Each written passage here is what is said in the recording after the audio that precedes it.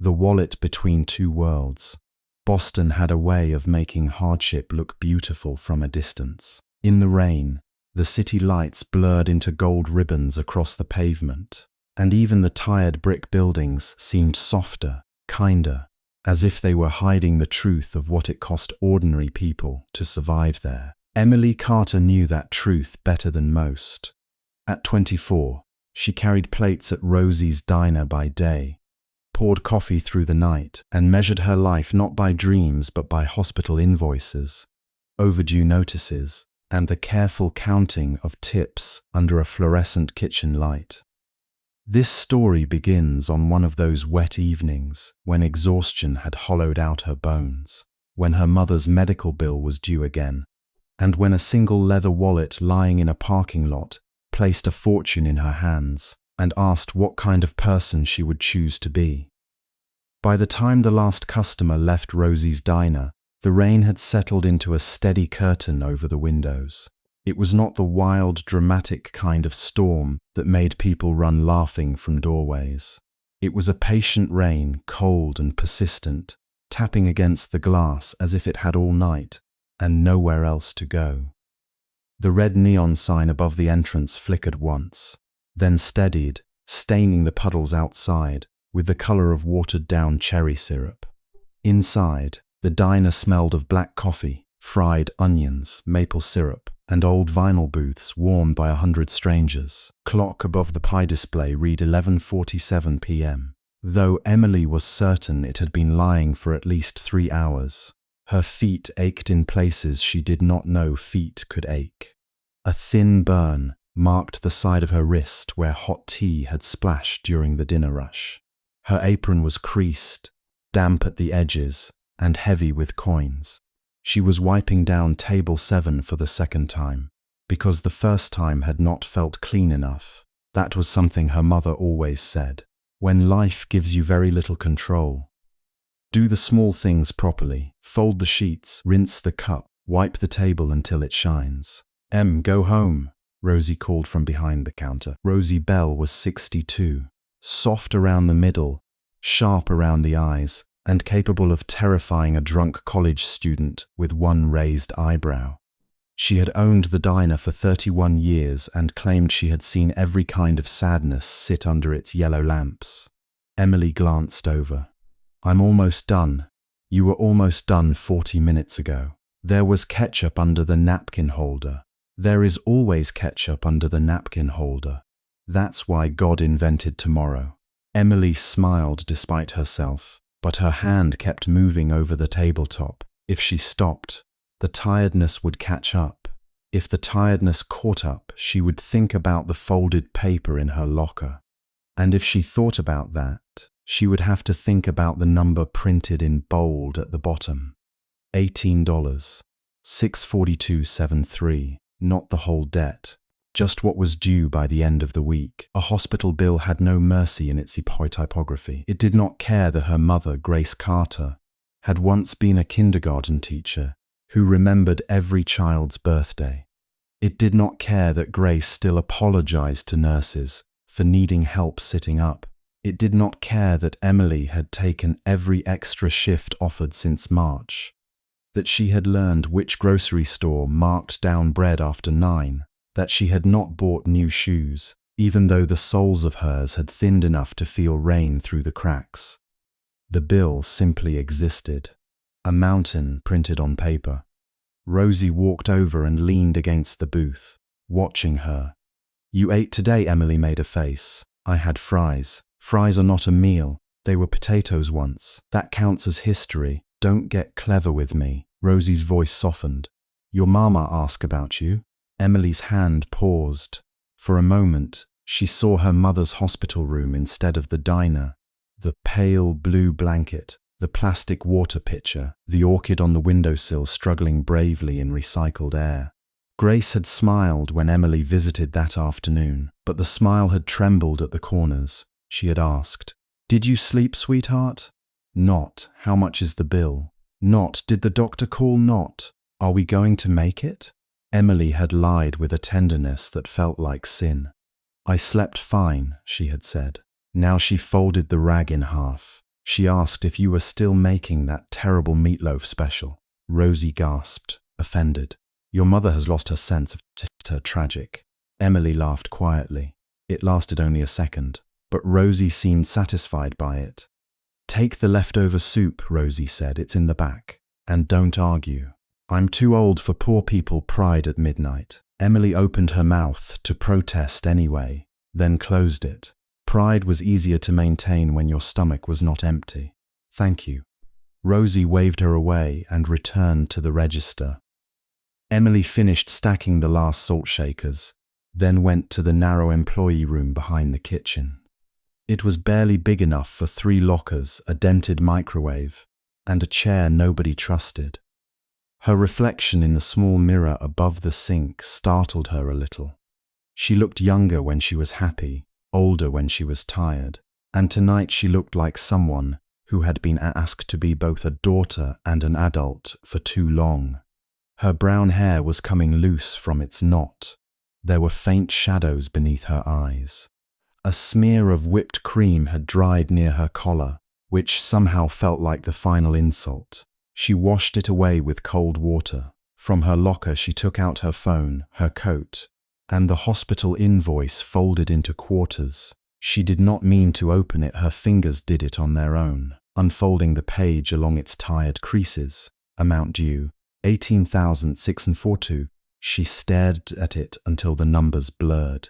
Her bank app had shown $312.19 that morning. After rent cleared tomorrow, it would show less than $50. There were tips in her apron pocket, maybe $140 if the coins were generous. Rosie had quietly advanced her pay twice already. Emily had sold her father's old watch last winter, her own winter coat in spring, and the small gold earrings her mother had given her for high school graduation in July. There were no more miracles left in drawers, only shifts, only math, only the stubborn beating of her heart, refusing to let her give up. Her phone buzzed. A message from the hospital's automated system lit the screen. Payment reminder. Your scheduled payment is due in 3 days. Emily closed her eyes. For a foolish second, she imagined throwing the phone against the wall. Not because it would help, because destruction at least looked like action. Instead, she put the invoice back into her bag with the careful movements of someone handling glass. When she stepped out of the employee room, Rosie was placing a paper bag on the counter. Soup, Rosie said. Bread. A slice of apple pie that fell apart, so legally I can't sell it. Legally, diner law. Emily took the bag. The warmth seeped into her cold fingers. I'll pay you back. If you say that again, I'll put broccoli in the soup next time. Emily hugged the bag to her chest. Cruel woman. The cruelest. Text me when you get home. I will. Rosie studied her for a beat longer than usual. And Emily? Yeah? You're doing better than you think. That was the sort of kindness that hurt because it found the bruise directly. Emily nodded once, afraid that speaking would loosen something inside her, and pushed open the diner door. The rain met her at once. It slid under her collar, dotted her eyelashes, and turned the parking lot into a black mirror. Rosie sat on the edge of a quieter street in South Boston, wedged between a closed laundromat and a florist that always smelled faintly of damp leaves. At this hour, the city had thinned. A taxi hissed past. Somewhere far off, a siren rose and faded. The air held that metallic chill that came before midnight in early autumn. Emily pulled her hood up and hurried toward the bus stop at the far end of the lot. Her shoes were a problem immediately. Water seeped through the cracks near the toes. Cold and intimate. She shifted the paper bag of soup to her other arm and tried to step around puddles. But the rain had disguised their edges. The world was all reflection now. Neon, street lamp, sky, asphalt. Then she saw it. At first she thought it was a piece of trash, maybe a black glove flattened by a tire. It lay near the rear wheel stop of an empty parking space, half hidden beneath the silver shine of rainwater. Emily took 2 more steps before something about its shape made her stop. Rectangular. Smooth. Too deliberate to be trash. She looked around. The parking lot was empty, except for her and Rosie's old blue sedan near the back. No one stood under the awning, no headlights turned in. The diner windows glowed behind her, warm and ordinary, while the thing on the ground waited in the rain as if it had been placed there for her. Emily approached slowly and bent down. It was a wallet, not the cracked vinyl kind most customers pulled from back pockets to fish out singles for coffee.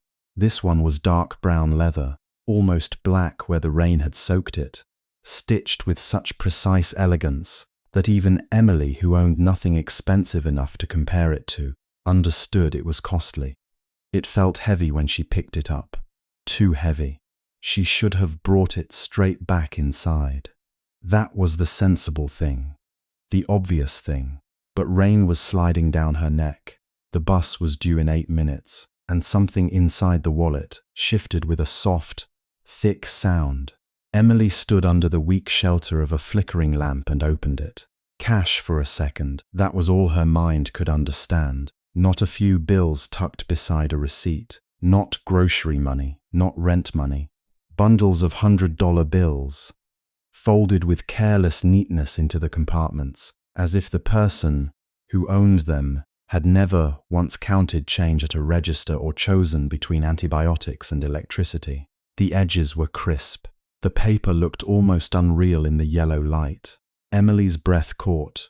She touched the bills with one finger and then drew back as if they were hot. There had to be thousands, tens of thousands. Maybe she did not know. She was afraid to know. Behind the cash were cards, several of them. One silver, one deep navy, and 2 black cards with minimal lettering, heavy and cold beneath her thumb. The kind of cards people in movies used without looking at prices. The kind that opened hotel suites, private lounges, doors guarded by men in suits. Emily swallowed. Her mother's bill rose before her eyes with merciless clarity. $18,642.73. 3 days her bank account. 312 night, her shoes filling with rain. Her mother smiling from a hospital bed, pretending not to notice when Emily avoided questions about money. The parking lot seemed to fall silent around her. Even the rain felt distant, like sound coming from another room. No one had seen her pick it up. The thought arrived quietly. That was the frightening part. It did not come like a villain kicking open a door. It came gently, reasonably, almost kindly. No one had seen. A person who carried this much cash would not be ruined by losing it. They might not even notice right away. They had black cards. They had options. They had a life where money could disappear and return through insurance claims, assistance, bank calls, replacements.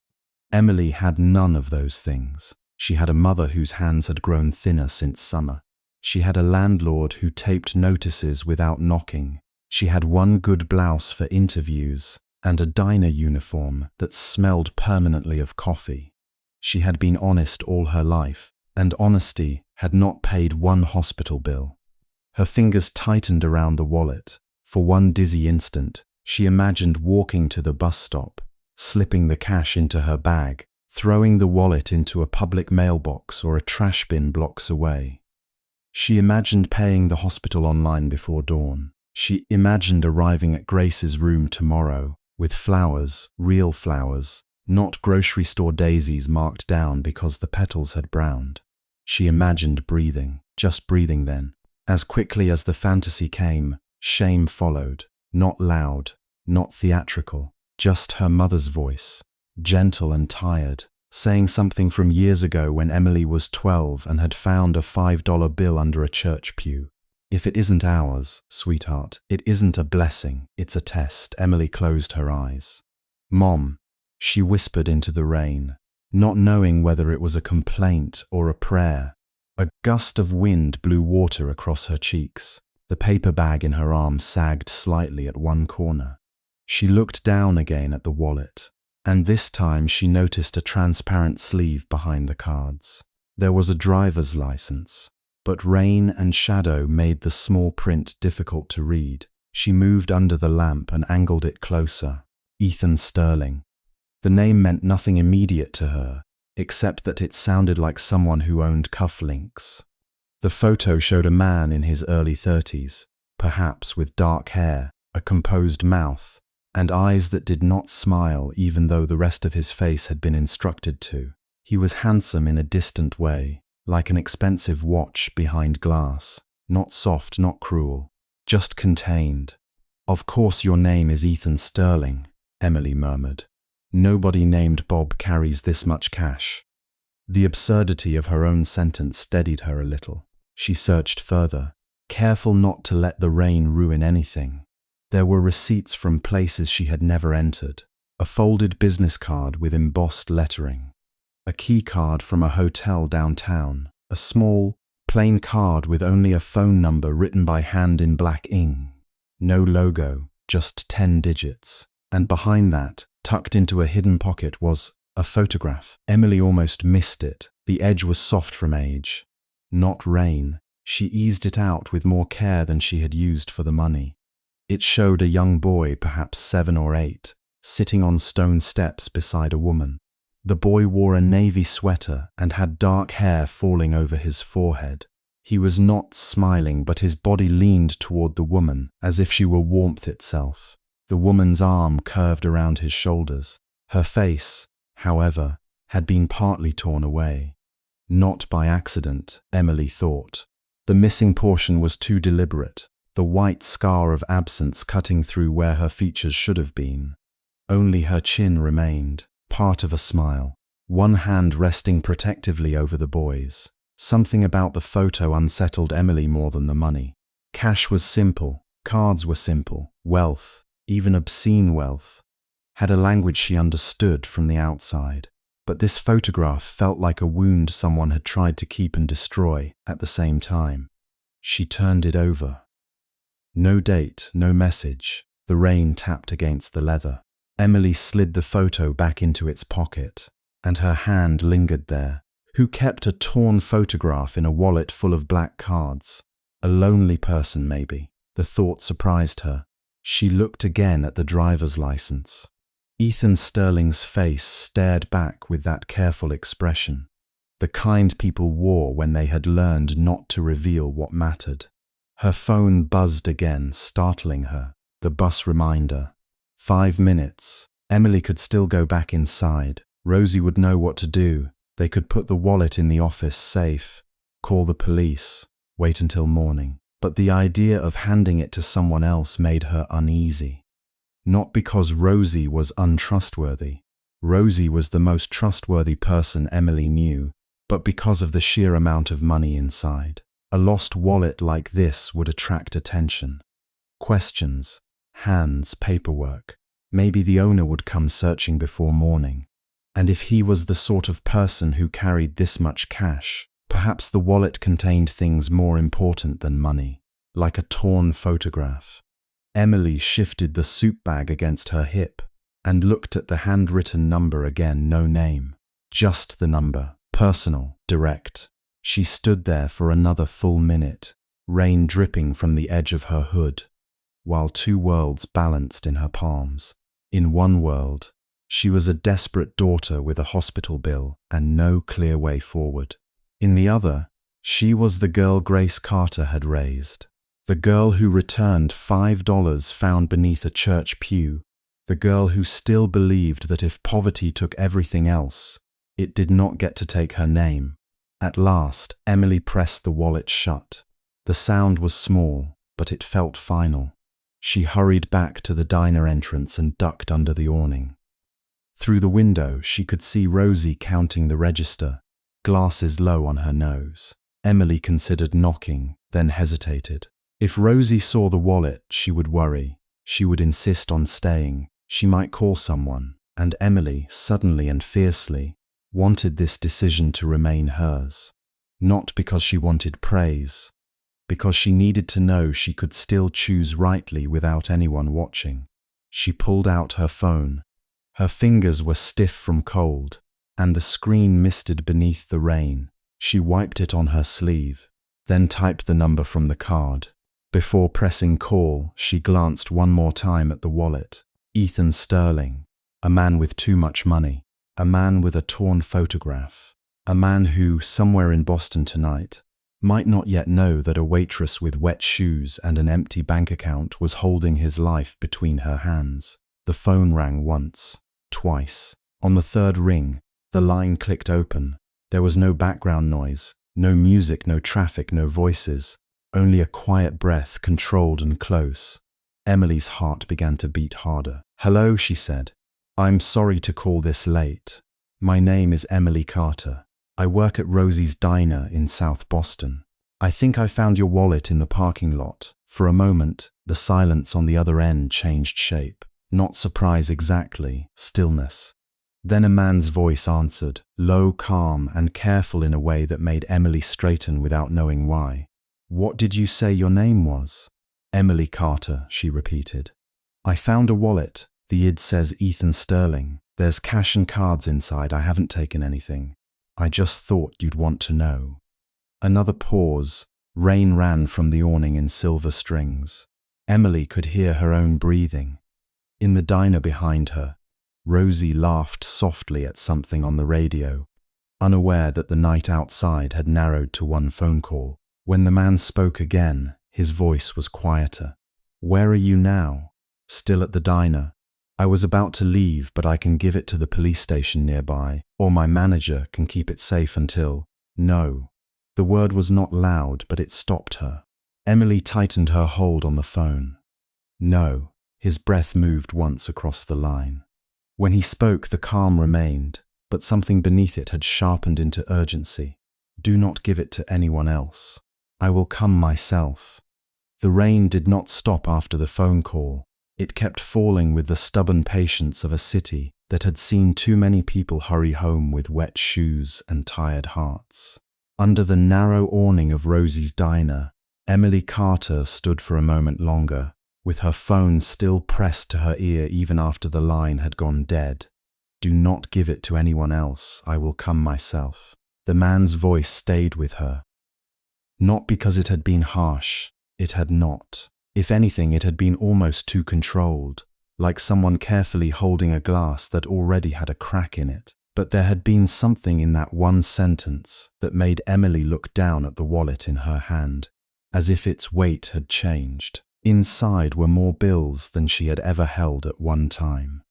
Crisp hundreds, several thick stacks, black cards with clean silver lettering, a driver's license with a face too composed to belong to anyone who wandered into Rosie's by accident. Ethan Sterling. She had read the name before calling, but it meant nothing to her beyond the simple duty of returning what was not hers. Names were names. Wallets belonged to people. People lost things. People needed them back. That was the kind of world Emily still tried to believe in. Even when the hospital sent new invoices. Even when her mother smiled too brightly over phone calls. So Emily would not hear the pain behind her breath. Even when her own feet ached so badly at midnight that the walk to the bus stop felt like crossing a country. She slipped the wallet into the inside pocket of her faded denim jacket and returned to the diner. Warm air hit her first, carrying the smell of coffee, butter, fried onions, and old vinyl booths wiped down so many times they had become soft at the edges. Rosie's Diner was not beautiful in the way people photographed restaurants for magazines. Its red sign flickered when the wind blew. One corner table leaned slightly. The dessert display hummed like it had a private grudge. But to Emily, after 14-hour shifts and long nights at Massachusetts General, Rosie's was the closest thing to a second home. Rosie glanced up from the register, silver curls pinned messily at the back of her head. "You look like you just heard bad news." "No," Emily said, though she was not sure that was true. "The owner is coming." "For the wallet?"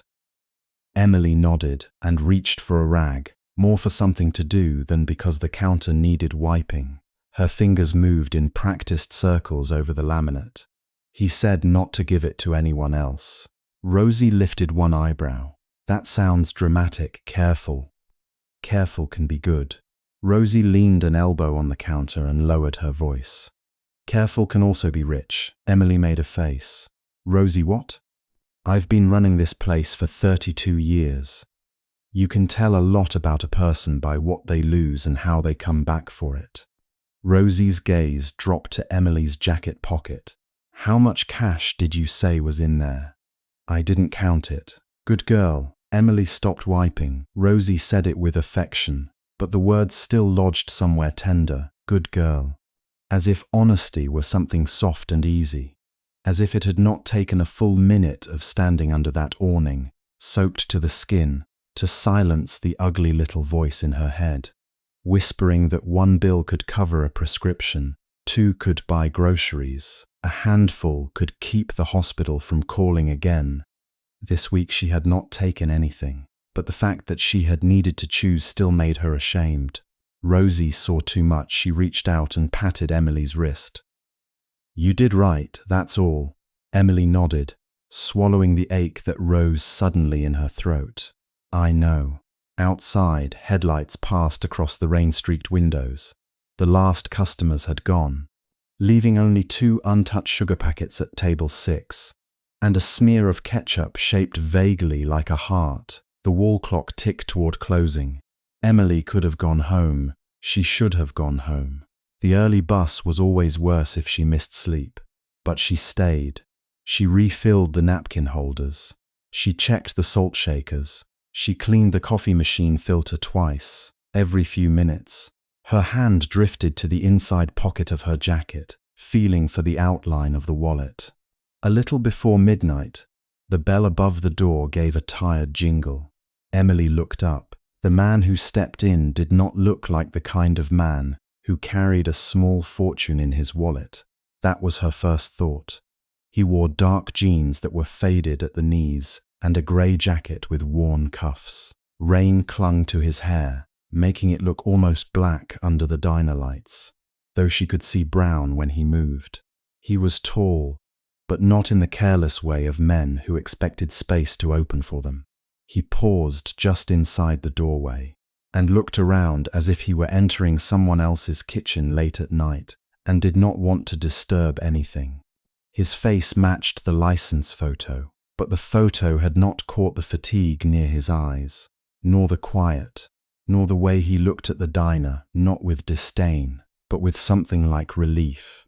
Emily knew men who came into Rosie's thinking small places made them bigger. Men who snapped for coffee, left coins as tips, and spoke to her name tag instead of her face. This man did none of that. He wiped his shoes on the mat, shook rain from his sleeve, and gave Rosie a polite nod before his gaze found Emily. For a strange second, neither of them spoke. Then he took one step forward. Emily Carter? His voice was the voice from the phone, but softer in person. Yes, she dried her hands on her apron, suddenly aware of the coffee stain near the pocket and the loose strand of hair stuck to her cheek. You must be Ethan. A flicker crossed his face at the casualness of it. Surprise, maybe, or amusement held back out of courtesy. I am. He did not add a last name. Somehow Emily liked that. She reached into her jacket and took out the wallet. Before handing it over, she opened it carefully on the counter between them. I didn't take anything. I only checked the E and found the number tucked behind one of the cards. You should probably confirm everything is there. He looked at the wallet, then at her. That isn't necessary. It is, she said immediately. Rosie made a small sound behind her that might have been a laugh. Emily ignored it. The man blinked as if people did not often contradict him in such a practical tone. Emily pushed the wallet a little closer. You don't know me, and I don't know you. If something is missing later, you'll wonder, and I'll feel insulted.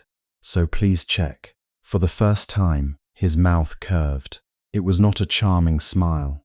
Not the polished kind some men used like a credit card. It came slowly, reluctantly, almost as if he had forgotten the action and remembered it because of her. All right, he said. He opened the wallet. Emily turned away on purpose to give him privacy, busying herself with stacking clean mugs. But she could hear the soft shift bills, the slide of cards against leather. She wondered what kind of life made a person so maso in front of that much money, or maybe not calm. Maybe he had simply been trained not to show anything. A minute passed. "Everything is here," he said. "Good." When she faced him again, he was holding several $100 bills in his hand. Her expression changed before she could stop it. He noticed. His hand paused mid-air. "For your trouble," he said. "No, thank you. It's late. It's raining. You waited. I was working anyway. That doesn't mean your time has no value." The words were gentle, but Emily's chest tightened. There were things rich people said that sounded kind on the surface, and still reminded you they lived in a world where every inconvenience could be corrected by adding money. She knew he probably meant well. That almost made it harder. "My time has value," she said. "That's why I get paid by the hour." His eyes rested on her, attentive now, in a way that made the space between them feel smaller. "That may be the most unreasonable argument I've heard today." "It's not unreasonable, it's just not for sale." Rosie coughed behind the counter. This time it was definitely a laugh. Ethan glanced down at the bills, then tucked them back into the wallet without offense. Most men would have insisted. Some would have been embarrassed. A few would have made her feel foolish for refusing. He did none of those things. Instead, he said, "Then at least let me buy a cup of coffee." Emily looked at the clock. "We're closing in 15 minutes. Is that a no?" "It's a warning." His smile returned, a little warmer. "I accept the risk." Rosie, who had been pretending not to listen with the subtlety of a lighthouse, reached for the coffee pot. "Coffee we can do. Pie too, if you're smart." "I'm usually told I'm strategic," Ethan said. "Then be strategic about pie," Rosie replied. "Apple or blueberry?" He looked to Emily as if this were a serious consultation. "The apple is better," Emily said before she could think better of it. "Blueberry is for tourists. Apple, then." Rosie cut a slice large enough to suggest she had already decided she liked him. Emily poured coffee into a chipped white mug and set it in front of him at the counter. Ethan took the seat nearest the register, not at a booth, not in the corner, not with the guarded posture of someone afraid to be approached. He sat where truck drivers, nurses, college students, and lonely old men sat every day like anyone. Emily found herself watching his hands as he wrapped them around the mug. They were well kept, but not idle-looking. Long fingers, faint ink mark near his thumb, a thin scratch across one knuckle.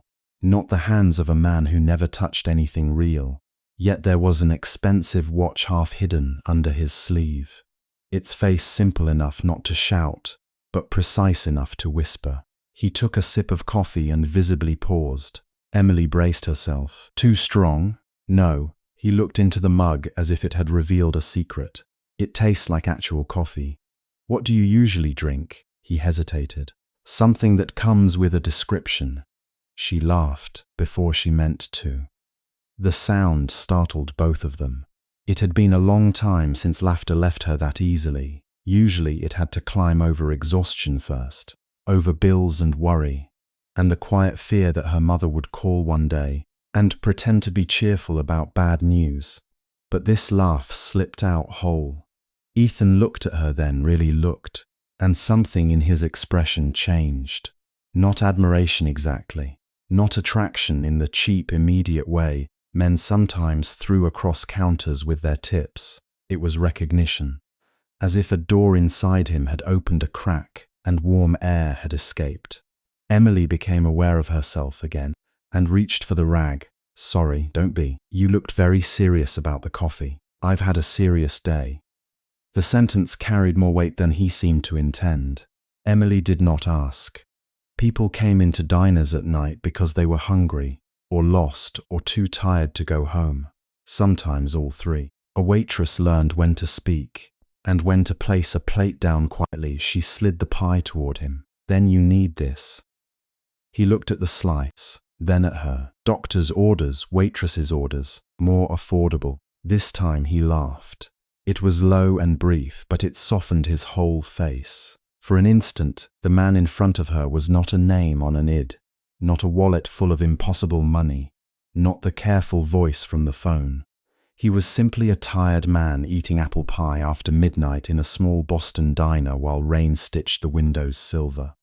Emily had no idea why that felt important. He ate a few bites in silence. Rosie disappeared into the back with exaggerated busyness, leaving them alone with the hum of the refrigerator and the ticking clock.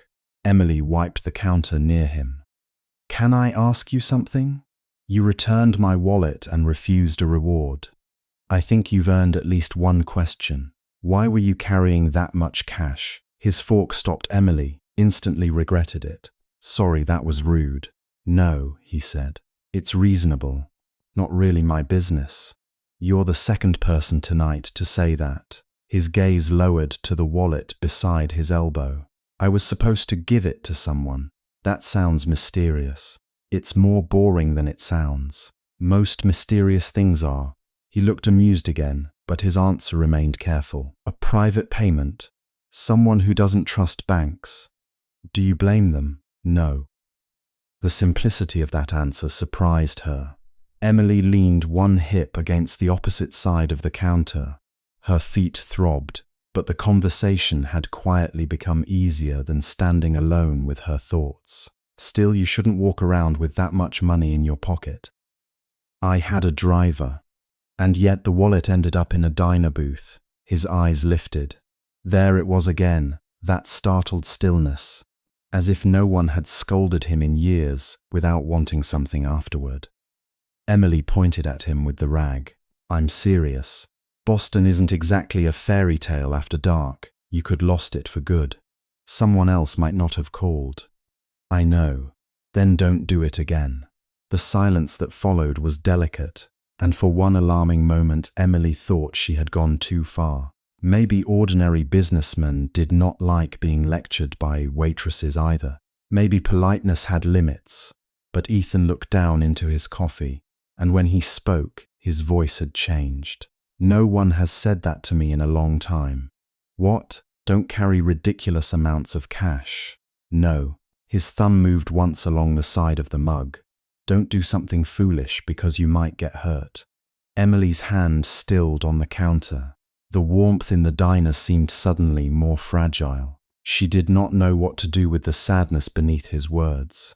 It did not demand comfort, which made it harder to ignore. She had always been good with practical kindness. Extra napkins, reheated coffee, a chair pulled out for someone's swollen knees.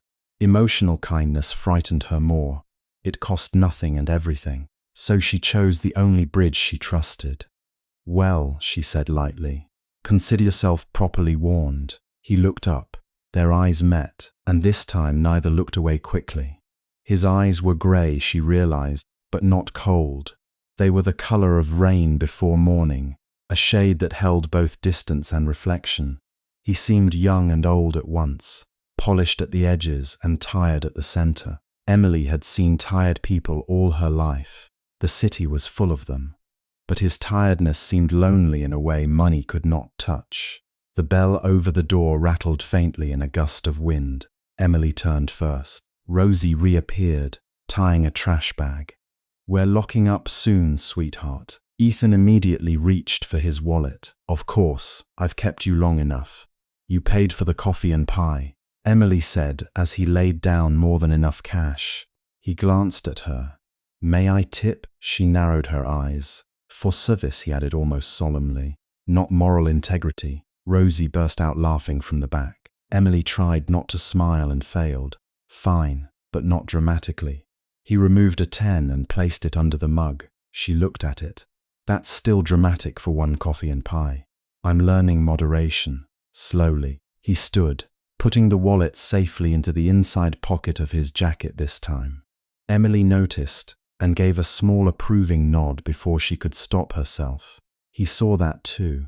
Something unspoken passed between them then, brief and strangely tender, not romance, not yet, nothing so easy to name. It was only the quiet acknowledgement that for a few minutes they had stood on common ground neither of them had expected to find. At the door, he paused. "Emily." She looked up from gathering his plate. "Thank you. You already said that, I know." His hand rested on the door frame. Rain shone behind him like a curtain. But I don't think I said it correctly. She did not know how to answer that. Compliments made her uncomfortable. Gratitude even more so when it came from someone whose wallet could have changed the shape of her whole month. So she shrugged, gentle but firm.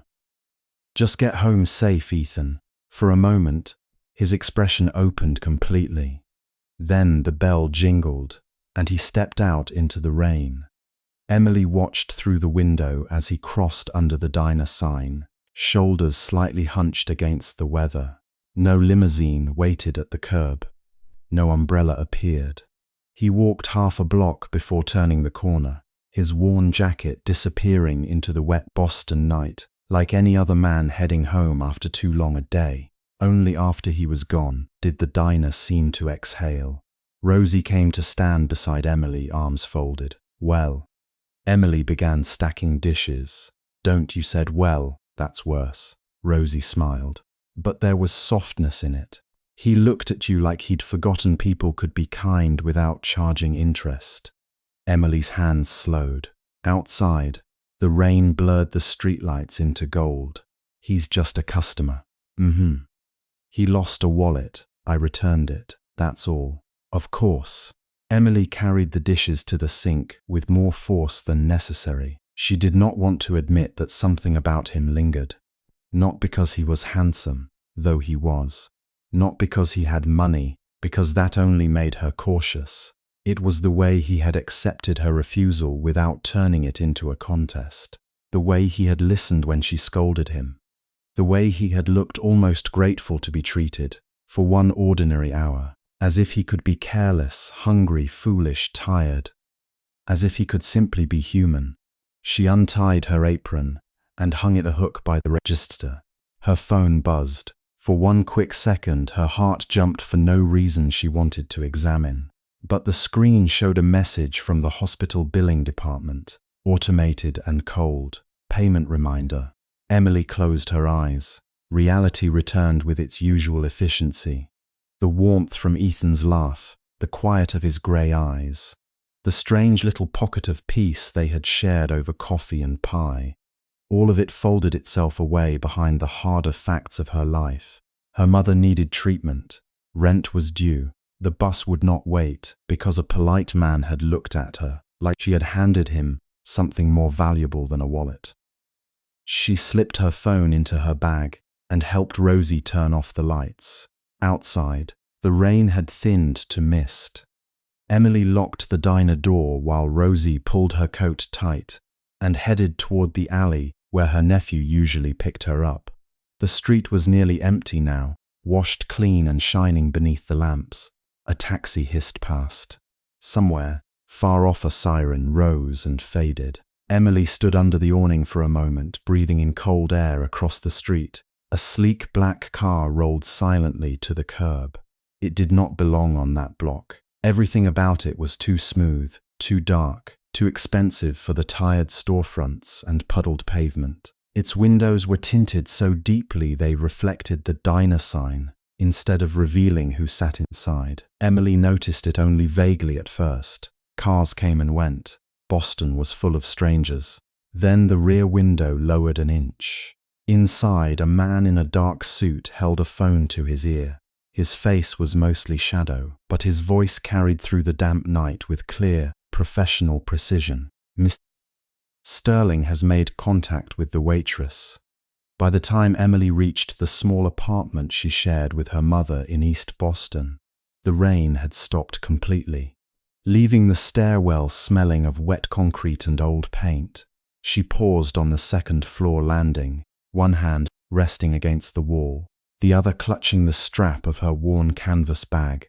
Her feet ached in the deep, familiar way that came after 12 hours of standing, carrying plates, smiling through impatience, and pretending fatigue was just another part of the uniform. The tips at the bottom of her bag felt heavier than they were. Coins, a few folded bills, 2 crumpled receipts, and the small satisfaction of having survived another day. Yet tonight, beneath all of that, there was something else. The black car, the lowered window, the sentence she had overheard without meaning to. Mr. Sterling has made contact with the waitress. Emily had stood under the awning long after the car pulled away, the diner keys still cold in her hand, trying to convince herself she had misheard. Maybe there were many Sterlings in Boston. Maybe the man in the car had said something else. Maybe she was simply too tired, and the name on the black credit cards in that wallet had lodged itself in her mind like a splinter. Ethan Sterling. Even now, the name sounded too polished to belong to the quiet man who had come to Rosie's in jeans and an old jacket, who had thanked her without a trace of superiority, who had looked almost embarrassed by gratitude. Emily climbed the last flight and unlocked the apartment door as quietly as she could. Inside, the living room lamp had been left on, its warm light spread over the thrift store couch, the chipped coffee table, the stack of medical envelopes tucked under a ceramic bowl shaped like a lemon. Her mother, Grace Carter, was asleep in the recliner with a knitted blanket over her knees, her head tilted to one side. The television was muted, flashing images of a late-night weather report across the wall. Emily softened the moment she saw her.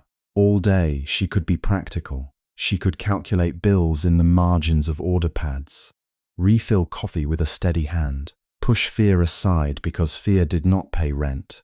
But seeing her mother asleep like that, pale, thinner than she used to be, one hand curled around a tissue, made every defense inside Emily loosen. She set her bag down and approached. "Mom," she whispered. Grace stirred, blinking slowly for a second. Confusion crossed her face. Then she smiled. Small but real. "You're home. I told you not to wait up." "I didn't. I accidentally supervised the weather." Emily smiled despite herself and crouched beside the chair. "How are you feeling?" Grace's gaze drifted away too quickly. "Fine." It was the kind of fine that had lived in their family for years. Fine meant "don't worry." Fine meant "I know you're already carrying too much." Fine meant pain was present, but love was trying to stand in front of it. Emily reached for her mother's hand. It was cool. "Did you eat the soup?" "Half." "Mom, 3/4, Grace corrected gently. "If you count the crackers." Emily tried to scold her, but the words tangled with tenderness. "I'll heat some more." "You'll sit down first," Grace said. "Your face looks like you lost a fight with a thundercloud." Emily lowered herself to the edge of the couch. For a few minutes she let the apartment be quiet. Outside, tires whispered over damp streets. The old radiator knocked twice, then sighed. On the coffee table, the hospital folder waited like a second person in the room. Grace noticed Emily looking at it. "The clinic called," she said. Emily's stomach tightened. "Tonight, this afternoon. I didn't want to bother you during your shift. You're supposed to bother me. I'm supposed to be your mother, and I'm supposed to be your daughter." They looked at each other, the argument too old and too loving to finish. Grace reached toward the folder, but Emily picked it up first. The top page had an appointment reminder, printed in neat black letters.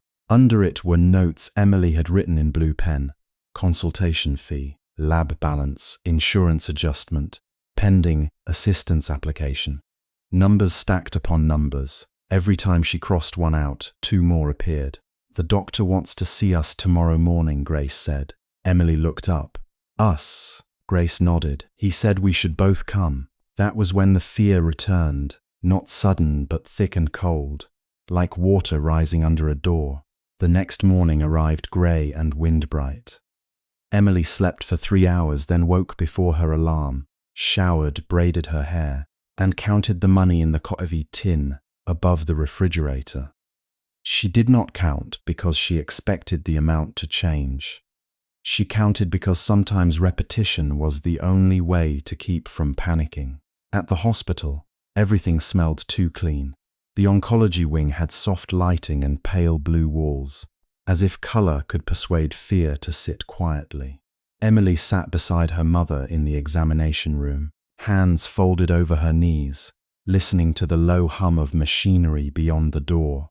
Grace was wearing her best cardigan, the lavender one with pearl buttons. as though dressing nicely could make bad news feel impolite. Dr. Ellen came in with a tablet under one arm and kindness already arranged on his face.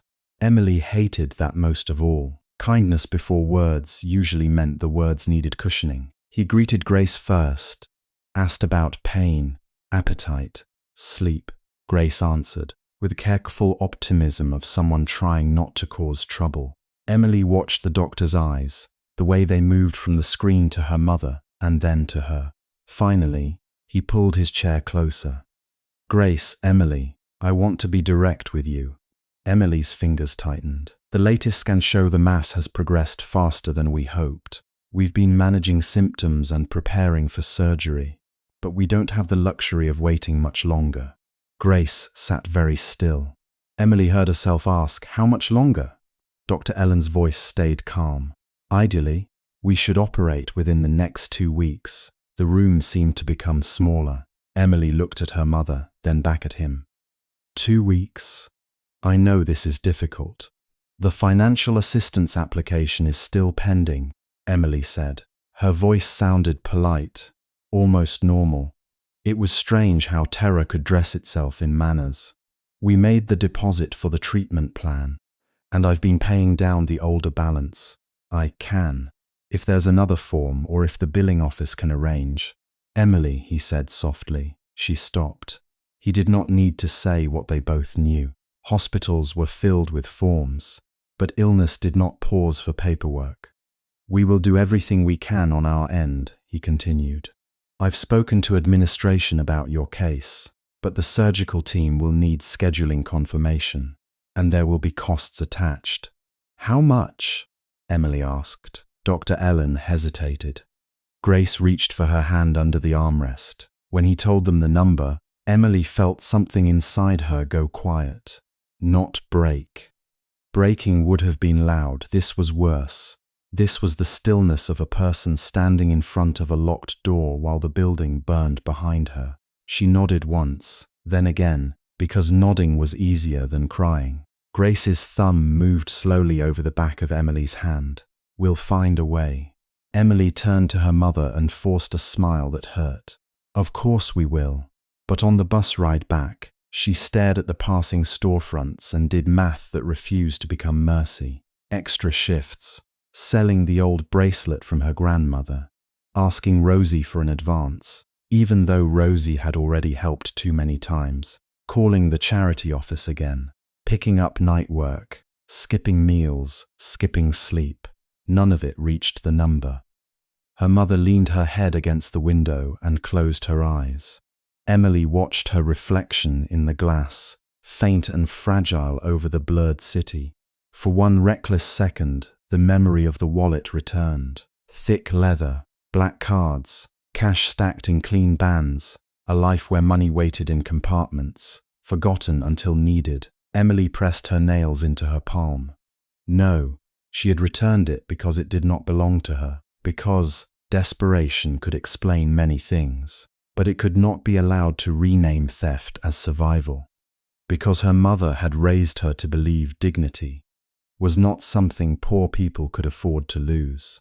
But dignity, Emily thought as the bus lurched forward, did not pay surgeons either.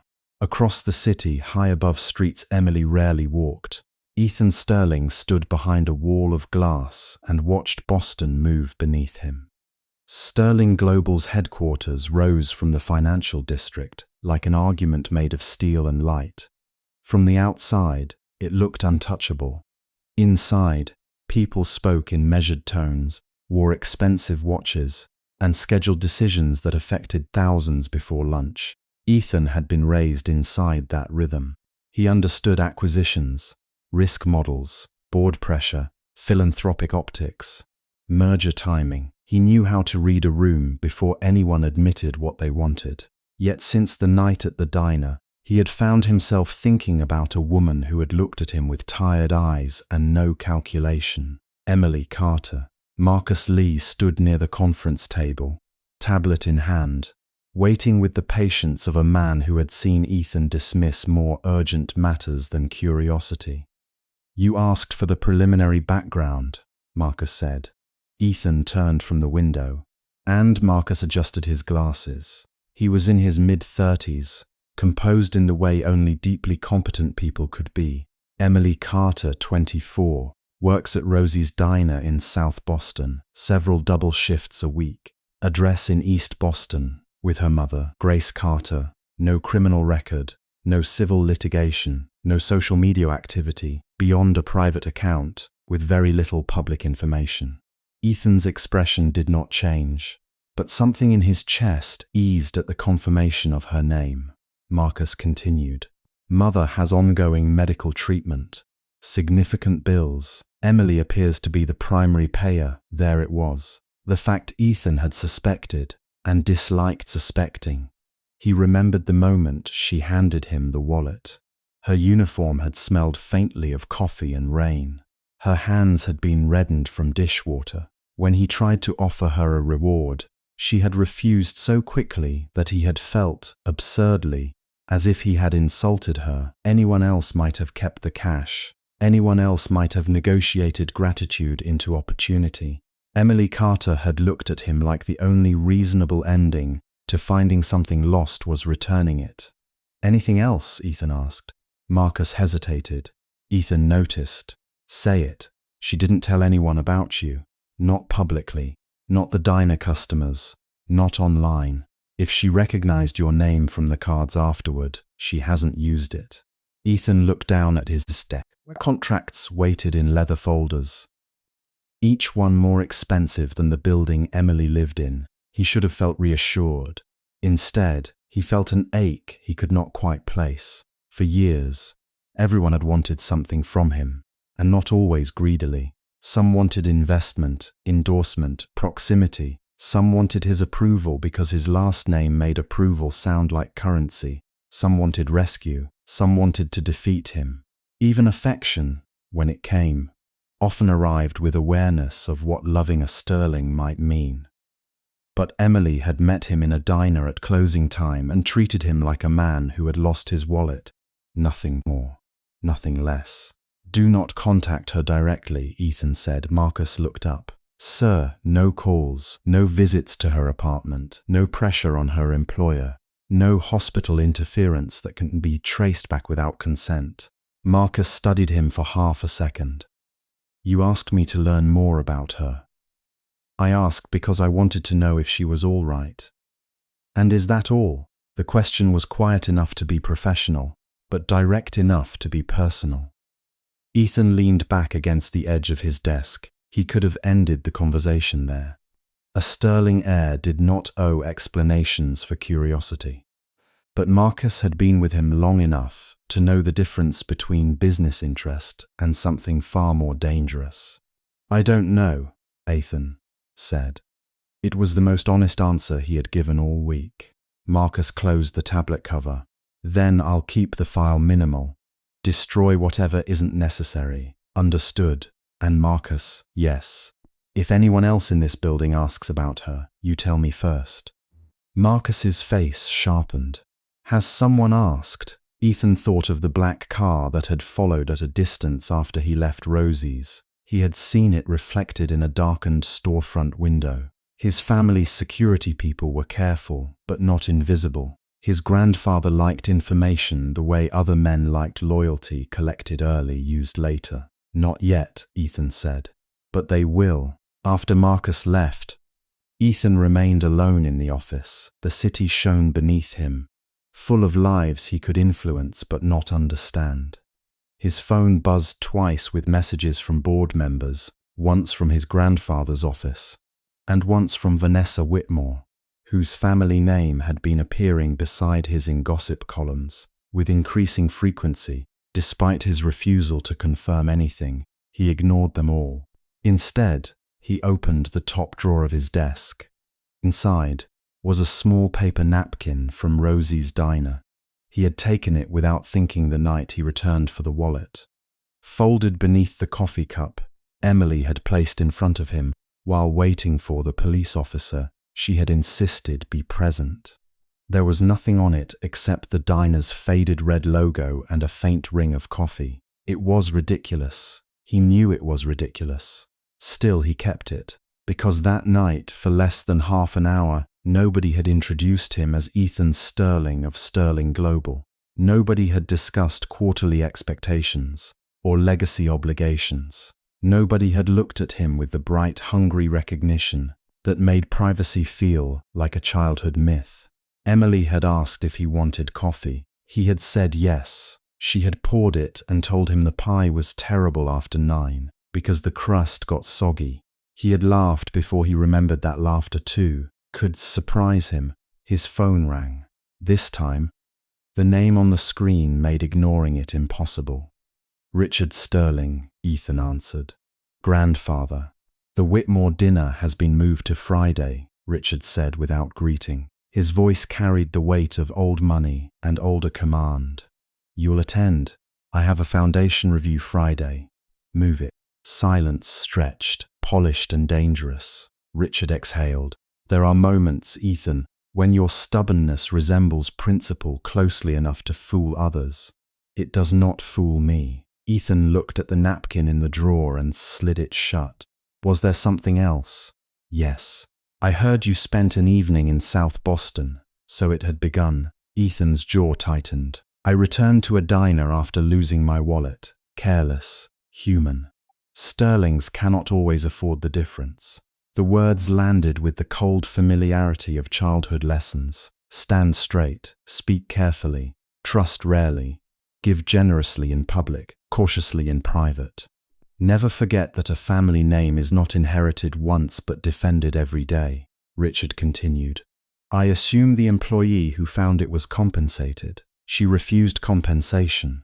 Then offer it properly. She said no. People in her position often say no before they understand what yes can do for them. Ethan's voice lowered. Do not involve yourself. Another silence. This one sharper. You are warning me over a waitress. I am setting a boundary. Richard gave a short, humorless laugh. How modern of you. Ethan said nothing. At last, Richard's tone cooled into decision. The chairman's office handles matters that touch the Sterling name. If this young woman possesses anything belonging to you, or any story she could sell, it is my responsibility to ensure discretion. She returned the wallet. She has done nothing wrong. Virtue is not a confidentiality agreement. Ethan stood slowly. Leave her alone. You mistake concern for interference. No, Ethan said. I know exactly what interference sounds like. He ended the call before his grandfather could reply. For several seconds, the office was silent except for the muted hum of climate control. Ethan stood with the phone in his hand, anger moving through him with a precision that frightened him. He was used to defending companies, deals, employees, strategies. He was not used to feeling the need to defend a woman who had never asked him for anything, especially not from his own family. That evening, Emily returned to Rosie's with hospital numbers folded in her pocket and a smile pinned to her face like part of the uniform. The dinner rush was unforgiving. A little boy spilled chocolate milk across booth 4. A man in a navy suit complained that his fries were cold, even though steam rose from the plate. Rosie burned her thumb on the grill and cursed so creatively that 2 college students applauded. Emily moved through it all with practiced grace, coffee pot in one hand, order pad in the other, her mind drifting again and again to the same impossible sum. During a lull, Rosie cornered her by the pie case. You look like you're about to faint into the cheesecake. Emily blinked. I'm fine. Don't insult me. I've known fine since before you were born, and you are not it. Emily tried to smile. It failed halfway. Rosie's expression changed. Your mom, Emily nodded once. How bad? Surgery. Soon. The words nearly stuck. 2 weeks. Rosie's face softened in a way that almost undid her. Oh, sweetheart. Emily looked down quickly, pretending to reorganize forks. I'll figure it out. You don't have to figure everything out alone. Yes, Emily said, too quietly. I do. Rosie did not answer right away. Then she reached over and covered Emily's hand with her flour-dusted one. No, honey. You've just been doing it so long, you forgot there were other ways. Emily swallowed the ache in her throat and went back to work. By closing time, she had made $43 in tips, 2 of them in quarters. She counted them in the staff room, under the buzzing fluorescent light, and felt a laugh rise in her chest, not because anything was funny, but because the distance between $43 and a surgery deposit was so enormous it became almost unreal. Her phone vibrated. For one wild second, she thought of Ethan Sterling. Then she saw the number was unknown. She let it ring out. A voicemail appeared. She stared at it, thumb hovering, then pressed play. The voice was female, formal, and impossibly calm. "Good evening, Mrs. Carter. This is Helen Morris calling from Sterling Global. Please check your email for an official communication from the chairman's office. Your prompt response is required. Thank you." Emily stood very still. The staff room seemed to tilt around her. Sterling Global chairman's office. Her hands went cold as she opened her email. At the top of her inbox sat a message with a subject line so official it looked unreal against the coupons, and hospital reminders below it. Formal request for appearance. Sterling Global Holdings. She tapped it. The letter loaded slowly, line by line, as if giving her time to turn back. "Dear Miss Emily Carter, on behalf of the Chairman's Office of Sterling Global Holdings, you are hereby requested to appear at our corporate headquarters at your earliest availability regarding a private matter connected to Mr. Ethan Sterling. A car may be arranged upon confirmation. Your immediate presence is requested." Emily read it once, then again. Outside the staff room, Rosie called her name, asking if she had locked the back door. Emily could not answer. All she could see was the black car in the rain, the dark window lowering, the stranger's voice carrying across the empty street. "Mr. Sterling has made contact with the waitress, and now somehow the world Ethan Sterling came from had found her name." Emily did not sleep that night. She lay on the narrow bed beside the window where the radiator clicked and sighed like an old man, watching the pale wash of streetlight tremble across the ceiling. Boston rain tapped against the glass in thin, impatient fingers. From the living room came the low, steady hum of her mother's oxygen machine, a sound Emily had learned to hear even in dreams. Every practical part of her life told her to ignore the email. People like her did not walk into corporate headquarters because a chairman's office requested her presence. People like her went to work, counted tips under fluorescent lights, stretched soup into 2 meals, argued gently with hospital billing departments, and pretended not to notice when their shoes wore thin at the heel. But the email sat in her phone like a door that had appeared in the middle of her kitchen. By 6 in the morning, she had read it 12 times. By 7, she had searched Sterling Global Holdings and immediately wished she had not. The screen filled with glass towers, international acquisitions, charity galas, quarterly reports, and photographs of men in tailored suits standing beside flags and presidents. She scrolled faster, her stomach tightening. Then she saw a familiar face. Not exactly familiar. Not the way he had looked sitting in the corner booth at Rosie's with rain in his hair and tiredness softening his eyes. In the photograph, he stood under chandeliers, a black tuxedo cutting clean lines across his shoulders, one hand in his pocket, expression calm enough to belong on a magazine cover. Ethan Sterling, chief executive of Sterling Global's North American division, grandson of Chairman Richard Sterling, listed by business magazines as one of the youngest billionaires in the country. Emily stared until the letters blurred. For a strange, suspended moment, she could still hear his voice in the diner. "Thank you, Emily." "Not Miss Carter, not Mom, just Emily," said as though her name mattered. She locked her phone and pressed it face down on the blanket, as if the gesture could push him back into the shape of an ordinary man. Her mother woke shortly after, coughing softly. Emily made tea, checked the pill organizer, and forced herself to move as if this were any other morning. Grace Carter noticed anyway. Mothers noticed the tremor in a cup before daughters noticed it in their own hands. "You've been quiet," Grace said from the sofa, wrapped in the faded blue quilt Emily had bought at a church sale 2 winters ago. Quiet in the dangerous way. Emily smiled too quickly. "There's a safe kind? There's a tired kind, a hungry kind, a thinking kind." Grace studied her, eyes gentler than her illness. "This one is the kind where you're deciding whether to tell me something."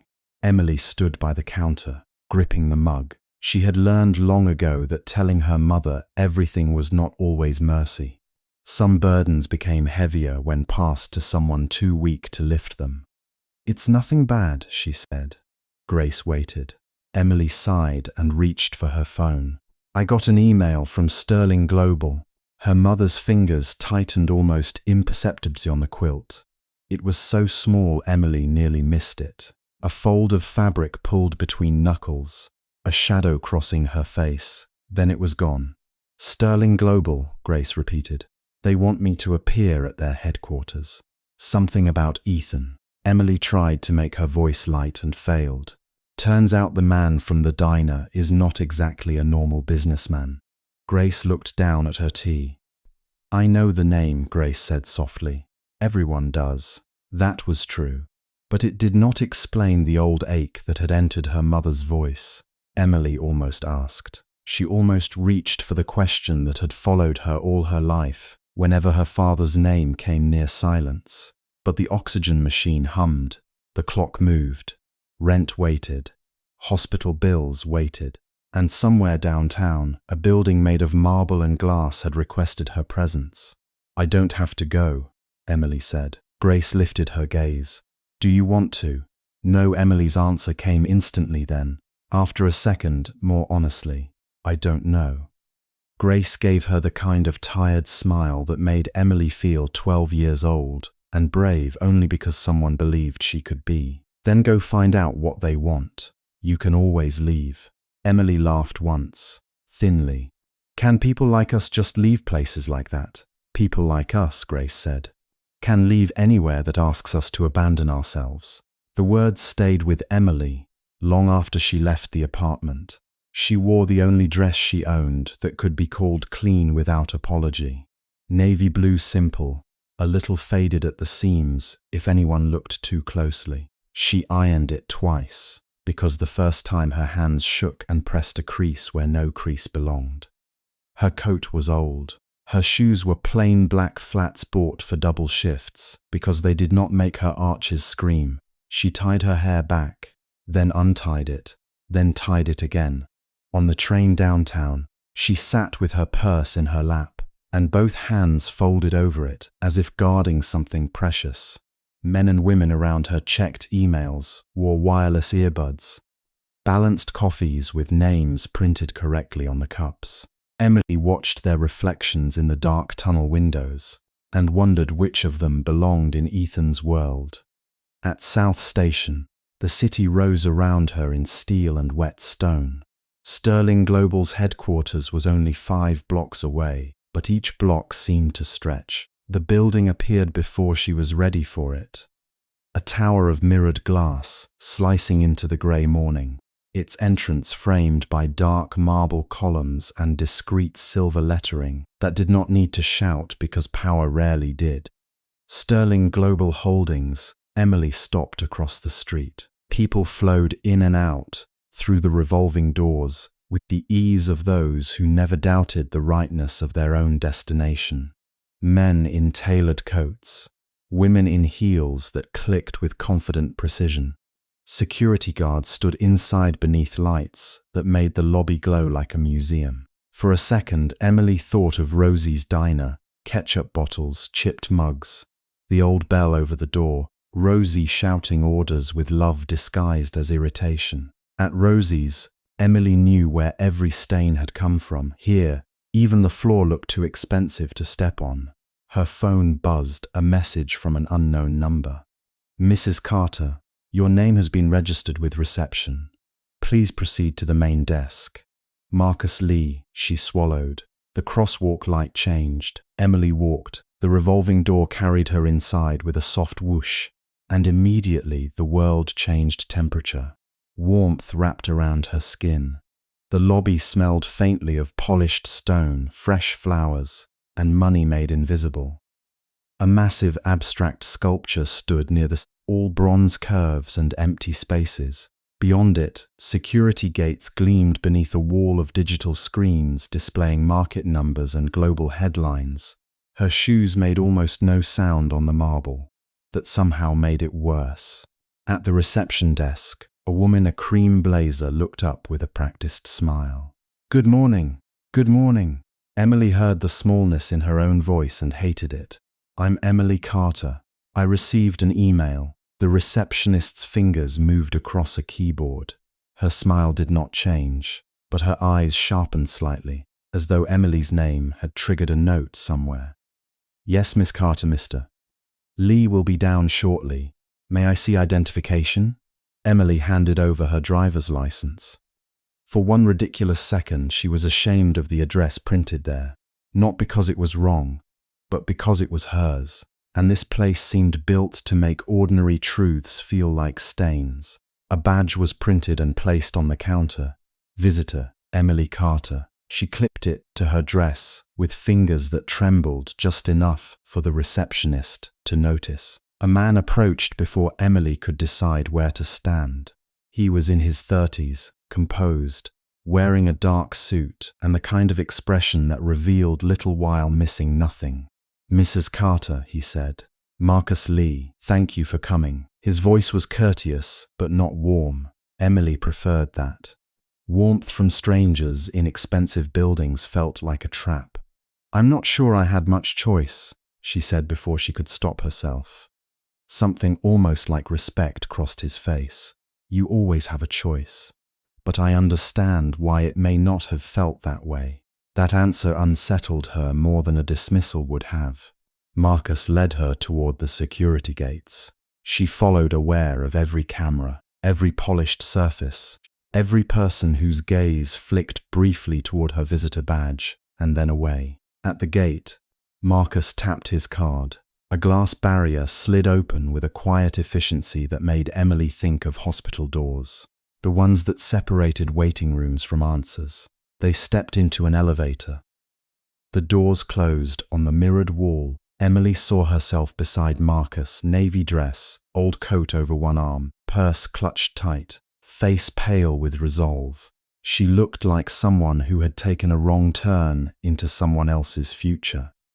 Marcus pressed the button for the 47th floor. The elevator rose so smoothly her stomach dropped before her body felt motion. "Is this about the wallet?" she asked. Marcus looked at her reflection. "Partly. Did I do something wrong?" "No." "Then why did the chairman's office send the email instead of?" She stopped before saying Ethan's name.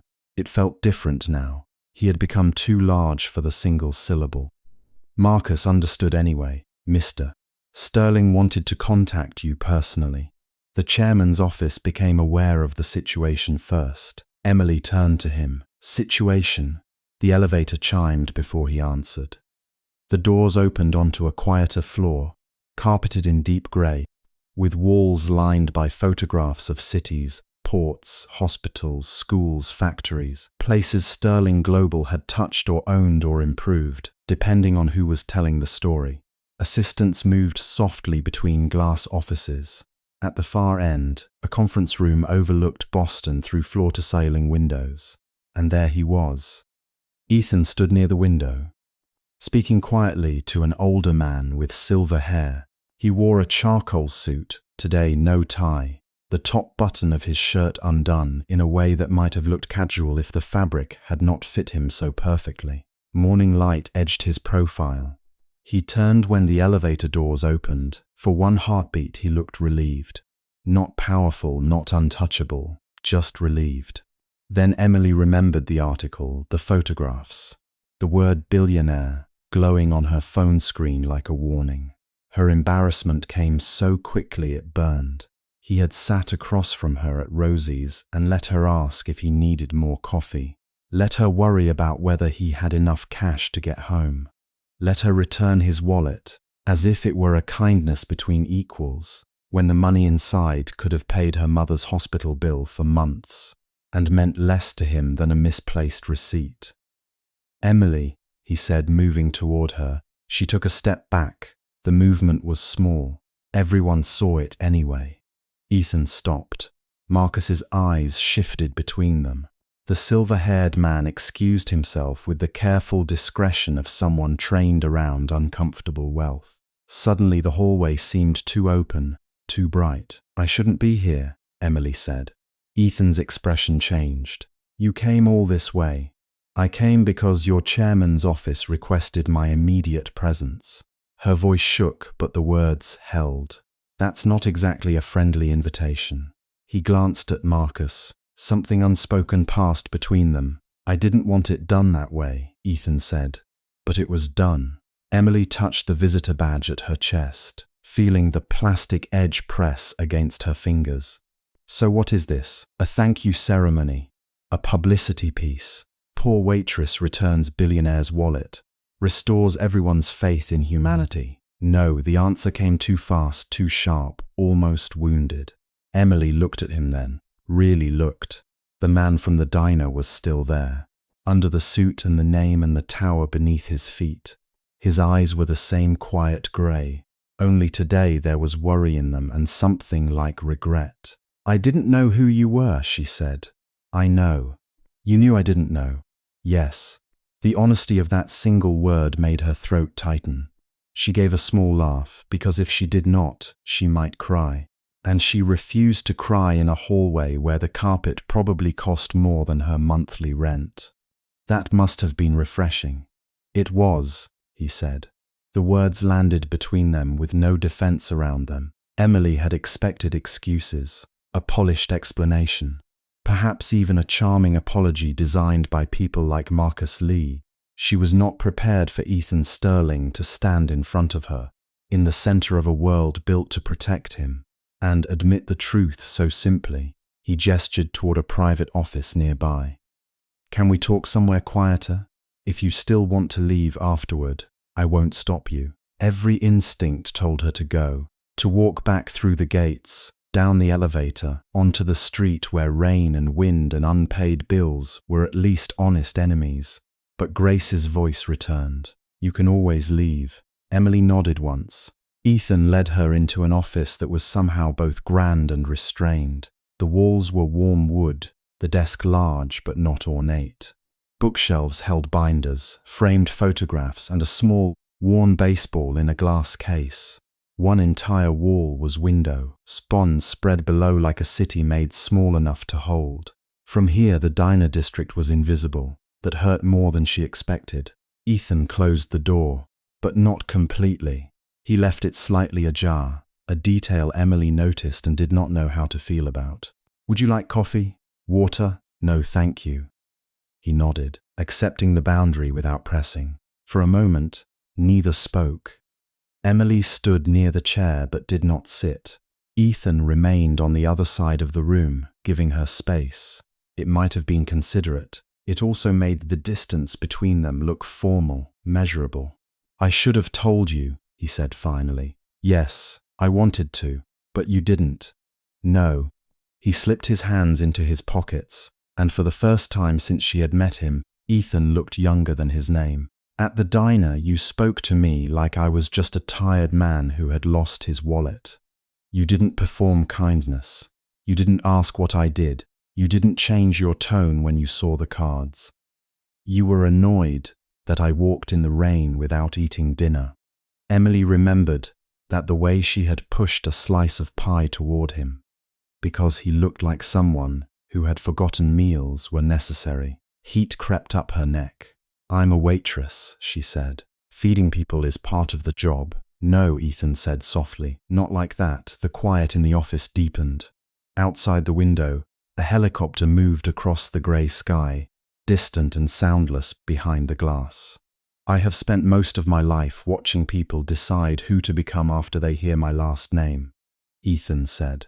"Some become charming, some become careful, some become hungry, some become afraid, but almost no one stays the same." Emily lowered her eyes. She wanted to say she would have stayed the same. She wanted to believe it. But here she was. Hands cold, heart racing, seeing the price tag on every inch of his life. I'm not blaming them, Ethan continued. My name changes rooms before I know that. But that night you didn't let it. For an hour, I was just Ethan. You could have told me later, I should have, why didn't you? His gaze held hers. Because I was selfish. Because I wanted one more conversation before the walls came back. That confession did what wealth could not.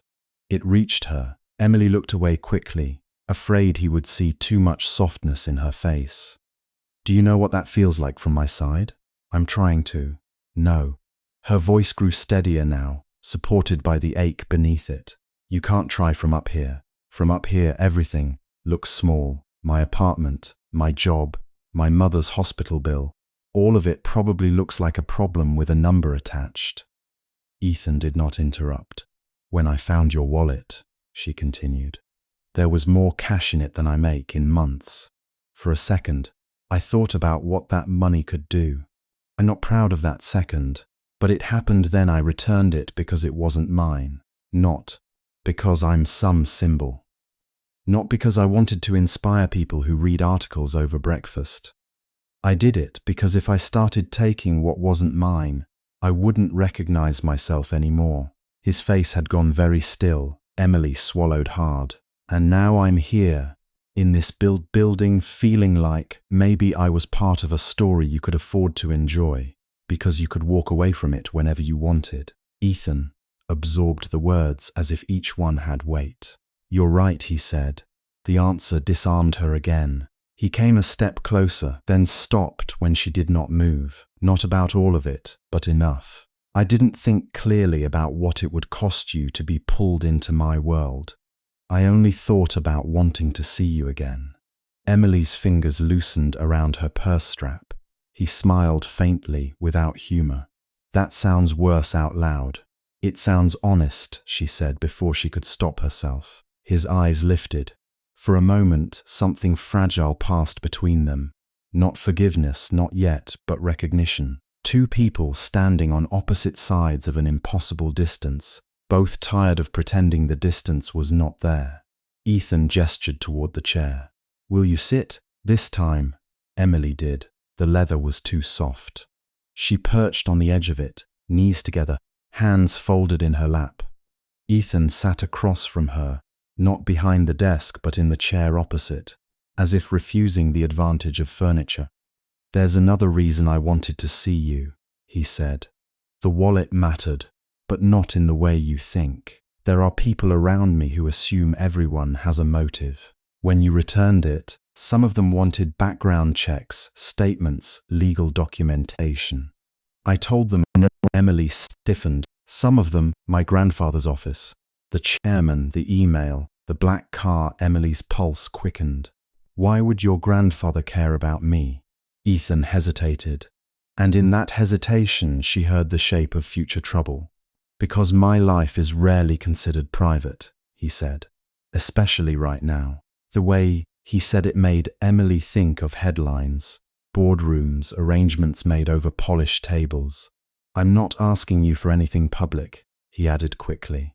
I'm not asking you to stand beside me for cameras. I'm not asking you to prove anything.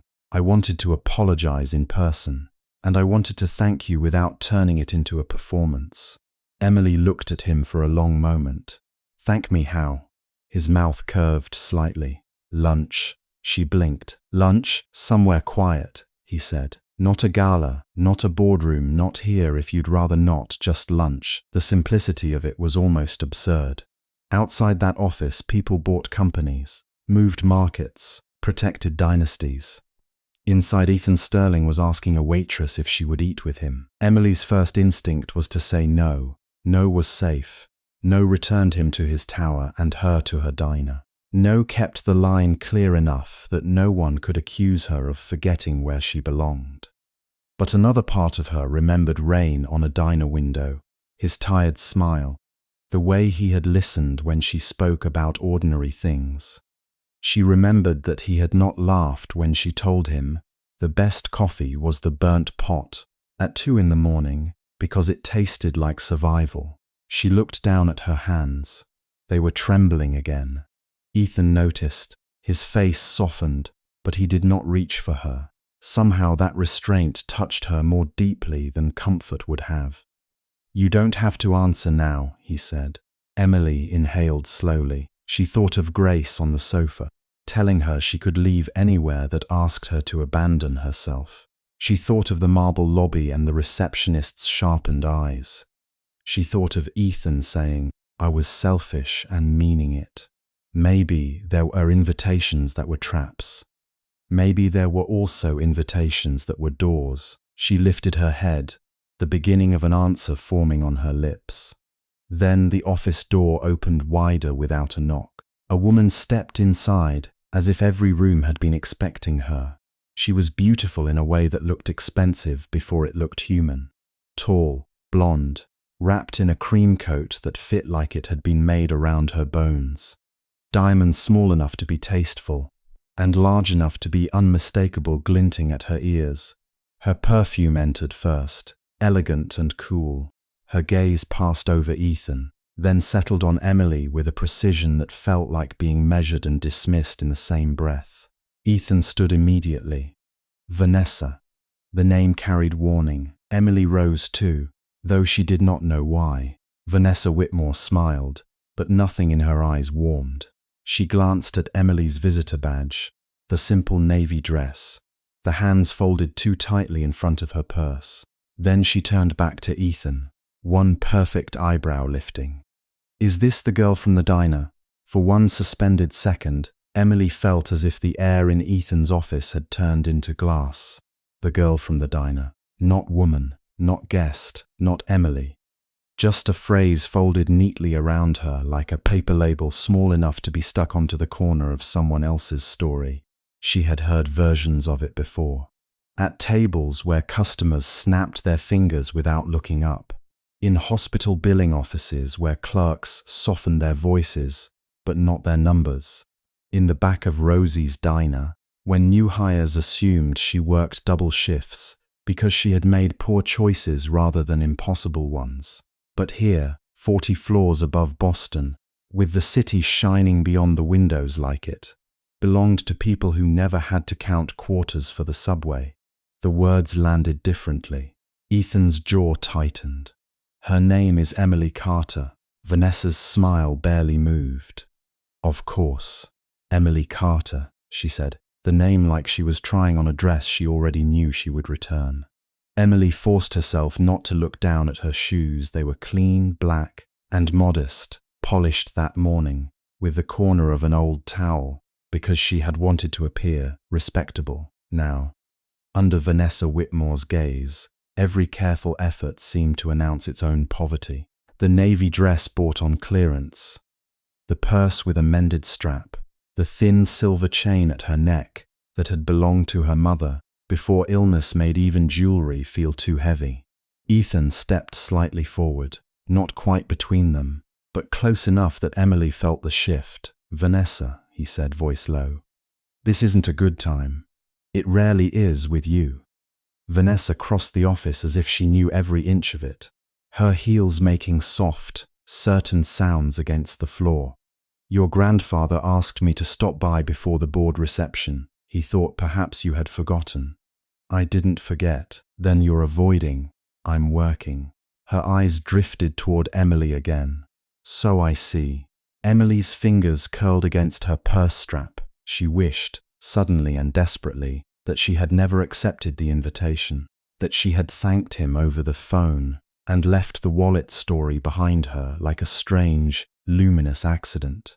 There were rooms a person could enter and still not belong to. There were kindnesses that, once brought into daylight, became evidence against you. Ethan's voice sharpened. "Don't." Vanessa tilted her head. "Don't what?" "Speak to her like that." A faint amusement passed across Vanessa's face, but Emily saw something harder underneath it. Not surprise exactly. Calculation. "I haven't said anything unkind," Vanessa replied. "I only find it interesting. You misplace a wallet, and suddenly you're interviewing waitresses in your office. Very generous of you. Though charity usually goes through the foundation, doesn't it?" Heat rose into Emily's face so quickly it felt painful. "I'm not here for charity," she said before she could stop herself. Vanessa turned fully toward her, as if Emily had finally performed the trick expected of her. No, then forgive me. I misunderstood. People often do come to Ethan wanting something. Her gaze softened in a way that made the cruelty worse. Jobs, favors, introductions, medical donations, legal help. Life can be so difficult when one is unprepared for it. Emily did not know how Vanessa knew enough to wound accurately, or whether women like her were simply trained to shoot where people were most likely bleeding. Ethan's expression changed. It was not anger alone. It was recognition, he said. The word was quiet, but it made the office colder. Vanessa looked at him, lashes lowering. You're making this dramatic. No, you are. Emily could feel the space between them, filling with history she did not understand. Family dinners, names whispered in boardrooms, arrangements made over wine and signatures. Vanessa did not look like a woman visiting a man she loved. She looked like a representative from a country that had already drawn the border. I came to remind you that we have obligations, Vanessa said. Public ones. Ethan gave a humorless laugh.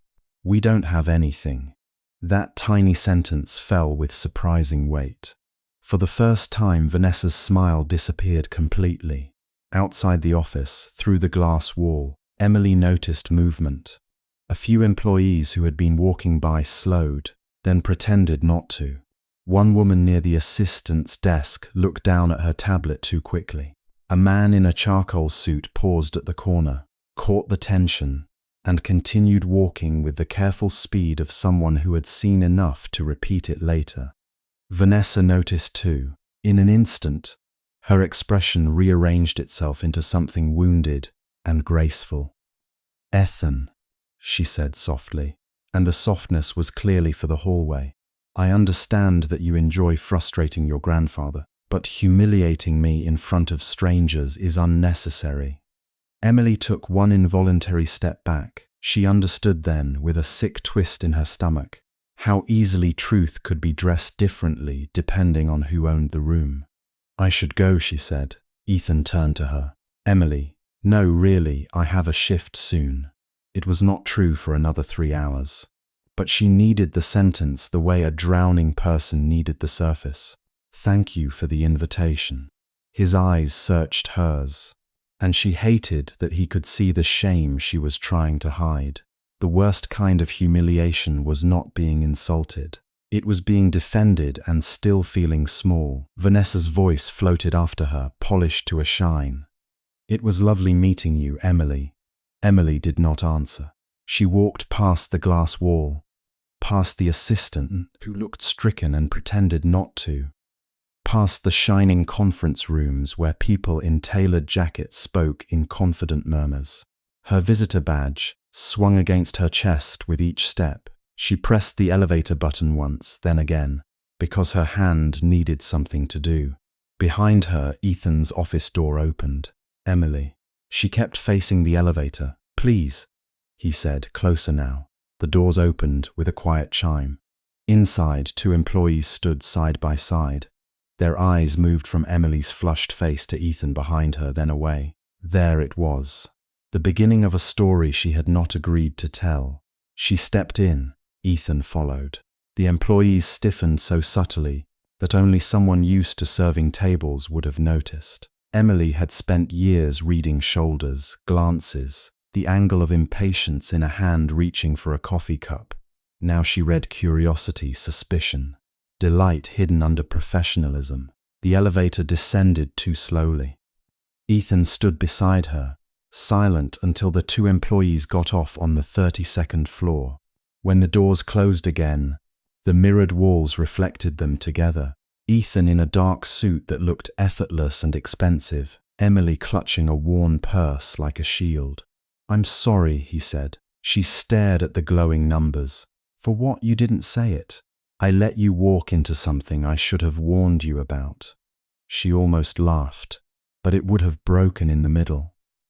Warned me that beautiful, rich women might not like finding waitresses in your office. Warned you that my family thinks my life is a company asset. The honesty in his voice made her look at him despite herself. He seemed tired suddenly. Not the handsome, composed man from magazine covers she had searched for after the phone call. Not the polite stranger who had picked up his wallet from a diner and thanked her like she had handed him something fragile. Just a man standing under fluorescent elevator light, jaw tight, eyes shadowed with an old kind of exhaustion. "Vanessa and I aren't engaged," he said. "No matter what anyone implies, our families want a merger. A public alliance makes people comfortable." Emily swallowed. "I'm not sure why you're telling me." "Because she wanted you to believe something that isn't true." "And what is true?" The elevator passed the 20th floor. Ethan looked at her carefully, as if the answer mattered more than he had expected it to. "That I invited you here because I wanted to see you again." The doors opened in the lobby before Emily could breathe. The enormous marble space was busy with midday traffic, executives crossing with phones to their ears, visitors signing in, security guards watching without seeming to. Ethan's words hung between them, too intimate for a place with so many witnesses. Emily stepped out quickly. A few heads turned. Someone recognized him. Someone else recognized the fact that she was not the kind of woman usually beside him. Rumors did not need sentences to begin. Sometimes they began as a glance. At the revolving doors, she stopped. "I can't be part of this," she said quietly. Ethan's face stilled. "Part of what?" "This," she gestured, not just to the lobby but to the building, the invisible cameras, the woman upstairs, the lives that could bruise hers without even trying. "I returned a wallet. That's all. I didn't apply to become gossip." His eyes darkened with something like pain. "You're right." The simple agreement disarmed her. He did not argue that she was overreacting. He did not tell her she was different, special, safe. He only accepted the cost she had just named, and that made it harder to hold on to anger. "I'm sorry," he said again. Emily nodded once, because if she spoke, she might say too much. Then she went through the revolving door and into the cold Boston afternoon. The wind hit her face like a hand. She walked fast, past the black cars waiting at the curb, past a driver who straightened when he saw Ethan emerge behind her. She did not turn around. Her pride, thin and trembling as it was, needed the small dignity of leaving on her own 2 feet. By the time she reached the subway entrance, her phone buzzed. "Rosie, you okay, kid?" Some fancy-looking guy came by earlier asking if you had today off. Emily stared at the message, then closed her eyes.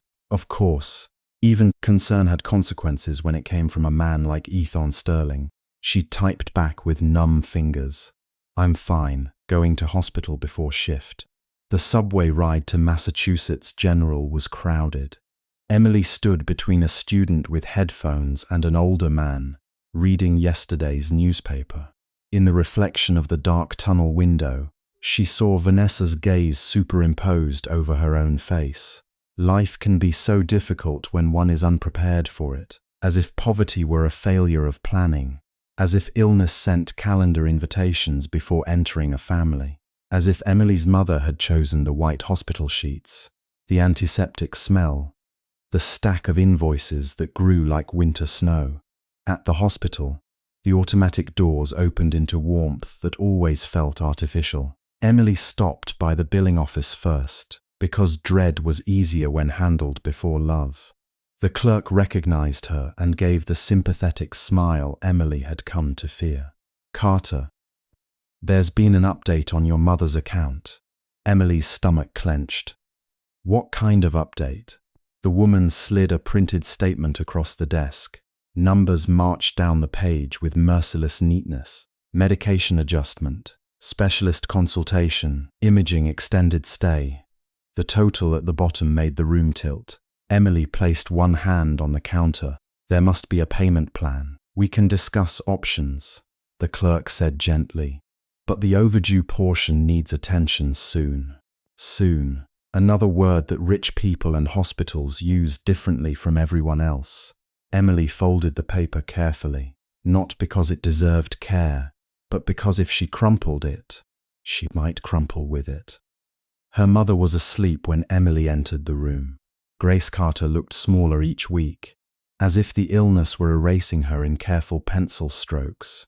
Her hair, once thick and chestnut like Emily's, lay thin against the pillow, an IV line taped to the back of her hand.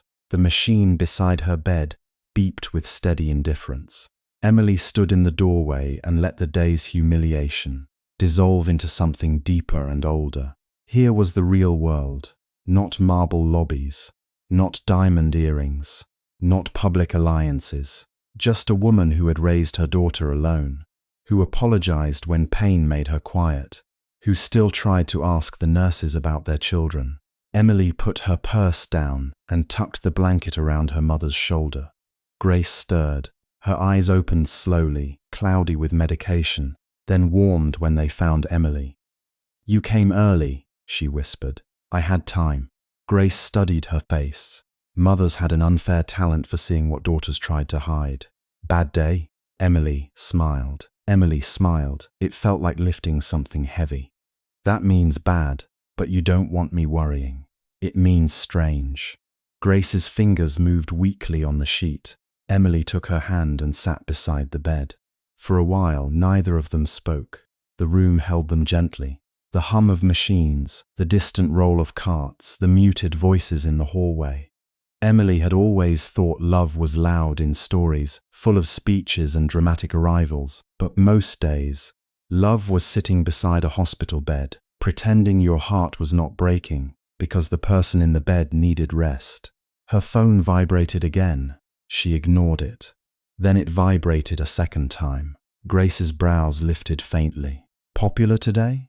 "No." Emily checked the screen only to silence it. "Ethan Sterling. I'm down's come up, unless you say it's okay. I just wanted to make sure you got here safely." For a moment, Emily could only stare. Something in her chest softened and resisted softening at the same time. She should have been annoyed. Maybe she was. But the message did not demand, it did not assume. It waited outside the boundary she had drawn. Grace noticed the change in her expression. "Who is it?" "Someone I met." "A someone?" Emily felt warmth rise to her cheeks. Ridiculous after everything. Not like that. Grace's tired eyes gained the smallest spark. When a daughter says, "not like that," it is often exactly like that. Emily shook her head. "Mom." But her fingers hovered over the phone. She could tell him to leave.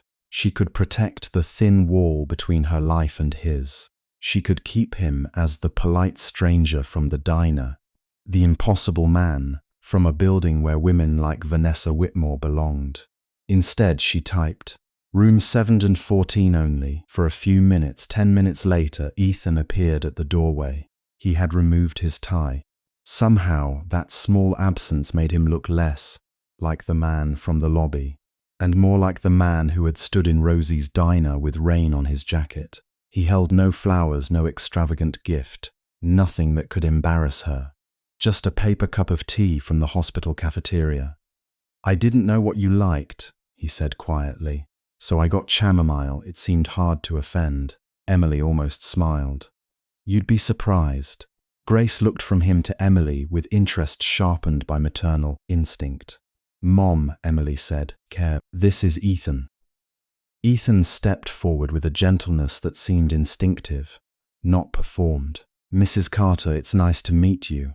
Grace's hand trembled when he took it, and Emily saw his expression change as he felt how fragile she was. Not pity, something quieter, respect perhaps, for the effort it took simply to remain present in a failing body. "Call me Grace," her mother whispered. "Mrs. Carter makes me sound like I own a summer house." Ethan smiled, and for the first time that day, the room felt less heavy. "Grace, then." Emily watched him notice things without pretending not to. The unpaid invoice folded on the side table, the discount pharmacy bag, Emily's diner uniform hanging from the back of a chair, ready for the shift she would go to after leaving this room. His gaze paused on each detail, but he did not comment. He did not offer to fix anything. He simply took in the shape of her life. That restraint nearly undid her. Vanessa had seen Emily's poverty and turned it into a weapon. Ethan saw it and became more careful. Grace asked him how he knew her daughter. Emily opened her mouth to simplify the story, but Ethan answered first. "I lost something valuable," he said. Emily returned it. Grace smiled faintly. "That sounds like her. It was more than I deserved." Emily looked away. He stayed only 15 minutes. True to his word, he spoke with Grace about the hospital tea, as though it were a subject worthy of serious review. He listened when she joked that Boston winters were proof. God had a stern personality. He did not once mention Sterling Global, Vanessa, money, or anything that would make the room feel smaller. When he rose to leave, Grace's eyelids were drooping again. At the door, Ethan paused beside Emily, his voice lowered. "I won't interfere. But if you ever need someone to sit in a waiting room or argue with a vending machine, I can do that."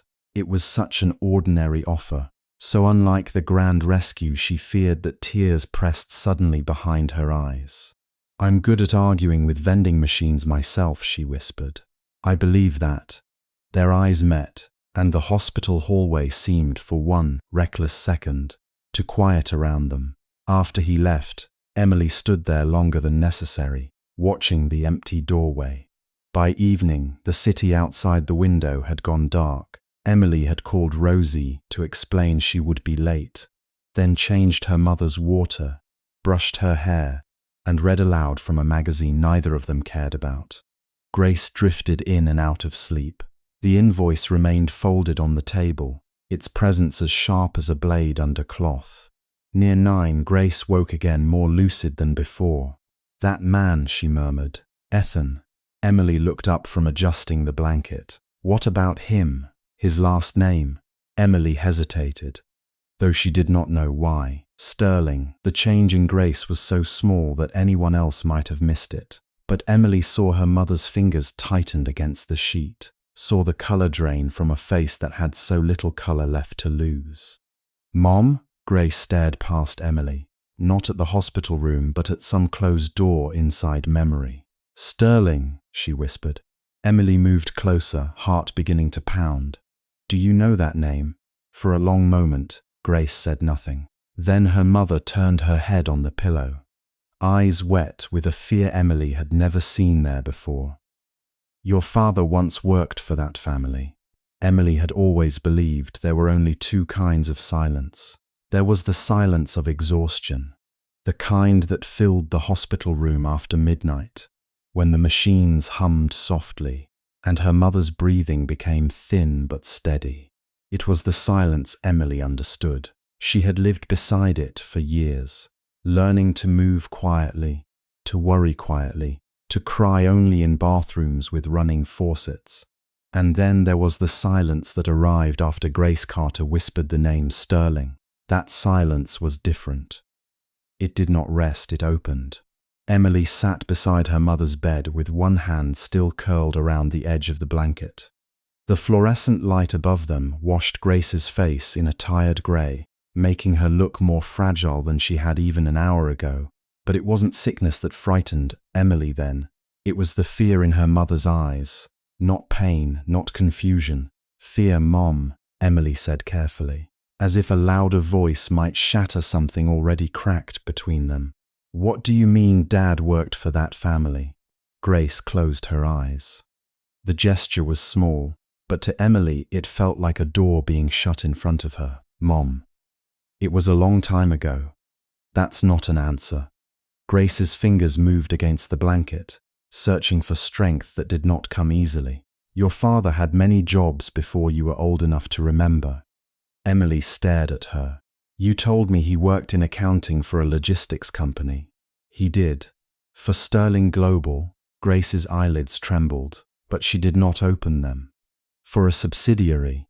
It was all complicated back then. Complicated. Emily almost laughed, but the sound caught in her throat. Complicated was what people said when the truth had grown thorns. Complicated was what hospitals said before handing you a bill with numbers that didn't make sense. Complicated was what landlords said before raising rent. Complicated was never harmless. "Why didn't you tell me?" Emily asked. Grace finally opened her eyes. They were wet now, but not with weakness, with memory. "Because your father loved you," she said, "and because I wanted you to remember him as he was, not as the world tried to make him." The room seemed to tilt. Emily felt the chair beneath her, the cold rail of the bed against her wrist, the faint smell of antiseptic and old coffee, ordinary things, safe things. But her mother's words had changed the shape of the past. What did the world try to make him? Grace looked away. Emily's chest tightened. "Mom, please." For years she had carried an image of Daniel Carter made from photographs and stories. A man with kind eyes, a man who danced with Grace in the kitchen when the radio played old songs, a man who lifted Emily onto his shoulders at the harbor and told her the boats were proof that people were brave enough to leave shore. He had died when she was 9, leaving behind grief, debts, and a silence her mother never explained. Now that silence had a name, Sterling. Grace swallowed, and the movement seemed to cost her. There were accusations. Emily's hand went cold. Against Dad, he was innocent. The answer came too quickly, too fiercely. It was the first thing Grace had said without hesitation, and that frightened Emily more than anything. "What accusations?" Grace shook her head. "Not tonight, Mom." "Emily, not tonight." Grace's voice broke, not from anger but from pleading. "There are things I should have told you. Yes, I know that. But I am tired, and you are tired. And I will not let that name steal another night from us, before I can explain it properly." Emily wanted to argue. Every part of her demanded it. The questions inside her were no longer questions. They were fists pounding against a locked door. But Grace's face had gone pale, and the monitor beside the bed showed a pulse too quick for comfort. So Emily did what she had been doing all her life. She swallowed her own need so someone else could breathe easier. "All right," she whispered. Grace's eyes filled with regret. "I'm sorry, baby." Emily shook her head, but she could not say it was fine. It wasn't. Something old had woken in the room. Something that had been waiting 15 years to be heard. She stayed until Grace fell asleep again.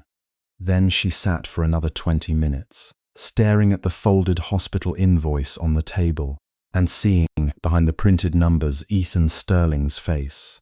Not his name in headlines. Not the tower she had walked into. Not the black card she had seen in his wallet. Just Ethan, standing in Rosie's diner in worn jeans and an old jacket, accepting coffee like a man grateful for warmth. Her mother had said his family's name like a warning. Emily did not know what to do with that. By the time she arrived at Rosie's the next morning, Boston had turned the color of wet stone.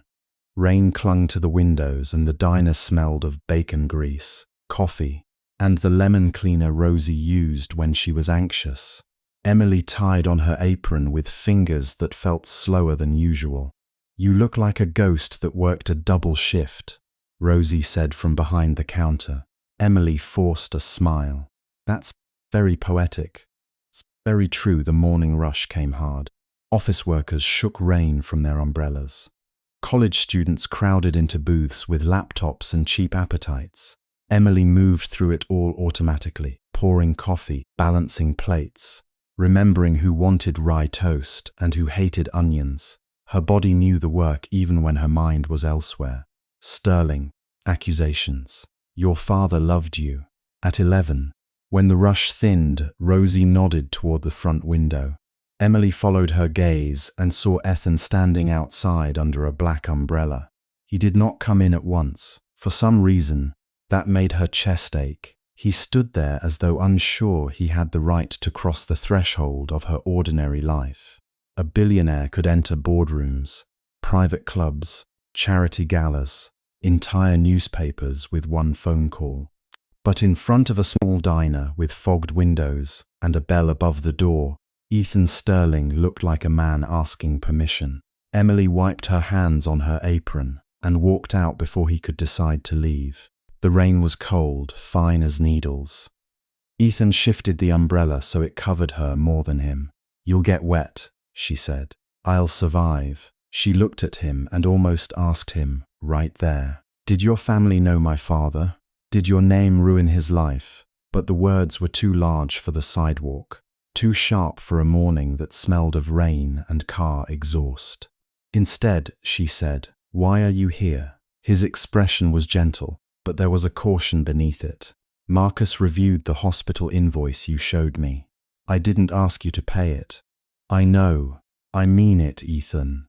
"I know," he repeated, quieter this time. "That's not what I did," she waited. "There are billing inconsistencies," he said. "Lupleet charges. A medication listed for 3 days when the chart shows one. A specialist consultation your mother may not have received. Marcus has a contact who handles patient advocacy and medical billing reviews. Not charity, legal review. If the charges are wrong, they should be corrected." Emily's breath caught despite herself. She thought of the invoice folded on the table beside Grace's bed, of the impossible number printed at the bottom, of the way her mother had pretended not to see Emily staring at it. "How much does that cost?" she asked. "Nothing up front. The advocate works with a non-profit clinic. If there are recovered overcharges, the hospital absorbs it or adjusts the account. Because you asked, because the bill is wrong. That's not the same thing." His eyes held hers, and she saw with surprise that he understood the difference. "No," he said, "it isn't, so I made sure my name wasn't on the request. Marcus sent the information to the clinic's general intake after removing anything that would identify me. They'll contact you directly. You can say no." Emily looked away toward the street. A bus groaned past, spraying rainwater against the curb. Her throat felt tight in a way that had nothing to do with pride, and everything to do with the dangerous tenderness of being helped without being handled. "You had no right," she said, but the words came out weaker than she intended. "I know that stopped her." Ethan lowered his gaze. "I'm learning the difference between helping and taking over. I may get it wrong. If I did, tell me." Emily had been ready for defense, for explanation, for the smooth confidence of a man accustomed to turning discomfort into negotiation. She was not ready for that. The umbrella trembled slightly in his hand. Maybe from the rain, maybe not. "My mother mentioned your family last night," Emily said before she could lose courage. Ethan's expression changed at once. Not guilt, not recognition, concern. "What did she say?" "That my father once worked for Sterling." He went very still. Emily watched him carefully, searching for the flicker people could not hide when they heard something they already knew. But Ethan only looked honestly, deeply confused. "Your father, Daniel Carter."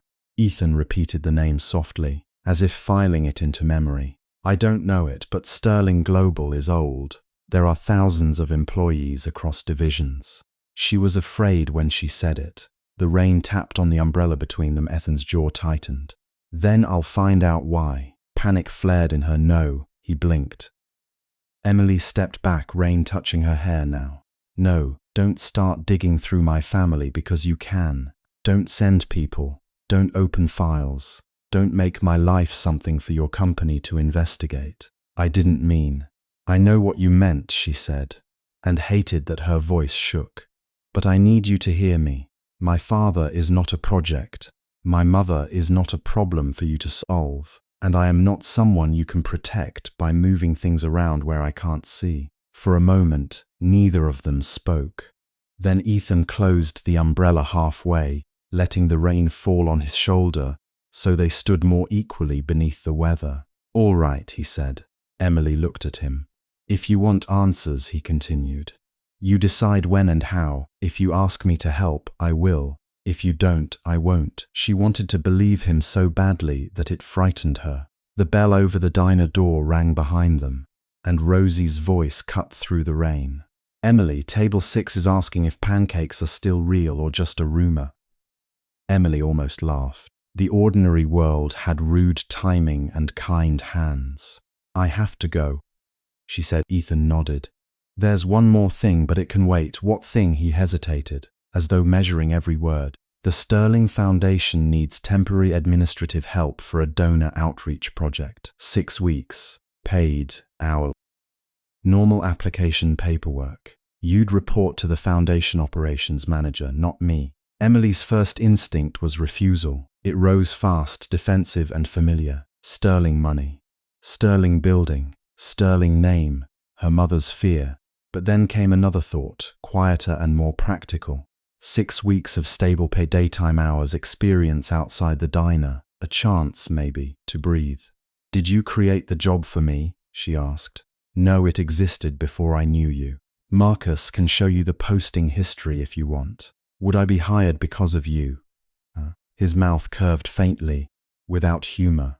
You'd probably be scrutinized harder because of me. That isn't funny. I know. Emily studied him through the rain. I won't take favors disguised as opportunities. I won't offer them. I won't be your secret. His eyes darkened with something that looked like pain. You're not. I won't quit Rosie's without notice. I won't accept special treatment. I won't have people whispering that I slept my way into a job. Ethan's expression sharpened, but not at her. At the world she had already learned to expect. If anyone says that… No, she interrupted. That is exactly what I mean. You don't get to punish everyone who hurts me. You don't get to build walls so high I can't see out. He was silent for a long second. Then he said, what do I get to do? The question was so plain, so unexpectedly vulnerable, that Emily's anger softened at the edges. She looked at him, at the wet hair near his temple, at the expensive watch half hidden under a sleeve darkened by rain, at the man who could buy a hospital wing but was trying, awkwardly and sincerely, to learn how to stand on a sidewalk and not overwhelm her. You get to be honest, she said. And patient, his gaze did not leave hers.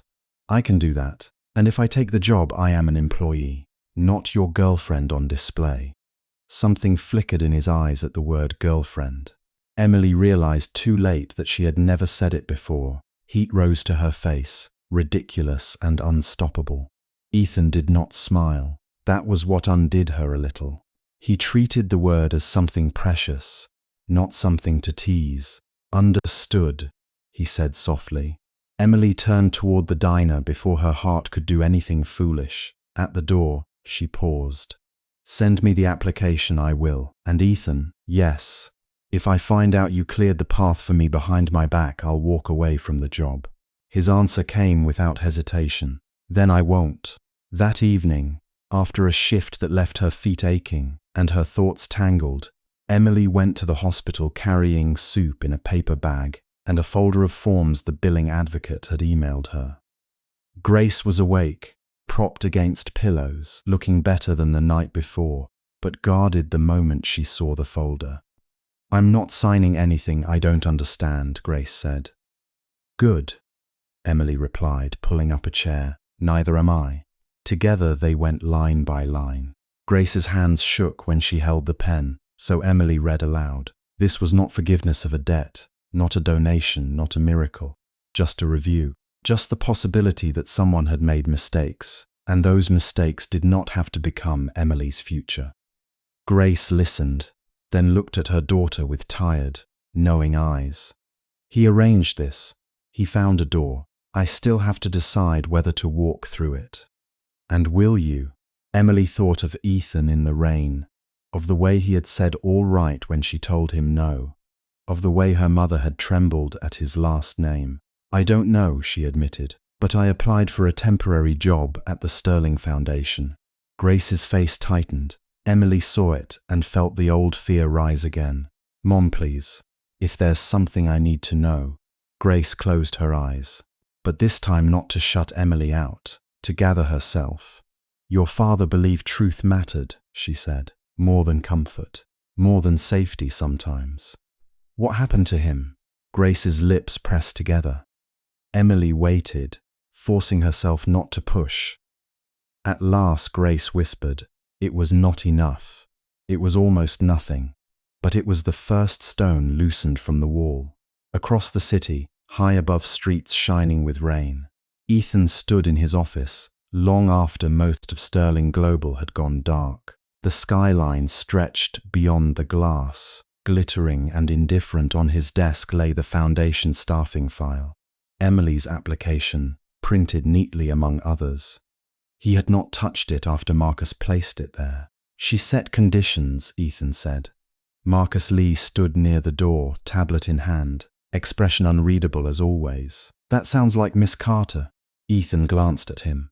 You respect her. I respect people who know the cost of accepting help. Ethan smiled faintly, but it faded quickly. Her mother recognized the sterling name. Her father may have worked here. Daniel Carter.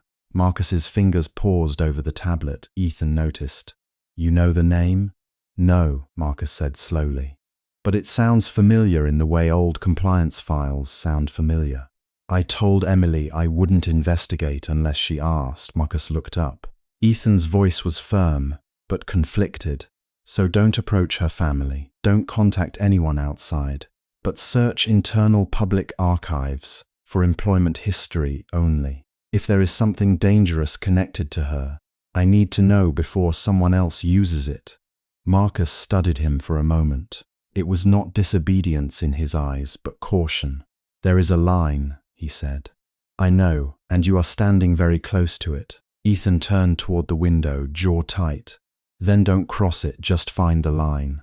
Marcus gave a small nod and left. The office grew quiet again, but Ethan did not feel alone. Emily's words remained with him, warmer and sharper than any accusation. You don't get to build walls so high I can't see out. He had been raised by men who built towers and called them protection. He had inherited rooms where every door opened before him, but Emily Carter had stood in the rain and asked him for something no one in his world had ever valued enough: restraint. Hours later, the Executive Records Archive sat nearly empty under white security lights. Marcus worked alone at a terminal, his jacket folded over the back of a chair, sleeves rolled to his forearms.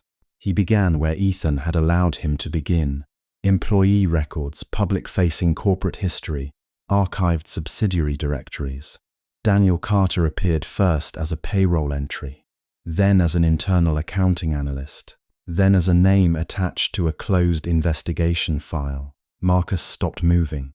The file had been sealed under an old compliance code from 15 years ago, before Ethan had taken any role in the company, before the foundation had been restructured, before half the executives whose signatures appeared on the directory had retired with generous smiles and clean biographies. Marcus entered his authorization and waited. The screen refreshed. A scanned document opened, grainy at the edges, the sterling global letterhead stark at the top subject. Internal misappropriation inquiry. Employee.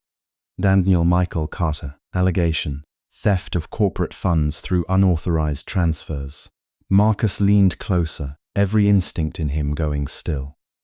Below the accusation was a note in redacted text, then a recommendation for termination, then a line that made the quiet archive seem suddenly colder.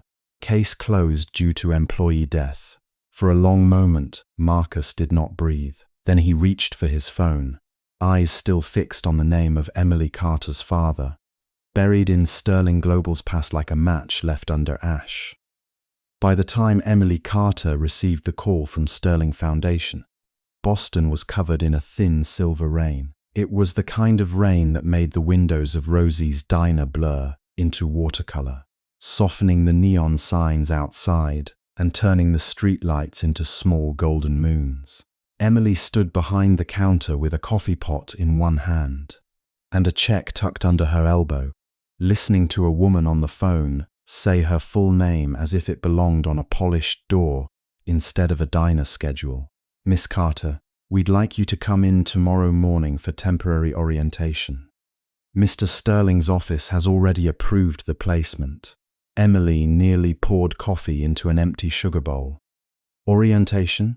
She repeated. Rosie, who was wiping down the pastry case nearby, looked up immediately. Across the diner, a truck driver paused with his fork halfway to his mouth. Yes, Sterling Foundation. Community Outreach Department, 10 o'clock. Business casual is fine. Business casual.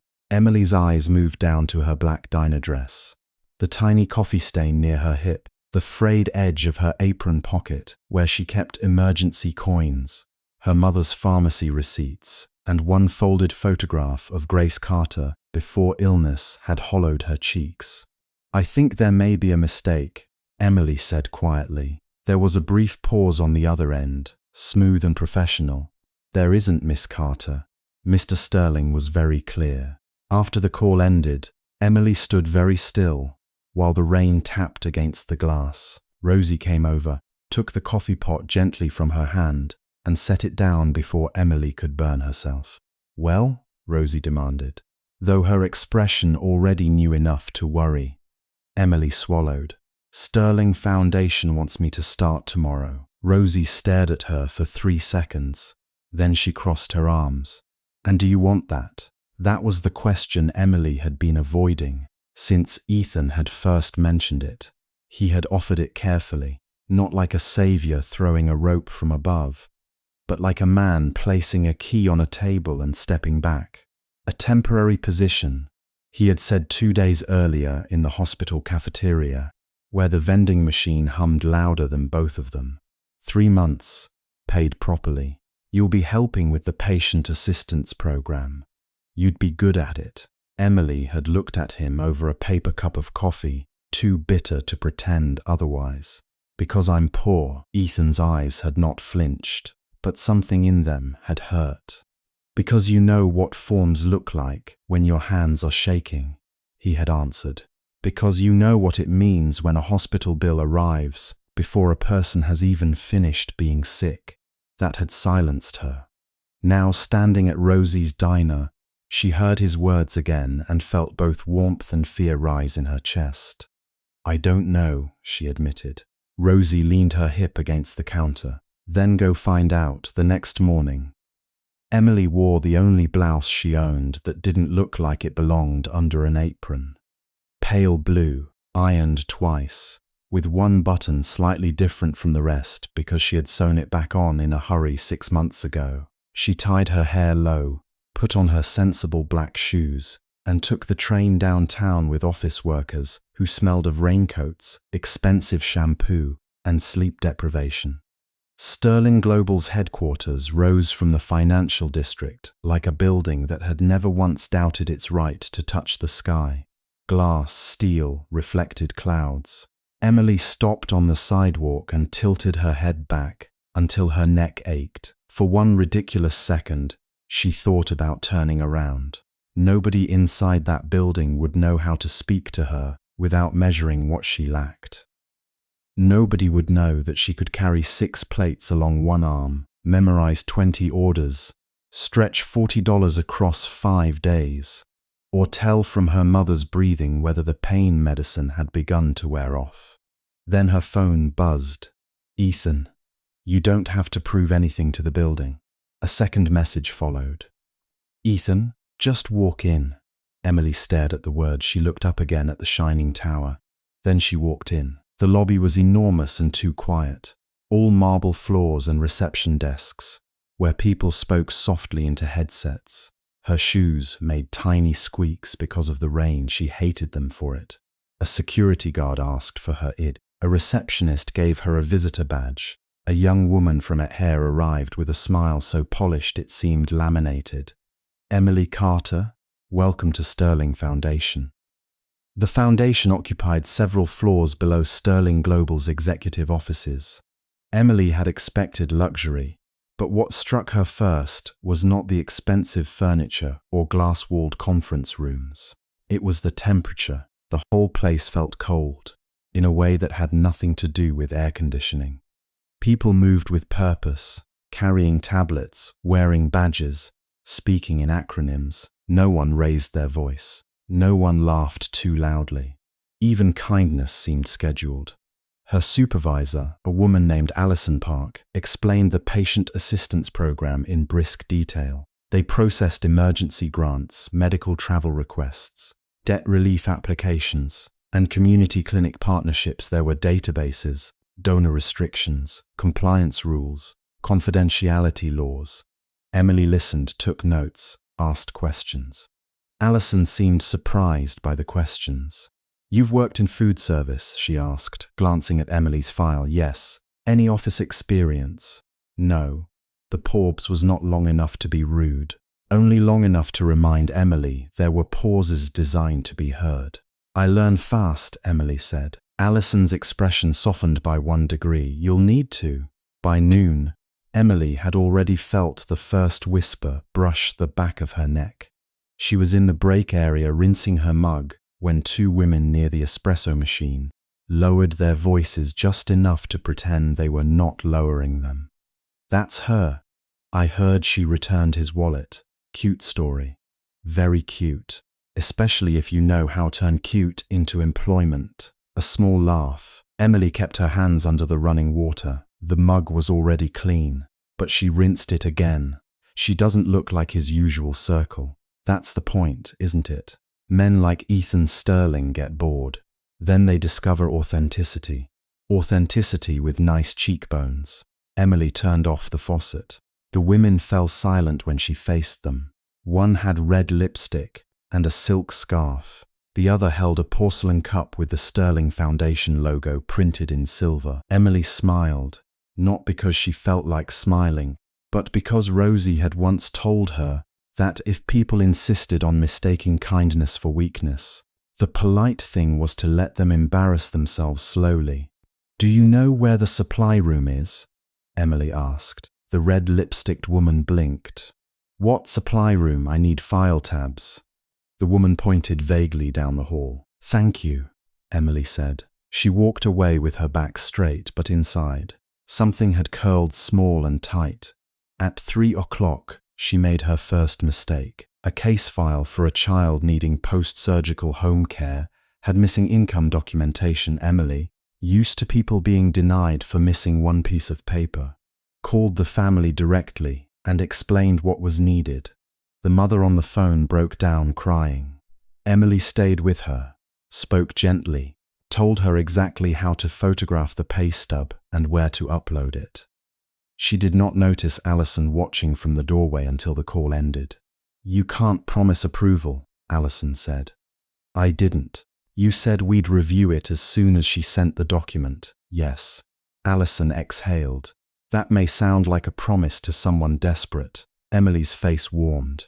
She was scared. Most applicants are scared. That's why our wording matters. The correction was fair. That made it hurt more. Emily nodded. I understand. But she didn't, not fully, at the diner. Fear was something you answered with extra toast. A refill, a joke, a hand on someone's shoulder. Here, fear came through forms. And compassion had to pass through policy before it could touch anyone. At 5:30, when the floor began to empty, Ethan appeared near her cubicle without warning. He was not in jeans today. He wore a charcoal suit, no tie, his hair slightly disordered as if he had run a hand through it too many times. People noticed him before Emily did. The atmosphere changed with the subtle electricity of rank. Conversations became cleaner, postures adjusted. Emily looked up from her screen and saw him standing there with 2 paper cups. I brought tea, he said. Half the office pretended not to listen. Emily accepted the cup slowly. You shouldn't come down here like this. Like what? Like a weather event. His mouth curved almost a smile. I've been called worse. She glanced toward the glass walls. Everyone is watching, then let's give them something boring. He pulled a chair beside her cubicle and sat down as if he were any tired employee visiting a colleague. The simplicity of it unsettled her more than any grand gesture would have. How was your first day? He asked. Emily looked at the tea, then at the rows of quiet desks around them. Cold, his expression shifted. The people? The air, the people, the rules. I don't know yet. Ethan leaned back slightly. Corporate coldness has a rhythm. If you fight every small cut, you bleed out by noon. Choose what deserves your blood. Emily studied him. There was no arrogance in his voice, only experience. The kind learned in rooms where affection came with expectations, and every silence had a witness. How do you survive it? She asked. I used to become colder than the room. And now? He looked at her for a moment too long. Now I'm trying something else. Her fingers tightened around the paper cup. That evening, instead of letting his driver take her home, Emily insisted on the subway. Ethan stared at the station entrance as if she had invited him to climb into a dragon's mouth. "You have taken the subway before, haven't you?" she asked. "Yes." "When?" A pause. "In college, Ethan, fine once." With security. Emily laughed before she could stop herself. It came out bright, startling both of them. The sound slipped between passing taxis and rainwater gutters, ordinary and alive. "You're impossible," she said. "I'm adaptable. You just looked at a turnstile, like it was a hostile takeover." He followed her down the steps anyway. Underground, the city smelled of metal, damp wool, old newspapers and motion. A violinist played near the platform, the notes thin but stubborn, beneath the roar of approaching trains. Ethan stood too close to the yellow line until Emily caught his sleeve and pulled him back. "Rule 1, she said. "Don't let Boston humble you physically." He looked down at her hand on his sleeve. Noted. The train arrived in a rush of wind. They squeezed inside with students, nurses, office workers, a man carrying flowers wrapped in plastic, and a child asleep against his father's coat. Ethan held the overhead rail, shoulders slightly hunched to make room. No one recognized him at first, or if they did, they were too tired to care. Emily watched him discover anonymity. It softened him. Not all at once, not dramatically, but the line between his brows eased. He stopped scanning faces for threat or performance. When the train jerked and Emily stumbled, his hand came lightly to her elbow, steadying rather than claiming. "You okay?" he asked. "I ride this every day." That wasn't an answer. She looked up at him. The train lights flickered over his face, making him seem younger, less like a headline, and more like the man who had once stood in Rosie's diner in an old jacket, thanking her for a wallet she could have kept. "I'm okay," she said. After they got off, Emily took him to a food cart 2 blocks from the hospital. The vendor knew her by name and gave her extra onions without asking. Ethan examined the menu like a contract. "What do you usually get?" he asked. "Hot dog, mustard, relish. If I'm feeling rich, fries." He ordered exactly what she ordered. Then he took one bite and looked genuinely betrayed. Emily burst out laughing again. "What? It's aggressive. It's a hot dog from a cart, not a diplomatic treaty." He tried another bite. "No, it has character." "You mean it's aggressive?" "I'm being respectful." They ate standing beneath the awning of a closed pharmacy, while rain dripped from the edge in silver threads. Ethan held the paper tray carefully, as if afraid the food might collapse from lack of architectural integrity. Emily licked mustard from her thumb and caught him watching her, not with hunger exactly, but with an attention so tender it made her look away. "What?" she asked softly. He shook his nothing. People who say nothing usually mean too much. His smile faded a little. "I was thinking you make things feel simple." Emily's heart gave one hard beat. "My life isn't simple," she said. "I know. My mother's bills aren't simple. Your family isn't simple. That building, no," he repeated. She looked at him then, really looked. The billionaire heir under a cheap awning, eating street food badly, rain dampening the shoulder of his expensive coat. He was out of place, and yet less out of place than he had been in his own lobby. "That's dangerous," she said. "What is?" "Making hard things feel simple for a little while." Ethan's voice lowered. "Maybe that's not danger. Maybe that's rest." The words settled between them, warm and frightening. They went to the hospital afterward. Grace was asleep when Emily entered, one hand curled loosely on the blanket, her face pale beneath the low light. Ethan stayed by the door at first, respectful as always of the invisible line around illness and family. Emily adjusted her mother's blanket, checked the water cup, smoothed a strand of hair from Grace's forehead. When she turned, Ethan was watching with a look she could not name. Not pity, not obligation. Something quieter, deeper, as if he understood that love was not always roses or declarations. Sometimes love was knowing which side of the pillow stayed cooler. Sometimes it was counting pills. Sometimes it was pretending not to be afraid so the person in the bed could sleep. "You can come in," Emily whispered. He did. Grace woke briefly near 8. Her eyes found Emily first, then a faint smile touched her mouth. "You again," Grace murmured. Ethan approached the bedside. "I'm afraid so. You eating properly?" Emily closed her eyes. Ethan answered solemnly, "I had a hot dog." Grace looked at Emily. Was it his first? Basically.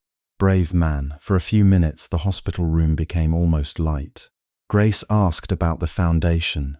Emily left out the whispers, but mentioned the complicated forms. Ethan stood near the foot of the bed and listened more than he spoke. When Grace drifted off again, Emily walked him to the elevator. The hallway smelled of disinfectant and wilted flowers. Somewhere a machine beeped steadily behind a closed door. "Thank you for coming," Emily said. "Thank you for letting me." She looked down at their reflections in the polished floor. His shoes, expensive and dark. Hers, practical and worn. Two lives standing side by side, not matching, but not moving apart either. "I don't want to become a project," she said. Ethan's gaze sharpened. "You're not. I don't want people saying I used you. They'll say many things. That doesn't make it easy." "No," he said. "It doesn't." She expected him to promise he could stop it, to say he would protect her, silence everyone, fix everything. Instead, he was quiet.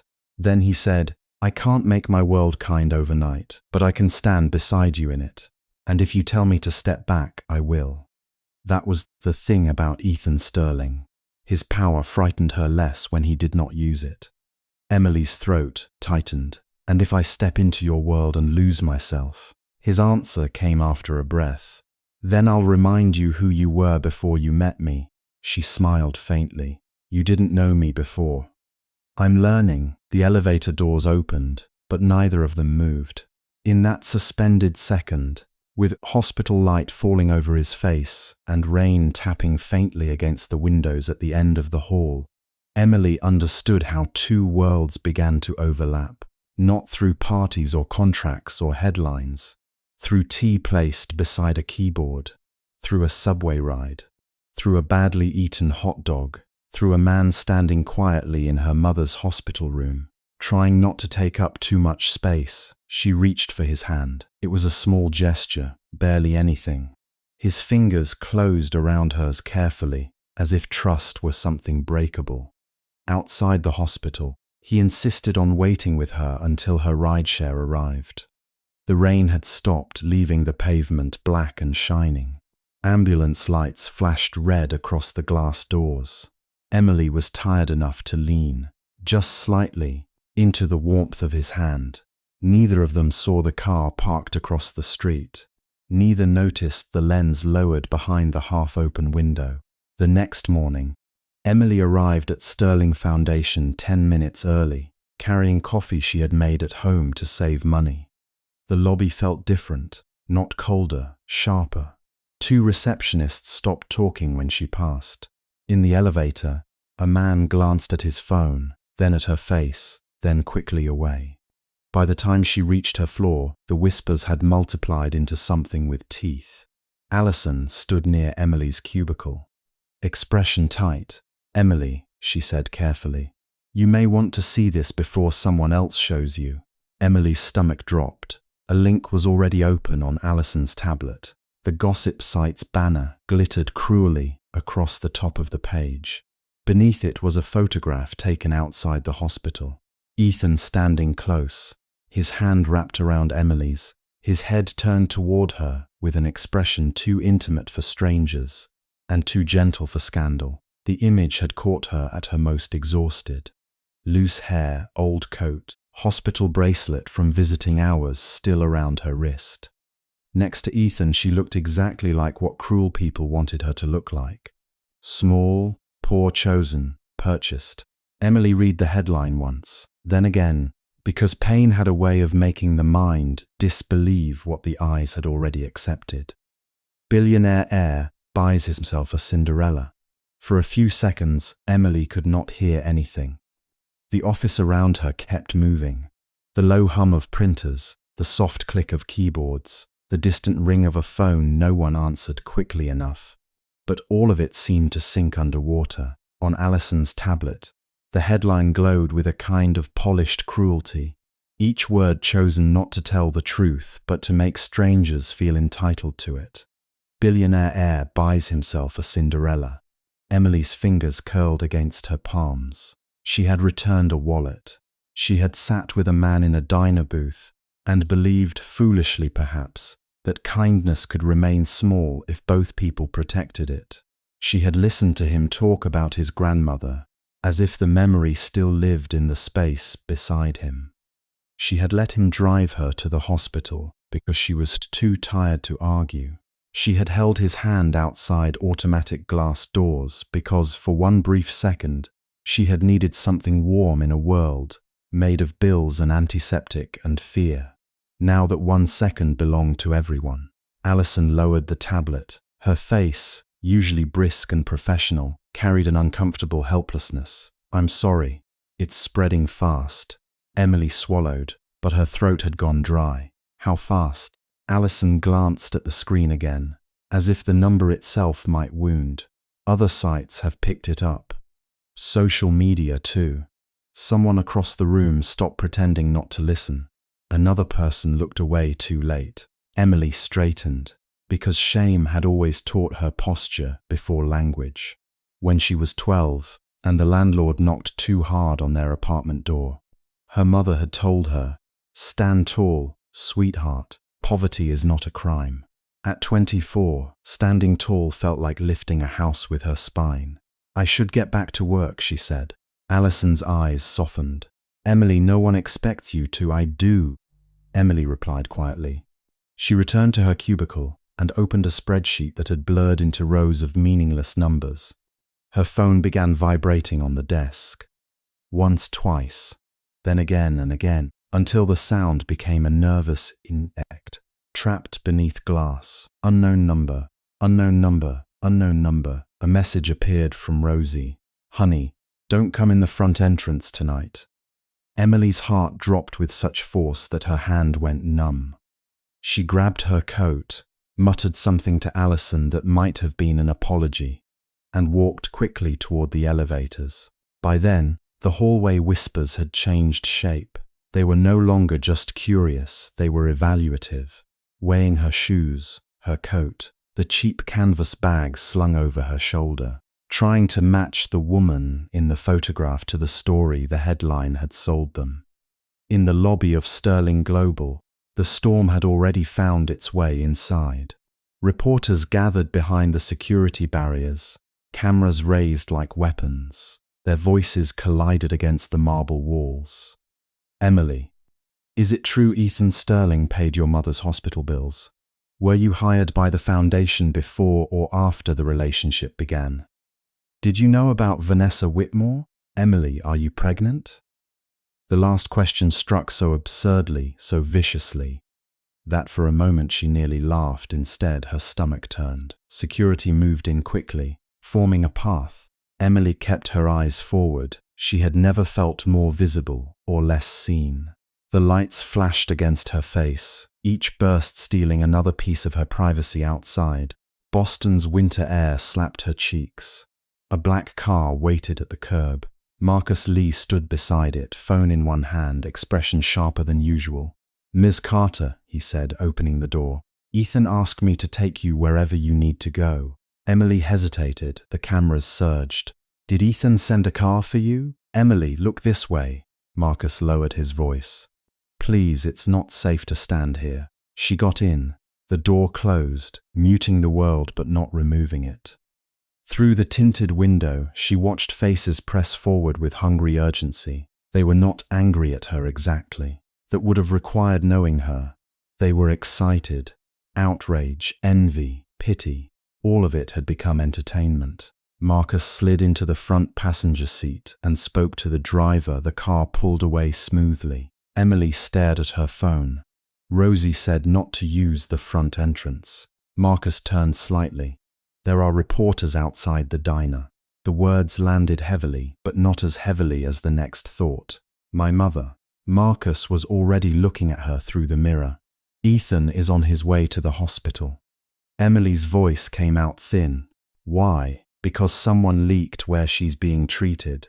For one impossible instant, Emily could not move, could not breathe, could not make herself understand that strangers had crossed the invisible line between attacking her and frightening a sick woman in a hospital bed.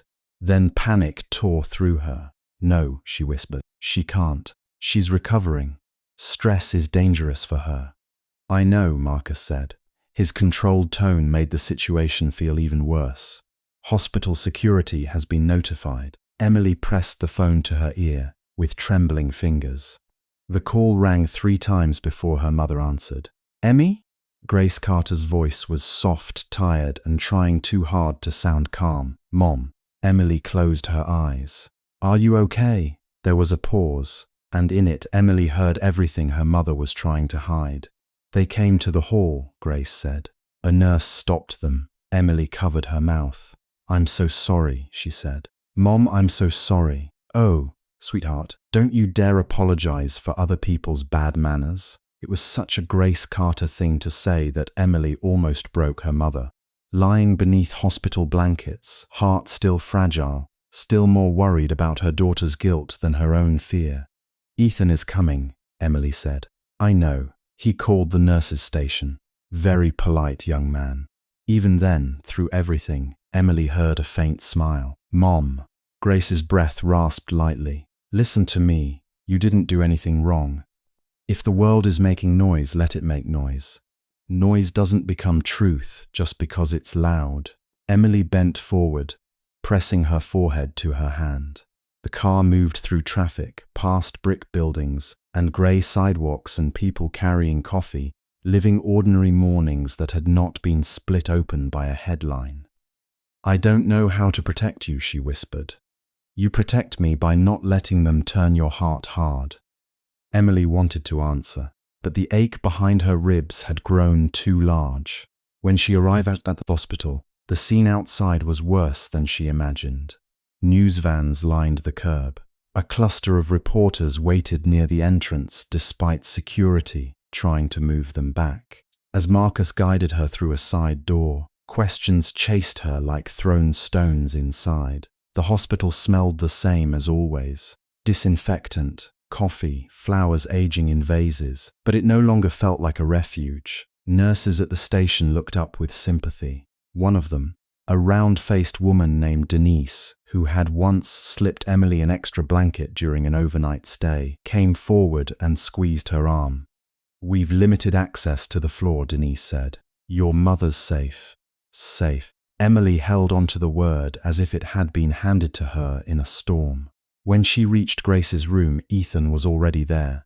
He stood near the window, tall and tense in a dark coat, speaking quietly with a hospital administrator. But when Emily stepped inside, his expression changed. The control remained, but beneath it was something raw, guilt, anger, fear.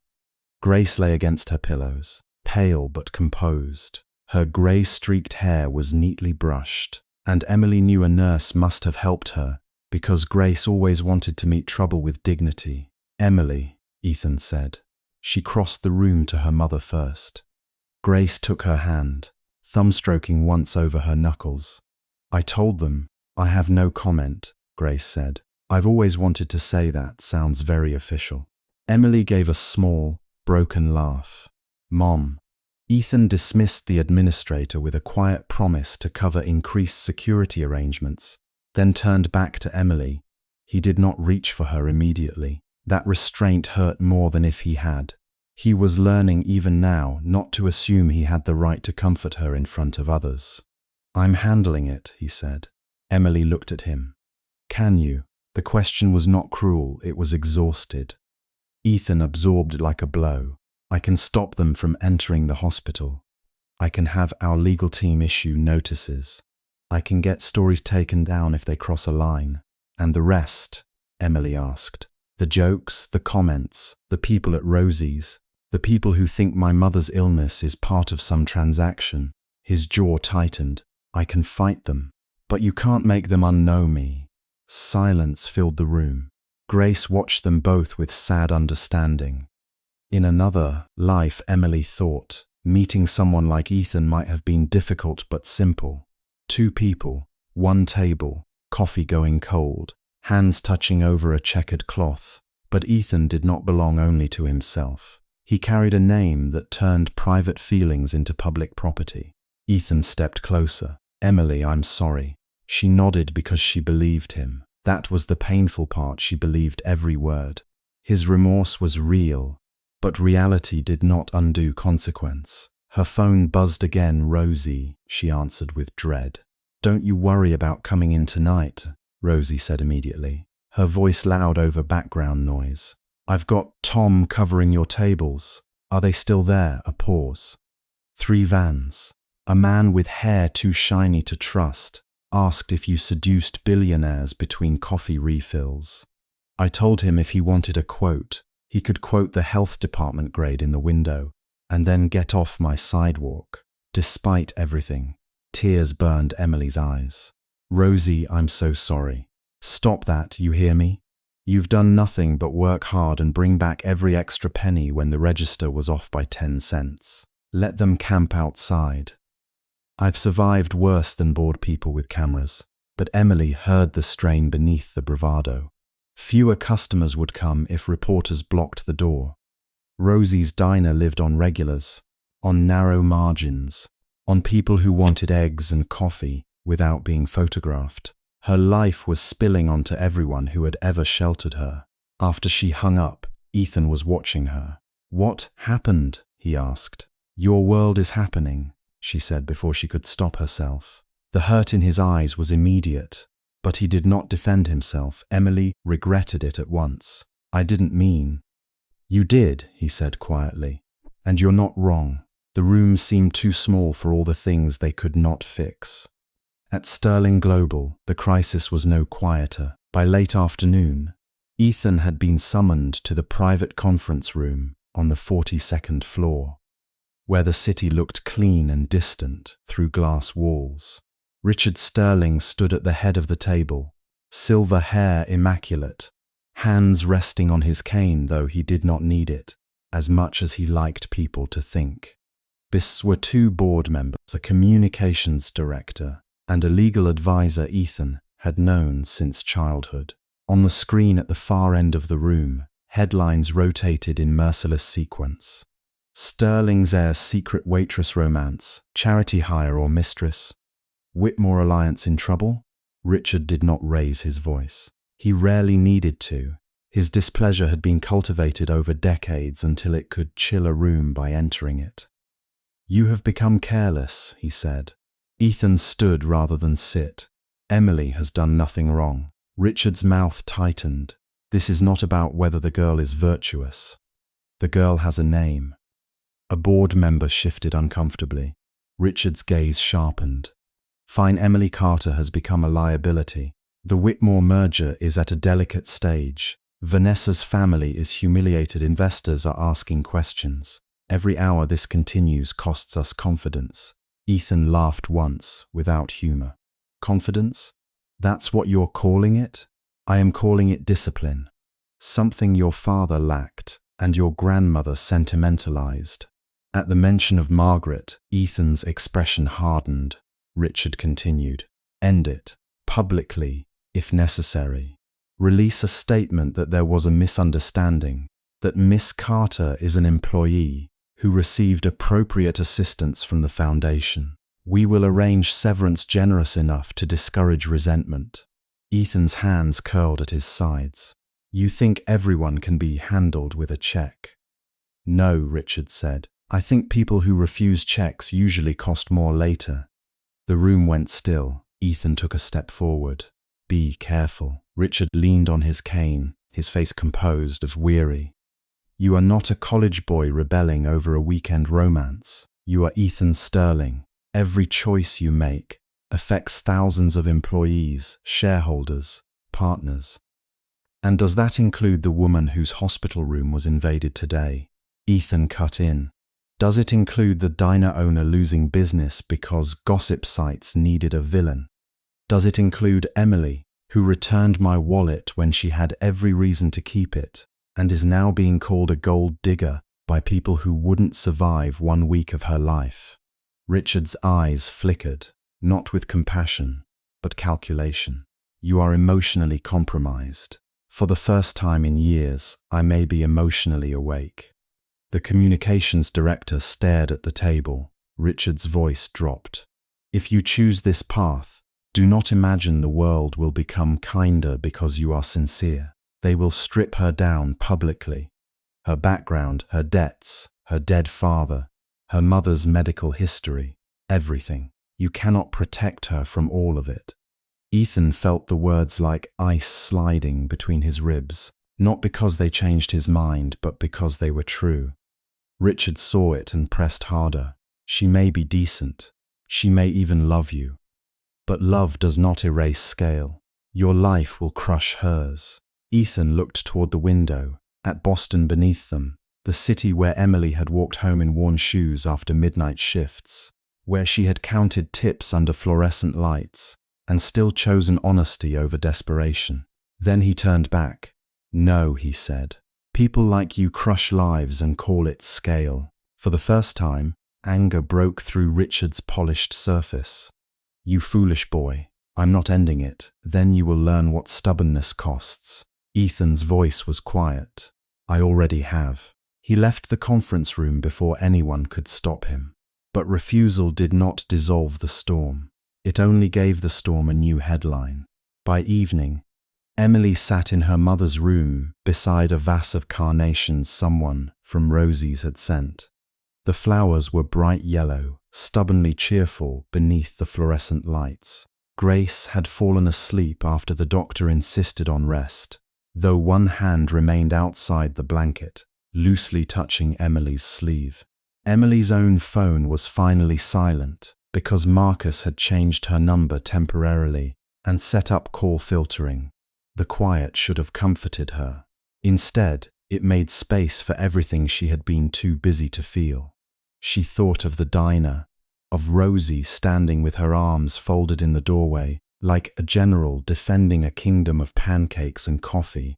She thought of Allison's careful expression, the whispers in the office, the way strangers had looked at her, as if her coat told them her character. She thought of Ethan in the hospital room, holding back because he understood that comfort could become another claim made on her in public. And she thought of what Richard had said without saying it directly. Ethan's world would not simply dislike her. It would investigate her, define her, purchase versions of her story and distribute them until even she might struggle to recognize herself. The door opened softly. Emily looked up, expecting a nurse. Richard Sterling stood in the doorway. He wore a dark overcoat, tailored so perfectly it seemed untouched by weather. The hallway light outlined him in silver and shadow. He did not look like a man entering a hospital room. He looked like a verdict arriving in person. Emily rose slowly, careful not to wake her mother. "How did you get in here?" she asked. "I have spoken with administration." Of course he had. Emily moved toward the doorway. "My mother is sleeping. I know, I won't disturb her." There was something almost polite in his voice, and that made it worse. Cruelty shouted was easier to recognize. Cruelty in a quiet tone could pass through locked doors. Emily stepped into the hall, closing the room door behind her. A security guard stood at the far end, looking away with the fixed expression of someone instructed not to interfere. Richard regarded her for a moment, not with the vulgar curiosity of reporters, not even with Vanessa's sharp contempt. His gaze was more dangerous because it was measured. He was estimating endurance, need, price. "You have had a difficult day," he said. Emily almost smiled. "Did you come to offer sympathy?" "No, I came to offer clarity. My life has had enough of powerful people offering me things today. I imagine it has not had enough of solutions." The words struck too close. Emily folded her arms, less from defiance than to hold herself together. Richard reached into the inside pocket of his coat and withdrew a sealed envelope. Cream-colored, heavy, Her name was written on the front in precise black ink. Emily did not take it. "What is that?" "Security," he said. "For your mother. For you, enough to cover all current medical expenses, post-treatment care, housing, and a considerable amount beyond that." Her pulse thudded in her ears. Behind the closed door, her mother slept beneath bills. Emily had not yet figured out how to pay.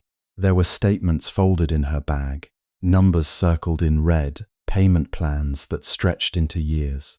There were medications insurance only partly covered, follow-up appointments, the possibility of relapse, the quiet terror of every envelope from the hospital's billing department. Richard held the answer between two fingers. Emily hated that her eyes went to it. "What do you want?" she asked. Though she already knew, Richard's expression did not change. "There is an agreement inside. You will resign from the foundation. You will refuse further contact with Ethan. You will not speak to the press. You will leave Boston for a period of no less than 18 months. The money will be transferred immediately upon signature." For a moment, the hallway seemed to tilt. Emily looked at the envelope again. It was not large. That was the cruelest part. The weight of her mother's future fit inside something so small. Richard stepped closer, lowering his voice. "You may think refusing proves love. It will not. It will only prove pride. Ethan will survive heartbreak. Your mother may not survive uncertainty." Emily's fingers trembled at her sides. In the room behind her, Grace breathed softly, unaware that her daughter had just been offered salvation with a knife hidden inside it. Richard extended the envelope, and Emily, who had returned a wallet full of money when she had nothing, found herself staring at the price of disappearing from the only man who had ever made her feel seen. Emily did not take the envelope at first. Her hand remained at her side, curled so tightly that her nails pressed crescent moons into her palm. The fluorescent lights above the hospital corridor hummed faintly, washing everything in a pale, merciless color. Behind the door, her mother slept with the fragile peace of someone who had fought pain for too long. In front of her stood Richard Sterling, a man whose name could move markets, close factories, buy silence, and now, he seemed to believe, purchase one young woman's heart. For a second, Emily let herself imagine what that money could do. No more counting tips beneath the diner counter with ketchup stains on her apron. No more listening to insurance representatives explain, in practiced voices, why certain treatments were not fully covered. No more pretending not to see the worry in the nurse's eyes. When she asked for another payment plan, her mother could breathe easier. Her mother could sleep without Emily lying awake, wondering which bill to pay late. The thought was so tempting that it frightened her. Richard must have seen the flicker in her expression, because his voice softened in the way wealthy men used softness as another blade. "Miss Carter, this is not cruelty. It is practicality." Emily looked up at him then. Practicality. It was a clean word for something dirty, a polished word. A word that had probably sat comfortably in boardrooms while ordinary people lost jobs, homes, names. She slowly reached for the envelope. Richard's eyes settled into something almost satisfied. Emily held the envelope between them. The paper was thick, expensive, the kind of paper that made even an insult feel official. Her fingers trembled, but her voice did not when she spoke. "My mother once told me," she said quietly, "that desperation shows you what kind of person you are when no one is watching." Richard's expression sharpened. Emily placed the envelope against his chest, not with violence, but with enough firmness that he had to lift his hand to catch it. "I was watching myself just now," she continued, "and I don't want to become someone who sells a person who trusted me for the first time." Something in Richard's face moved, not guilt, not surprise exactly, more like irritation that the simplest solution had failed. "You are making a mistake, maybe," Emily said, "but it will be mine." His gaze cooled. "You think this gives you dignity?" No, Emily swallowed. feeling exhaustion and anger rise together in her throat. "I had dignity before you came here. You just didn't notice." For a breath, the corridor seemed to hold still around them. A nurse passed at the far end, pushing a cart of folded blankets, unaware that a battle had taken place in silence between an old empire and a young woman with no armor except refusal. Richard slipped the envelope back into the inside pocket of his coat.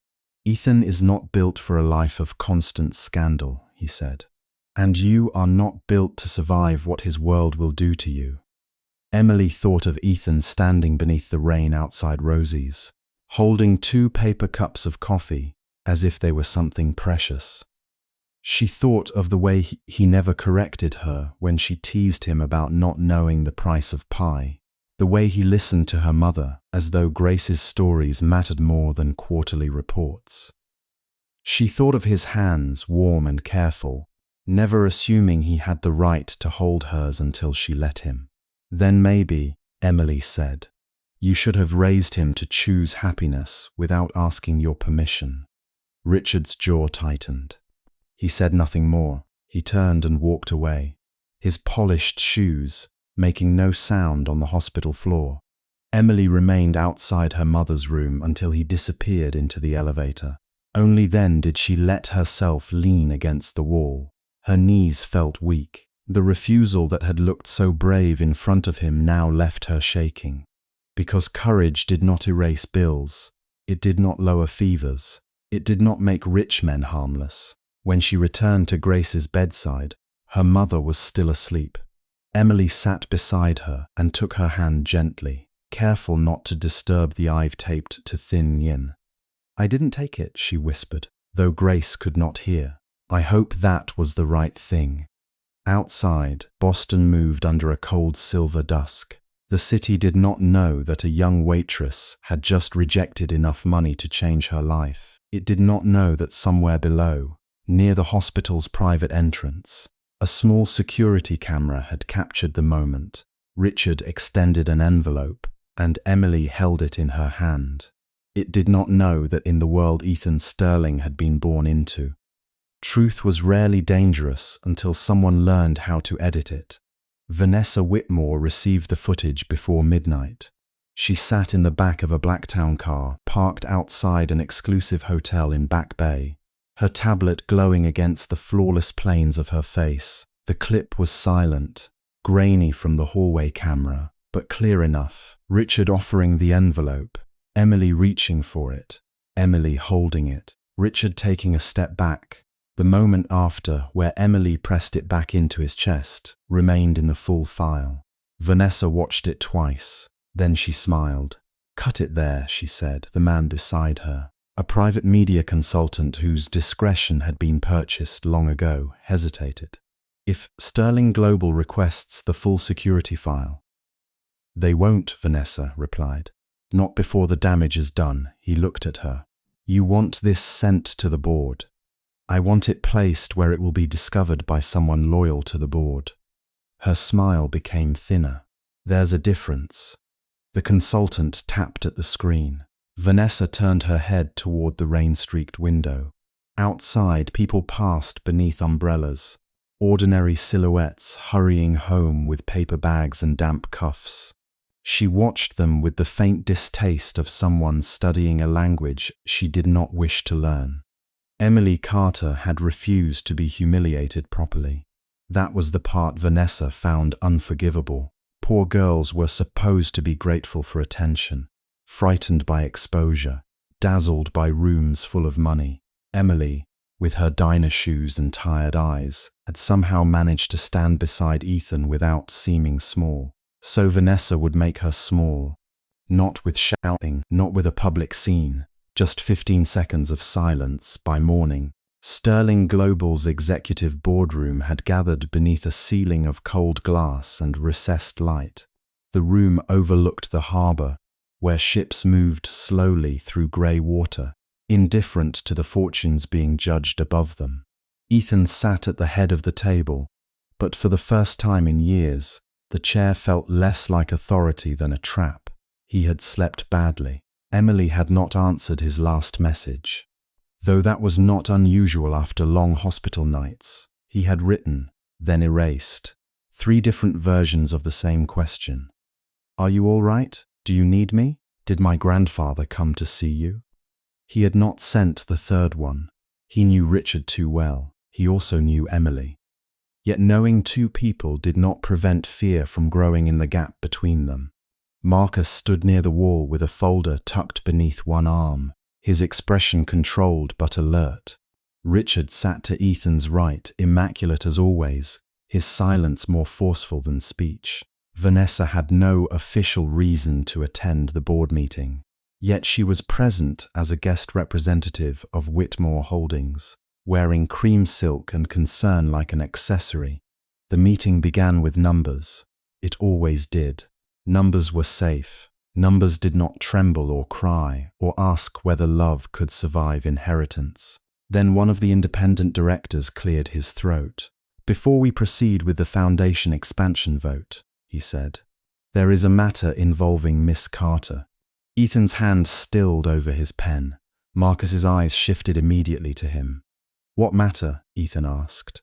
The director looked uncomfortable. A video was submitted anonymously to the ethics committee this morning. Given Miss Carter's temporary position with the foundation, and given recent media attention, we felt obligated to review it. Richard said nothing. Vanessa lowered her gaze, as if saddened by what she had not yet seen. A screen descended at the far end of the room. Ethan felt a slow, cold warning move through him. The video played without sound. Hospital corridor. Richard. Emily. An envelope. Richard extending it. Emily looking at it. Emily taking it. The clip ended. For several seconds, the room remained quiet in the way rooms become quiet after something irreversible has entered them. Ethan stared at the frozen image on the screen. Emily's face was turned slightly away, but he recognized the tension in her shoulders, the tired curve of her cheek, the coat she had worn the night he drove her home from the hospital. The envelope sat in her hand. His mind rejected the image before his heart could understand it. No, he said. The word was soft, but everyone heard it. A board member spoke carefully. Mr. Sterling, we don't know the context, but if your grandfather offered a private settlement and Miss Carter accepted, she wouldn't. Richard finally turned toward him. Ethan, the quietness in his grandfather's voice made Ethan's blood heat. Did you go to the hospital? Ethan asked. Richard did not deny it. I spoke with her. Did you offer her money? I offered her a way out of a situation that is harming everyone. Ethan stood so abruptly, his chair shifted back. That wasn't your decision to make. No, Richard said, his eyes hard. But perhaps she made hers. The sentence struck the room with more force than accusation. Ethan looked back at the screen. 15 seconds. That was all. 15 seconds against weeks of knowing Emily, against the wallet she had returned, against her stubborn refusal to let him pay bills she could not afford, against the way she had once pushed his hand away from a diner check and said, "If you want to help, stop assuming help has to look like money." Still, a terrible human weakness moved inside him. Not belief. Hesitation. It lasted only a second, maybe less, but it was enough for Richard to see, enough for Vanessa to notice, enough somehow for Ethan to hate himself before anyone else could. "Get the full footage," he said to Marcus. Marcus was already moving. "I'm on it." Vanessa lifted her eyes. "Ethan, I'm so sorry. I know this must be painful." He looked at her, and something in his expression made her stop. "Don't," he said. The meeting dissolved after that, though no one called it dissolved. People gathered papers. Murmurs formed and broke apart. The screen rose back into the ceiling, as if the room could pretend it had not shown a wound.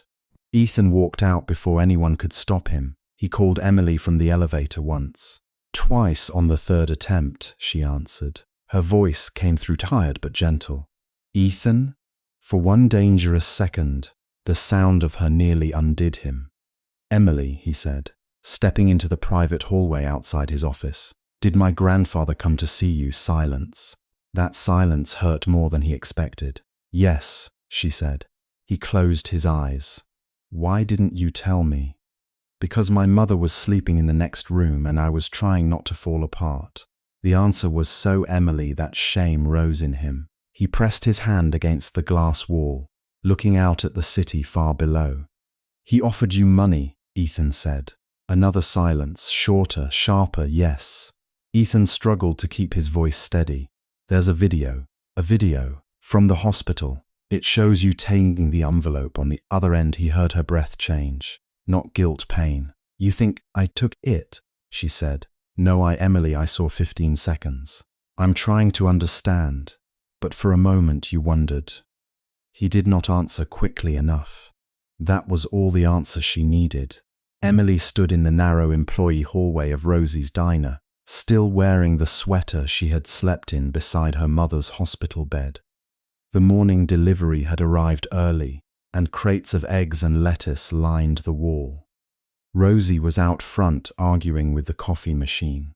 Somewhere, bacon hissed on the grill. The ordinary noises of her life surrounded her, but suddenly they sounded far away. Her hand tightened around the phone. She had imagined many enemies: Richard's pressure, Vanessa's contempt, reporters with cameras, strangers online calling her a gold digger without knowing her name. She had not imagined Ethan's pause. It was small, barely a silence. But poverty trained people to recognize hesitation. It lived in the eyes of landlords, doctors, bank clerks, teachers, customers who checked whether the tip jar was too full. Emily knew the exact shape of being doubted by people who had more than she did. Emily, Ethan said, voice low and urgent, listen to me. I don't believe you would do that. But you needed proof. I needed the full truth. No. Her throat tightened. You needed me to match the version of me you trusted. And when a video made me look like someone else, you didn't know which one was real. That's not fair. Maybe not, she blinked hard, refusing to cry in a hallway that smelled like dish soap and onions. But neither is being asked to prove I'm not for sale every time someone rich decides to name a price. Ethan exhaled, and she could hear the helplessness in it. Please don't shut me out. I'll fix this. There it was again. Fix this. The words were kind. The intention was loving, but in that moment they sounded too much like rescue. Too much like power leaning down from a high floor. Emily looked through the small round window in the kitchen door. She could see booth 3, where Ethan had once sat in an old jacket, smiling at her like a man grateful for burnt coffee, because she was the one pouring it. She had fallen in love with that man, not the billionaire, not the surname, not the promise of safety. She had fallen in love with someone who made her feel believed before she had to explain herself. I returned your wallet when I had nothing, she said softly. Not because anyone was watching, not because I wanted a reward, because I wanted to still recognize myself afterward. I know, do you? She asked. Because love without trust feels a lot like charity. Ethan, warm at first, then humiliating. His voice broke slightly. Emily, don't do this over one moment. One moment is enough when it shows where the crack is. She ended the call before he could say her name again. Then she turned off her phone. For the rest of the day, Emily moved through the diner like someone walking underwater.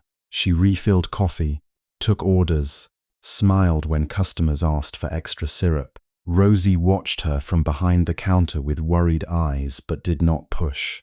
That was Rosie's kindness. She knew when a girl needed a question, and when she needed a place to stand until she stopped shaking. By noon, the story had escaped the boardroom. It began as a financial blog post with cautious language. Foundation employee allegedly accepted settlement from Sterling family patriarch. By 1 o'clock, the caution had vanished. By 2, Emily's name and a blurry still from the hospital footage were everywhere. Waitress paid to leave billionaire heir. The question mark made it legal. The cruelty made it profitable. A local news van parked across the street from Rosie's before the lunch rush ended. Rosie locked the front door herself. Kitchen exit, she said, grabbing Emily's coat. Now, I didn't take it, Emily whispered. Rosie's face softened in a way that nearly broke her. "Honey, I didn't ask." Emily pressed her lips together. Outside the back door, the alley smelled of wet cardboard and winter rain. She slipped out with her hood pulled low, but one photographer still shouted her name from the sidewalk. "Emily, did the Sterlings pay you off?" She kept walking. "Were you involved with Ethan Sterling for money?" Her steps faltered. A camera flashed. For a wild second, she wanted to turn around and scream that they knew nothing. They did not know the hospital corridors. They did not know her mother's hands. They did not know the way. Ethan laughed when she called him hopeless for not knowing how to work the diner's old jukebox. They had taken the tenderest part of her life and flattened it into a headline. But dignity, her mother had once told her, was not silence because you were weak. Sometimes dignity was silence because you refused to feed people who only came to watch you bleed. So Emily walked on. Ethan came to Rosie's just after sunset. He had changed out of his suit, but he still looked like a man followed by invisible consequences. His hair was damp from rain, his face drawn with worry. He entered through the back, after Rosie let him in. Though her expression made it clear, she was doing so against several instincts. Emily was wiping down the counter, though it was already clean. When she saw him, her hand stopped. For a moment, neither of them spoke. The diner was closed, its neon sign dark, chairs turned upside down on tables. Without customers and clatter, the place looked strangely vulnerable, like a stage after everyone had gone home. "I found the original security file," Ethan said. Emily's heart moved despite herself. "And it was deleted from the hospital server. Marcus is recovering it from backup, but I know the clip was cut." She gave a small, tired smile that did not reach her eyes. "You know now," his face tightened. "I should have known." Then the honesty hurt more than an excuse would have. Emily looked down at the cloth in her hand. "Yes." Ethan took one step closer, then stopped, as if afraid any movement might push her farther away. "I'm sorry." She wanted to accept it. God, she wanted to. She wanted to cross the room and put her forehead against his chest and let the storm be something outside them instead of between them. But the image of that pause remained, the silence after her question, the place where trust should have stood without trembling. "My whole life," she said, "people like your grandfather have believed money explains people like me. If I'm kind, I must want something. If I'm tired, I must be lazy. If I'm near someone rich, I must be climbing. I thought with you, I didn't have to defend myself from that. I did today." Ethan's eyes reddened, but he did not look away. "Tell me how to make it right." Emily shook her head. "That's the problem. You keep thinking love means making it right. Maybe sometimes it means standing there in the wrong with me before proof arrives." The words settled between them, quiet and devastating.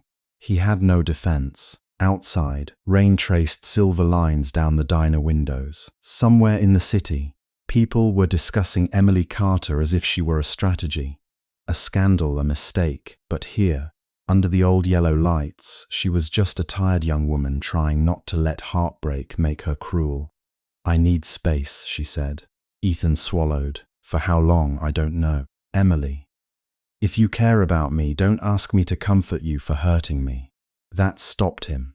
He nodded once, if slowly, as though accepting a sentence he deserved. "I'll clear your name," he said. She looked at him then. "Clear it because it's true, not because I'm yours." The words landed with painful precision. Ethan left without touching her. Emily watched through the window as he crossed the street in the rain, alone despite the black car waiting at the curb. For the first time since she had known him, he looked less like a man who owned towers, and more like someone locked outside the only warm room he wanted to enter. Her phone remained off in her coat pocket. She told herself she needed the quiet. She told herself her mother was resting, and the hospital would call Rosie if there was an emergency. She told herself many things people tell themselves, right before life proves how fragile every plan is.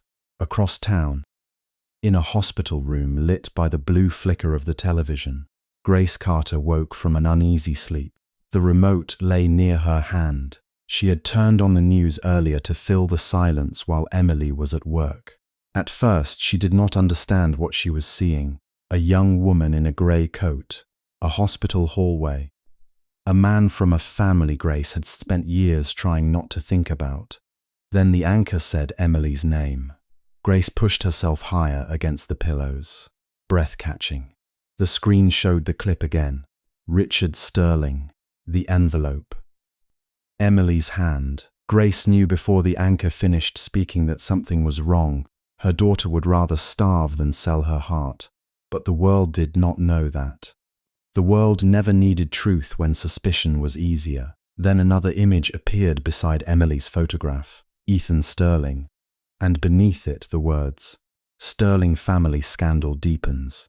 Grace's fingers tightened around the blanket, Sterling.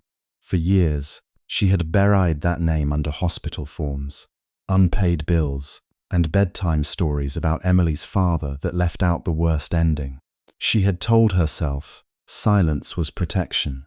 She had believed the past could stay folded away if she never unfolded it.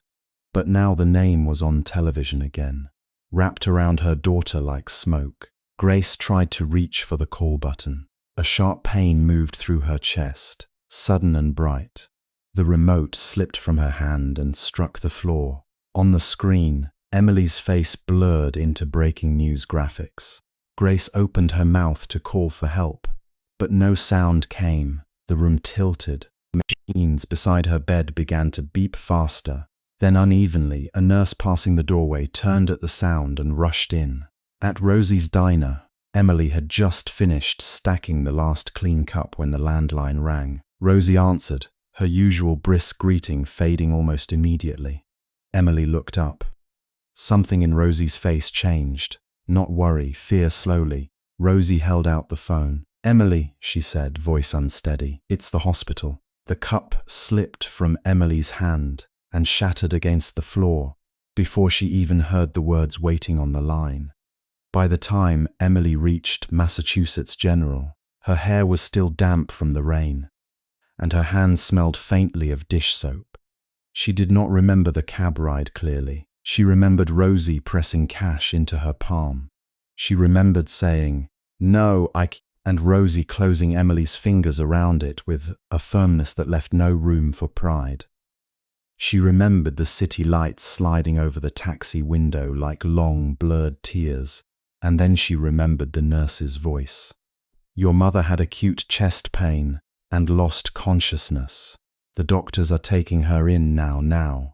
It was such a small word for something that could split a life in half. Emily stood in the surgical waiting area, with her coat unbuttoned, rainwater dripping from the hem onto the polished floor. Around her, other families sat in islands of fear, holding paper cups of coffee, whispering prayers, staring at double doors that opened and closed with cruel indifference. She signed forms with a pen that kept slipping in her fingers. Consent, risk, emergency intervention. Words she understood individually, but could not bear as a sentence. A doctor in blue scrubs spoke gently. He was kind enough to look at her, not through her, but she heard only fragments. "Cardiac stress, complications. We'll do everything we can." Everything. People always said that when everything might not be enough, when the doors finally swung shut behind her mother's bed, Emily felt something inside her go quiet.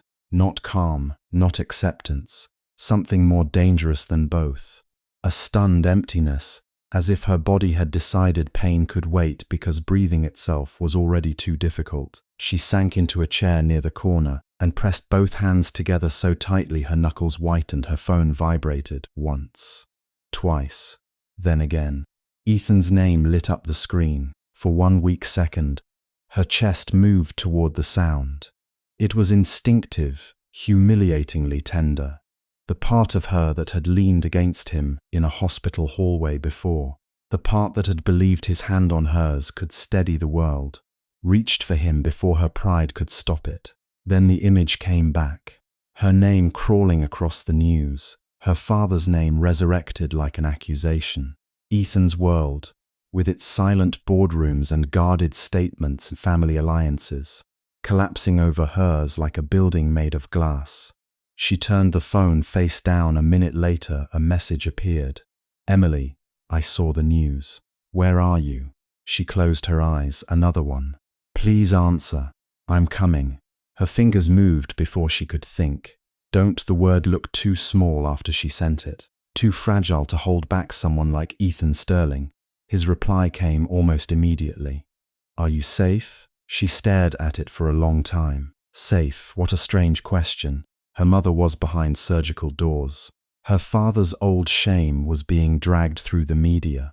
Her own face had become public property.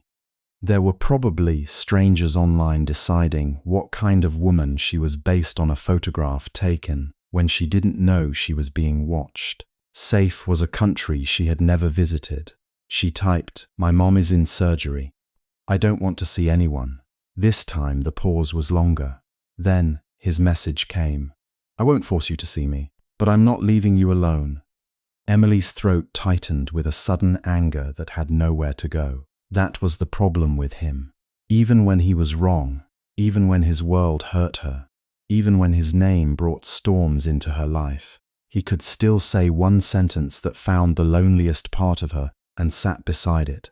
She put the phone away. The clock above the waiting room moved as if time itself had become cruel. 10 minutes, 20, 40. Each passing second made a quiet sound in her head, like water dripping in an empty room. A nurse came once to say. Another came to offer coffee. Emily shook her head both times. She did not pray in words. She had lost the habit of asking life for things plainly. Instead, she counted everything her mother had done with her hands. Grace tying Emily's shoelaces when she was 5. Grace braiding her hair before school. Grace smoothing out dollar bills on the kitchen table, pretending the math worked. Grace holding Emily's face after Daniel died and saying, "We still have each other, baby. We still have each other." Emily bent forward, elbows on knees, and pressed her forehead to her clasped hands. "Please." She thought, not yet, not her too. Sometime after midnight, the automatic doors at the end of the waiting area opened. She felt him before she looked up. It was absurd. There were footsteps all the time in a hospital. Nurses, doctors, families, janitors with quiet carts. But these footsteps stopped at a distance that respected pain. Emily lifted her head. Ethan stood near the entrance, rain darkening the shoulders of his coat. His hair was damp, his face paler than she had ever seen it. There were no bodyguards around him, no tailored armor, no assistant speaking for him. He looked less like the man from magazines, and more like the stranger who had once come into Rosie's diner in old jeans to collect a wallet and stayed for coffee because she had not known to treat him like a crown. For a moment, neither of them moved. The ache in Emily's chest turned sharp. "I told you not to come," she said. Her voice was low, but it carried enough pain that a woman across the room glanced over, then politely looked away. Ethan did not step closer. "I know." "Then why are you here?" "Because you're scared." The answer landed too softly. She would have preferred arrogance. She would have preferred him saying he could call the best doctors, arrange a private room, make this problem smaller with money. Then she could have hated him cleanly. Instead, he stood there with fear in his eyes. Emily looked away first. "I don't need you to fix anything." "I know," he said again. The repetition broke something inside her. She let out a short, trembling breath that was almost a laugh and almost a sob. "Do you? Because everyone in your world thinks money can buy silence, buy loyalty, buy a version of the truth that photographs better." Her hands curled in her lap. "My mother collapsed because she saw my father's name on television. A dead man's name, Ethan. Do you understand that? He can't defend himself. She can barely survive this night, and your world is still reaching for us." His jaw tightened, not in anger at her, but in the effort to absorb the blow without returning it. "I'm sorry," he said. She shook her head. Sorry doesn't stop a surgery. No, he whispered. It doesn't. His helplessness frightened her more than his power ever had. Because if Ethan Sterling could do nothing, then what was left? Emily stood abruptly, the chair scraping behind her. You should go. He took half a step back, as though even her pain had edges he refused to cross. I'll stay outside. I said go. I heard you. His voice was rough now, the control thinning. And I'll respect that you don't want me beside you. But I can't go home and sleep while you sit here waiting to find out if your mother will wake up. You don't get to make this about your guilt. It isn't guilt. Then what is it? Ethan looked at her. And in that fluorescent lit waiting room, with vending machines humming and strangers pretending not to listen, the answer stripped him of every defense. It's love, he said, and I know you may not want it tonight. I know it may feel like another burden, but it's still true. Emily's eyes burned. There were so many things she could have said. That love did not protect people from headlines. That love did not erase class. That love did not keep a mother's heart beating under a surgeon's hands. That if he loved her, he should have believed faster, spoken sooner, understood the danger of his silence before it became a weapon in someone else's hand. But the words stayed between them, unbearably alive. At last she turned away. I can't look at you right now, she said. Ethan nodded once. She saw it only from the corner of her eye. I'll be outside the doors. He left without asking for forgiveness. That was when Emily almost called him back. Almost. But the surgical doors remained closed. And pride was sometimes the only wall left standing when everything else collapsed. In the hallway outside the waiting room, Ethan sat on a narrow bench beneath a row of dim lights. Hospital corridors at night had a strange honesty. No one cared who he was there. A man in a rumpled suit slept with his mouth open 2 chairs away. A child in pajamas leaned against her grandmother. A nurse walked past carrying a plastic basin. Pain had no V entrance. Ethan held his phone in both hands, but for several minutes he did not use it. He kept seeing Emily's face when she said, a dead man's name, Daniel Carter. He had read the file Marcus sent him hours earlier, back when the scandal felt like a matter that needed investigation. An old internal theft case. A terminated employee. A quiet settlement. A family that disappeared from corporate memory. But corporate memory was not the same as truth. And Emily's grief had made the file breathe. Ethan finally called Marcus. His assistant answered on the second ring, voice alert despite the hour. I'm still working. Tell me you found something. I found enough to know the footage wasn't clean. Ethan straightened. Marcus continued. The clip that went to the press, the one showing Emily entering the executive archive area, has timestamp inconsistencies. Not obvious unless you compare it with the building's master log. Was she there? She passed the corridor. She didn't enter the restricted room at the time the video suggests. Someone spliced 2 feeds and removed about 11 minutes. Ethan closed his eyes. Belief should not have arrived as relief. He hated himself for the small human weakness of it. Somewhere inside him, beneath anger and love, there had been a need for proof. Not because he thought Emily capable of theft, but because his world trained doubt into men like him and called it caution. But Emily had deserved more than caution. She had deserved him standing beside her before the evidence learned to speak. Who accessed the system? He asked. That's the part you won't like. I don't like any of it. The edited file was routed through an outside security consultant used by Whitmore Family Office. It's buried under layers, but the access token matches a vendor account they've used before, Vanessa. Ethan's hand tightened around the phone until his knuckles ached. He saw her calm smile at charity dinners, the pale silk dresses, the way she said Emily's name as if it were something found on the sole of a shoe. He had underestimated cruelty because it wore pearls. Can you prove it? He asked. Not fully yet. I can prove tampering. I can show the connection to the Whitmore vendor. Direct authorization will take more digging. Marcus paused. Ethan, there's something else. What? I started cross-checking old Stursing internal cases with Daniel Carter's file. His termination record is unusually sealed, not normal sealed. Someone wanted even executives to stop reading after the first page. Ethan looked toward the waiting room doors. Beyond them, Emily sat alone because she had asked him not to enter, and because he had failed to be safe enough for her anger. Keep digging, he said. I will, but you need to be careful. If Vanessa's family is involved in the current leak, and Daniel Carter's case connects to old Sterling records, this isn't just gossip. It may reach your grandfather. The corridor seemed colder. Richard Sterling had always spoken of legacy as though it were marble. Hard, beautiful, permanent, but Ethan was beginning to understand that marble could cover graves. My grandfather doesn't decide what truth survives. Ethan said. Marcus was quiet for a moment. No, but he may have decided once before.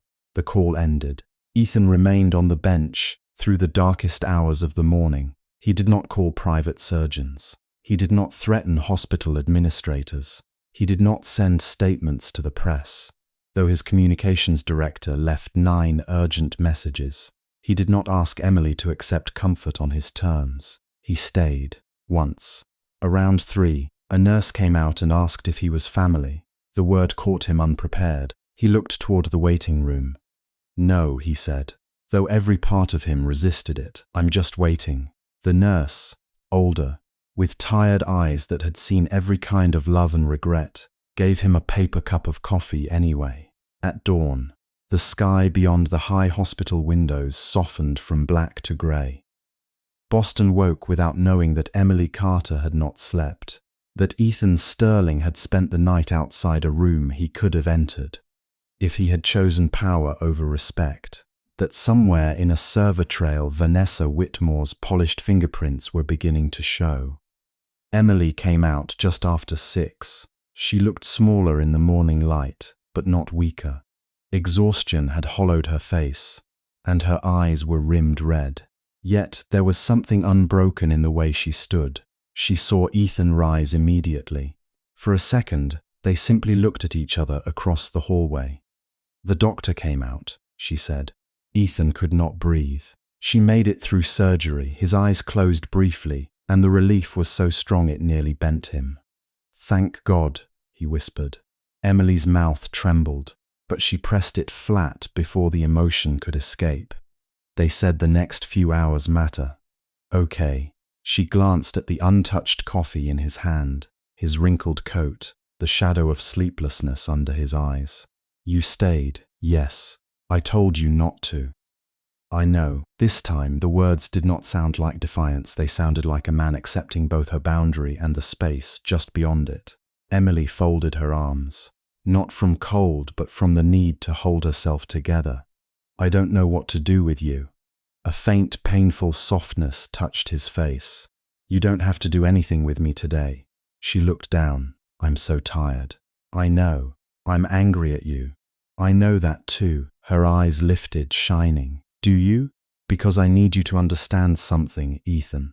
If you only believe me after Marcus brings you proof, then you don't believe me. You believe evidence, and I can get that from a courtroom. The sentence struck him more deeply than any accusation could have. He stepped no closer. He gave no excuse. You're right, he said. Emily seemed almost startled by the simplicity of it. Ethan's voice lowered.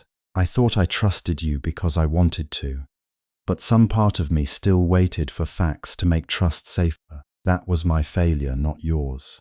Her eyes filled despite her effort. I didn't steal anything, she whispered.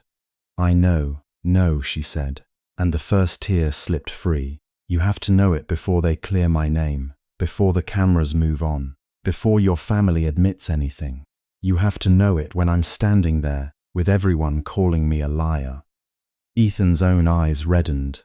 I know it now. Emily looked at him for a long moment, searching for the performance, the billionaire's practiced apology, the polished answer shaped by reputation. She found only a man who had sat through the night, and learned that love without faith was still a form of loneliness.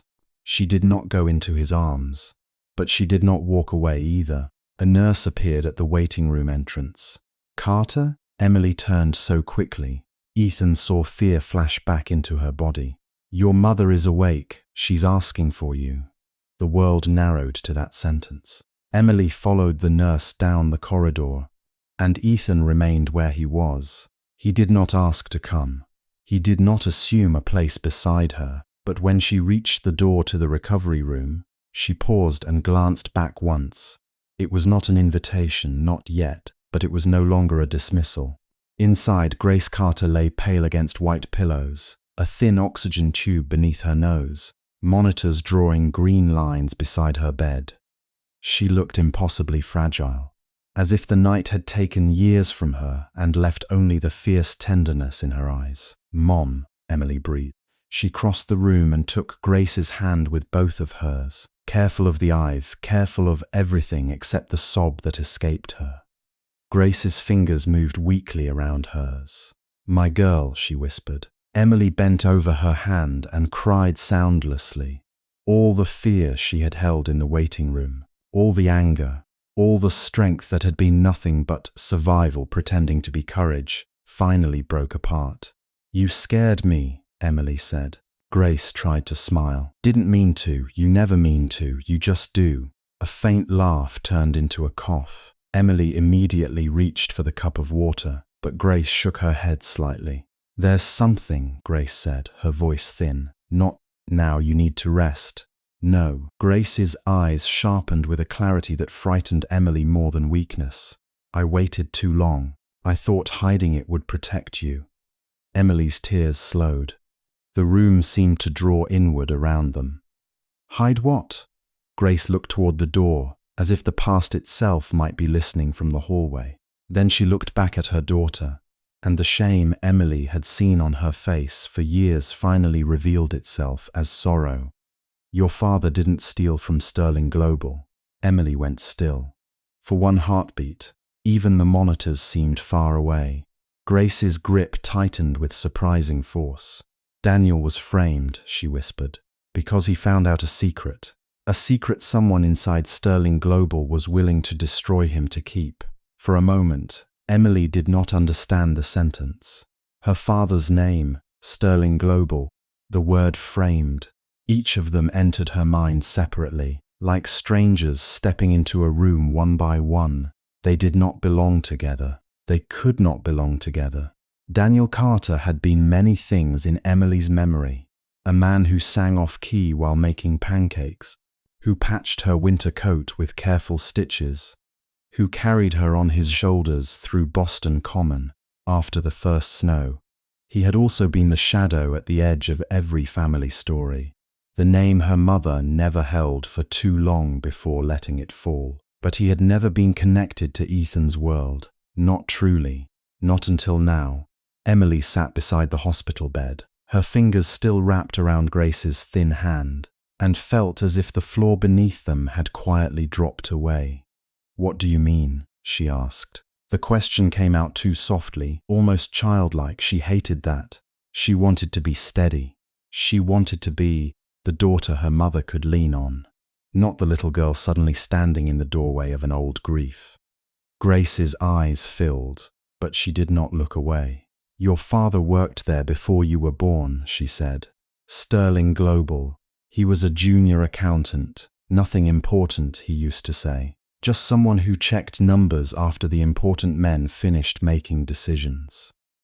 Emily's throat tightened. She remembered a photograph of Daniel at a desk, sleeves rolled up, tie loosened, smiling at someone outside the frame. For years, she had thought it was from some ordinary office job, one of many he had taken before everything fell apart. "I thought Dad worked for a shipping company." "He did after." Grace closed her eyes briefly, and pain creased her face. Not from the illness, from memory. After Sterling ruined him, Emily slowly pulled her hand back. It was not rejection, it was shock. She needed both hands to hold herself together. Grace watched the movement, and regret passed over her expression like a cloud. "I should have told you. Yes, Emily whispered then. Because the word carried too much hurt, she swallowed and tried again. Yes, Mum, you should have. The monitor continued its calm, mechanical rhythm, indifferent to lives being rearranged outside the room. A nurse laughed softly at something down the hallway. The sound felt impossible, almost cruel. How could the world keep going with coffee carts and elevator bells when Emily had just learned that the family she had struggled against for weeks was threaded through the oldest wound in her own life? Grace turned her head toward the window. The city lights beyond the glass were blurred by rain, each one trembling. He found irregular transfers, she said, small at first, hidden under consulting fees. Acquisition costs, legal settlements. Your father was meticulous. Too meticulous, maybe. He noticed that money kept disappearing after one of Sterling's acquisitions, a manufacturing firm, I think. Whitmore Industrial was somehow involved later, but I never understood the details. Daniel did. Whitmore. The name struck Emily with a coldness sharper than the hospital air. Vanessa's polished smile rose in her mind. Vanessa Whitmore, with her diamond earrings and carefully wounded voice, standing beside Ethan as if the world had assigned him to her by birthright. Vanessa, who had looked at Emily as though poverty were contagious. Whitmore, Emily repeated. Grace nodded faintly. That name appeared in your father's notes, not Vanessa. Her father's people, maybe, or someone using their acquisition. Emily pressed her palms against her knees. And what happened? Grace's breathing grew shallower. Emily almost told her to stop, to rest, to save the story for another day. But she could see now that Grace had been carrying this confession, not like a secret, but like a stone lodged inside her chest. If she stopped now, it might kill something in both of them. Daniel said he was going to report it, Grace continued. He believed if the board knew, they would fix it. He was naive in the best way. He thought a company that big would care about being clean. A tear slid into a candy. Internal auditors accused him of stealing company funds. Emily's breath caught. No, they said he had created false vendor accounts, that he'd redirected money. There were documents with his name, login records, signatures. Grace's mouth twisted, grief and anger mingling after years of silence. All very official, all very convincing. He told me he didn't do it. I believed him. But belief doesn't pay lawyers, Emily. Emily stood abruptly. The chair scraped against the floor, loud enough that Grace flinched. I'm sorry, Emily said immediately, but she did not sit back down. Her body could no longer remain still. She walked to the foot of the bed, then to the window, then turned around with nowhere to go. Why didn't he fight it? He tried for a while. Grace looked small beneath the blankets. But her voice had the worn strength of someone who had survived by remembering the truth when no one else would. But Sterling Global had lawyers, we had debt. Your father was blacklisted. No firm would hire him. Friends stopped calling. Landlords stopped trusting us. He took cash jobs, night jobs, warehouse work. Anything but the accusation followed him. Emily could see it now, not as a story, but as a slow drowning. Her father returning home with tired eyes, her mother lowering her voice whenever bills arrived, the apartment shrinking, meal by meal, a child noticing tension without knowing its name. Daniel Carter laughing too loudly at dinner because silence would have been worse. He died thinking everyone believed he was a thief, Emily said. Grace did not answer at first. Then she said, not everyone. Emily turned. Grace's eyes were wet but steady. There was a woman inside Sterling who tried to help him, Margaret Sterling. The name moved through the room with unexpected gentleness. Emily had heard it before from Ethan, not often. He spoke of his grandmother in a different tone from the rest of his family, as if remembering her required softness. Margaret Sterling, who had died years ago. Margaret, whose photo Ethan kept in his wallet, torn at the edge. Emily's heartbeat changed. She believed him? Emily asked. I think so. Grace frowned slightly, searching through old fear. She contacted Daniel after the accusation secretly. She said she had reason to think he'd been set up. Your father met her twice. After the second meeting, he came home almost hopeful. He said Margaret had evidence, or knew where to find it. But then she became ill. Or maybe someone made sure she disappeared from the matter. I don't know. Soon after that, your father received a warning. What kind of warning? Grace looked at her daughter. The kind that makes a man stop fighting because he has a wife and a little girl. Emily felt her anger turn cold. It was easier to endure cruelty when it was vague. The world was unfair. Rich people looked down on poor people. Hospitals billed the sick. Bosses underpaid waitresses. Tabloids lied. Those were brutal things. But they were scattered, impersonal. This was not impersonal. Someone had chosen Daniel Carter. Someone had placed a stain on his name and watched his family starve beneath it. Someone inside Sterling Global had built a wall so high that for years Emily had not even known what stood behind it. The door opened quietly. Ethan stepped in, rain darkening the shoulders of his coat, his hair slightly damp. He had probably come straight from some meeting, or from arguing with Marcus, or from driving too fast after Emily's short, trembling call. My mother woke up. She told me something about my father. I need you here. He stopped the moment he saw her face. Emily. His voice held the careful fear of a man approaching broken glass barefoot. She could not answer. Grace closed her eyes, ashamed suddenly, as if Ethan's presence returned the room to the present, and with it all the impossible complications of love. Ethan moved closer, his gaze shifting between them. What happened? Emily's laugh came out hollow. It hurt to look at him. That was the cruelest thing. It hurt because she loved him, because his face had become a place of shelter to her, and now behind it rose the silver tower of Sterling Global, all glass and steel and secrets. My father worked for Sterling, she said. Ethan went still. Daniel Carter, Grace said quietly. He was accused of theft, years ago. Emily watched Ethan absorb the name. He knew many things, acquisitions, board members, family history polished for public consumption. But this was not one of the stories framed in hallways or repeated at donor dinners. This was a buried thing. A cellar door beneath a marble floor. I don't know that name, he said, and the honesty in his voice made it worse, not better. Of course you don't, Emily replied. People like my father are easy to erase, he flinched. She regretted it immediately and did not regret it at all. Ethan looked at Grace. Mrs. Carter, what accusation? Grace told him. Not all of it. The illegal the acquisition, the falsified documents, Margaret, Sterling's secret meetings, the warning that ended Daniel's fight. With each sentence, Ethan's face changed. At first confusion, then disbelief, then a kind of restrained horror that seemed to hollow him from within. He did not interrupt. He did not defend his family. He stood beside the bed and listened as if each word were a debt being laid at his feet. When Grace finished, the room was silent. Ethan finally whispered. My grandmother knew, maybe, Grace said. She tried.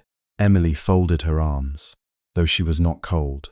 Did your grandfather know? Ethan did not answer fast enough. That was answer enough to wound. I don't know, he said. Richard was involved in every major acquisition then. He chaired the risk committee for years. If there were allegations, if an internal theft case touched a transaction, he stopped, jaw tightening. He would have known something. Something, the word was too gentle. Emily looked at him and saw not Ethan who brought soup to the hospital, not Ethan who smiled tiredly in the diner, not Ethan who kept his grandmother's photograph as if wealth had failed to protect him from loneliness. She saw a grandson of the man who might have destroyed her father, and yet Ethan looked as devastated as she felt. That was the pain of it. There was no clean place to put blame without cutting through love. I need air, Emily said. She stepped toward the door, but Ethan caught himself before reaching for her. She noticed the restraint, the way his hand lifted and lowered again. Once she might have mistaken it for distance. Now she understood it as respect. "I'll wait outside," he said. "You don't have to." "I do." The hallway smelled of disinfectant and vending machine coffee. Emily walked to the end near a window overlooking the ambulance entrance. Rain scattered in the floodlights. Ethan followed but remained a few steps behind, giving her the space she had not asked for but needed. For several minutes, neither of them spoke. Then Emily said, "All this time, I thought the worst thing Sterling Global had done to me was make me feel small." Ethan closed his eyes briefly. "I'm sorry." The words were quiet, useless, and necessary. Emily leaned her forehead against the cool glass. "Don't say that like you're apologizing for a bad dinner." "I'm not." "Then how are you saying it?" He looked at her reflection in the window, instead of forcing her to face him. Like someone who just realized the house he grew up in may have been built over someone else's grave. Her chest tightened. She wished he had said something arrogant, something defensive. It would have been easier to hate him for a while. Instead, he sounded broken. "My father died ashamed," she said. "Do you understand that? Not just poor, not just sick from working himself into the ground. Ashamed. He used to iron his one good shirt before interviews, even after everyone stopped calling him back. He would tell me, 'Emmy, people can take a lot from you, but don't hand them your honesty.' And I thought he was just teaching me to be good." Her voice cracked. "He was trying to leave me the only thing they hadn't managed to steal." Ethan's face tightened with pain. "I'll find out what happened." Emily stared at her. "No," he repeated softly. "Not like that. Not you sweeping in with lawyers and investigators and fixing my life while I stand beside you like a grateful charity case. That's not what I meant. But it's what your world does, Ethan. It takes over. It renames things. It decides who gets to be believed." He accepted the blow because some part of him knew she was not only speaking to him. She was speaking to the tower, the boardroom, the family name, the invisible machine that had ground her father into dust. "What do you want me to do?" he asked. Emily pressed her lips together. She wanted too many things. She wanted her father back. She wanted her mother well. She wanted never to have picked up that wallet. She wanted Ethan's arms around her, and also wanted him far enough away that his name could not hurt her. "I want the truth," she said, "but I need it to be mine too." He nodded slowly. "Then we do it together if you allow me." Together the words stood between them, fragile but alive. Emily looked at him for a long moment. In the glass behind him, she could see the reflection of both their faces, blurred by rain and fluorescent light. A waitress's daughter, a billionaire heir. Two people tied now not only by love, but by an old injustice neither of them had created and both of them might bleed trying to uncover. "I don't know if I can separate you from them tonight," she admitted. Ethan's expression changed, but he did not step back. "Not tonight. Be angry, be suspicious, hate my name if you need to. Just don't lie to yourself about what you feel." Emily almost laughed. It came out as a breath. "And what do I feel?" He looked at her as if the answer cost him. "I hope you still love me, but I know hope isn't proof." The tenderness of it hurt more than any denial would have before Emily could respond. Her phone buzzed. Marcus's name appeared on the screen. She answered with a numb hand. Marcus did not waste time. "Ethan with you?" "Yes," Emily said. Ethan stepped closer, alert now. "I pulled preliminary archived records," Marcus said. Daniel Carter was employed by Sterling Global's finance department from 1997 to 1999. Official termination, misconduct, suspected embezzlement. No criminal charges filed. Emily gripped the phone harder. Why no charges? That's the strange part. If they had evidence strong enough to destroy his career, they should have referred it instead. They buried it internally. Quiet termination, industry warnings, sealed personnel file. Ethan's voice was low. "Who signed off?" A pause. Marcus exhaled. Richard Sterling's office received the final report. but the direct recommendation came from legal counsel attached to the Whitmore acquisition review. Whitmore again, the hallway seemed to narrow. Emily looked at Ethan. His face had become unreadable in the way people became unreadable when feeling too much. Marcus continued, "There's more. Margaret Sterling requested access to the Carter file 6 weeks after termination. Her request was denied. Then she made a handwritten note in her private archive. D. C was not the leak. Follow the transfer trail before they close the books." Emily felt the initials like a hand reaching out of the past. D. Daniel Carter. "Do we have the archive?" "Part of it," Marcus said. "Some files were moved after Margaret died. Some may still be at the family estate." Ethan's jaw tightened. "My grandfather's house." Emily closed her eyes.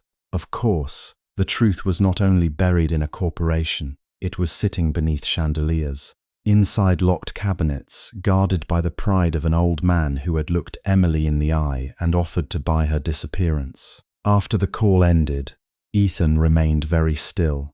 "I'll go to him," he said. Emily shook her head. "Emily, my mother needs me. And if I start chasing your grandfather tonight, I'll say things that can't be taken back. He may deserve them. Maybe." Her voice softened despite everything. "But I deserve to say them when I'm strong enough to stand afterward." Ethan looked at her then with something close to reverence, and she hated that too a little, not because it was false, but because she did not want to be admired for surviving pain. She wanted less pain. They returned to Grace's room. Her mother had drifted into a shallow sleep, the confession having emptied her. Emily sat beside her again, brushing a strand of hair away from Grace's forehead. Ethan remained near the door, quiet, as if he understood that this room belonged first to mother and daughter, to the Carters, to the family Sterling had once helped break. After a while, he said, "I should go." Emily did not look up. "Okay." But when he opened the door, she spoke again. "Ethan." He stopped. She kept her eyes on her mother. "Don't protect me by hiding anything. Even if it makes your family look worse. Even if it makes you look worse. I won't. And don't ask me to trust you faster than I can." His voice was rough. "I won't do that either." Only after he left did Emily allow herself to cry, not loudly. She had learned young how to cry without disturbing hospital rooms, sleeping mothers, overdue bills, landlords, customers, anyone at all. Tears slid down her face while she held Grace's hand, and in the pale blue night of the ward, Emily mourned her father for a second time. The first time she had lost him to death. Tonight she lost the version of his life that had made his suffering seem random. Near dawn, Grace woke again, weaker but clearer. She looked at Emily for a long time, then whispered, "There's a box." Emily wiped her cheeks. "What box?" "At home in the closet. Behind the winter blankets." Grace swallowed with difficulty. "Daniel's things. I couldn't throw them away." Emily bent closer. "Mom, rest. There are papers, notes. Maybe nothing useful." Grace's fingers moved restlessly over the sheet. "I was afraid to keep them, afraid to destroy them, so I hid them, and pretended hiding was the same as protecting." Emily kissed her hand. "I'll find it." Grace's eyes filled again. Emmy's. This time, Emily did not say it was all right. It was not all right. It had never been all right. But she said, "I know." By late morning, after speaking to the doctor and arranging for a neighbor to sit with Grace for 2 hours, Emily went back to their apartment. The place looked different when she unlocked the door. It was the same narrow living room, the same thrift store lamp, the same kitchen table with one uneven leg. But now every corner seemed to contain another version of her parents' silence. She moved slowly through the apartment, as if entering a museum of ordinary sacrifices. The mug Daniel had once loved was gone, broken years ago. The old radio Grace refused to replace still sat by the window. Bills were stacked near the fruit bowl, current burdens resting on top of buried ones. In the bedroom closet, behind folded blankets that smelled faintly of cedar and winter dust, Emily found a cardboard box tied with old twine. Her hands trembled before she even touched it. She carried it to the bed and sat cross-legged like she had as a child when searching for Christmas decorations.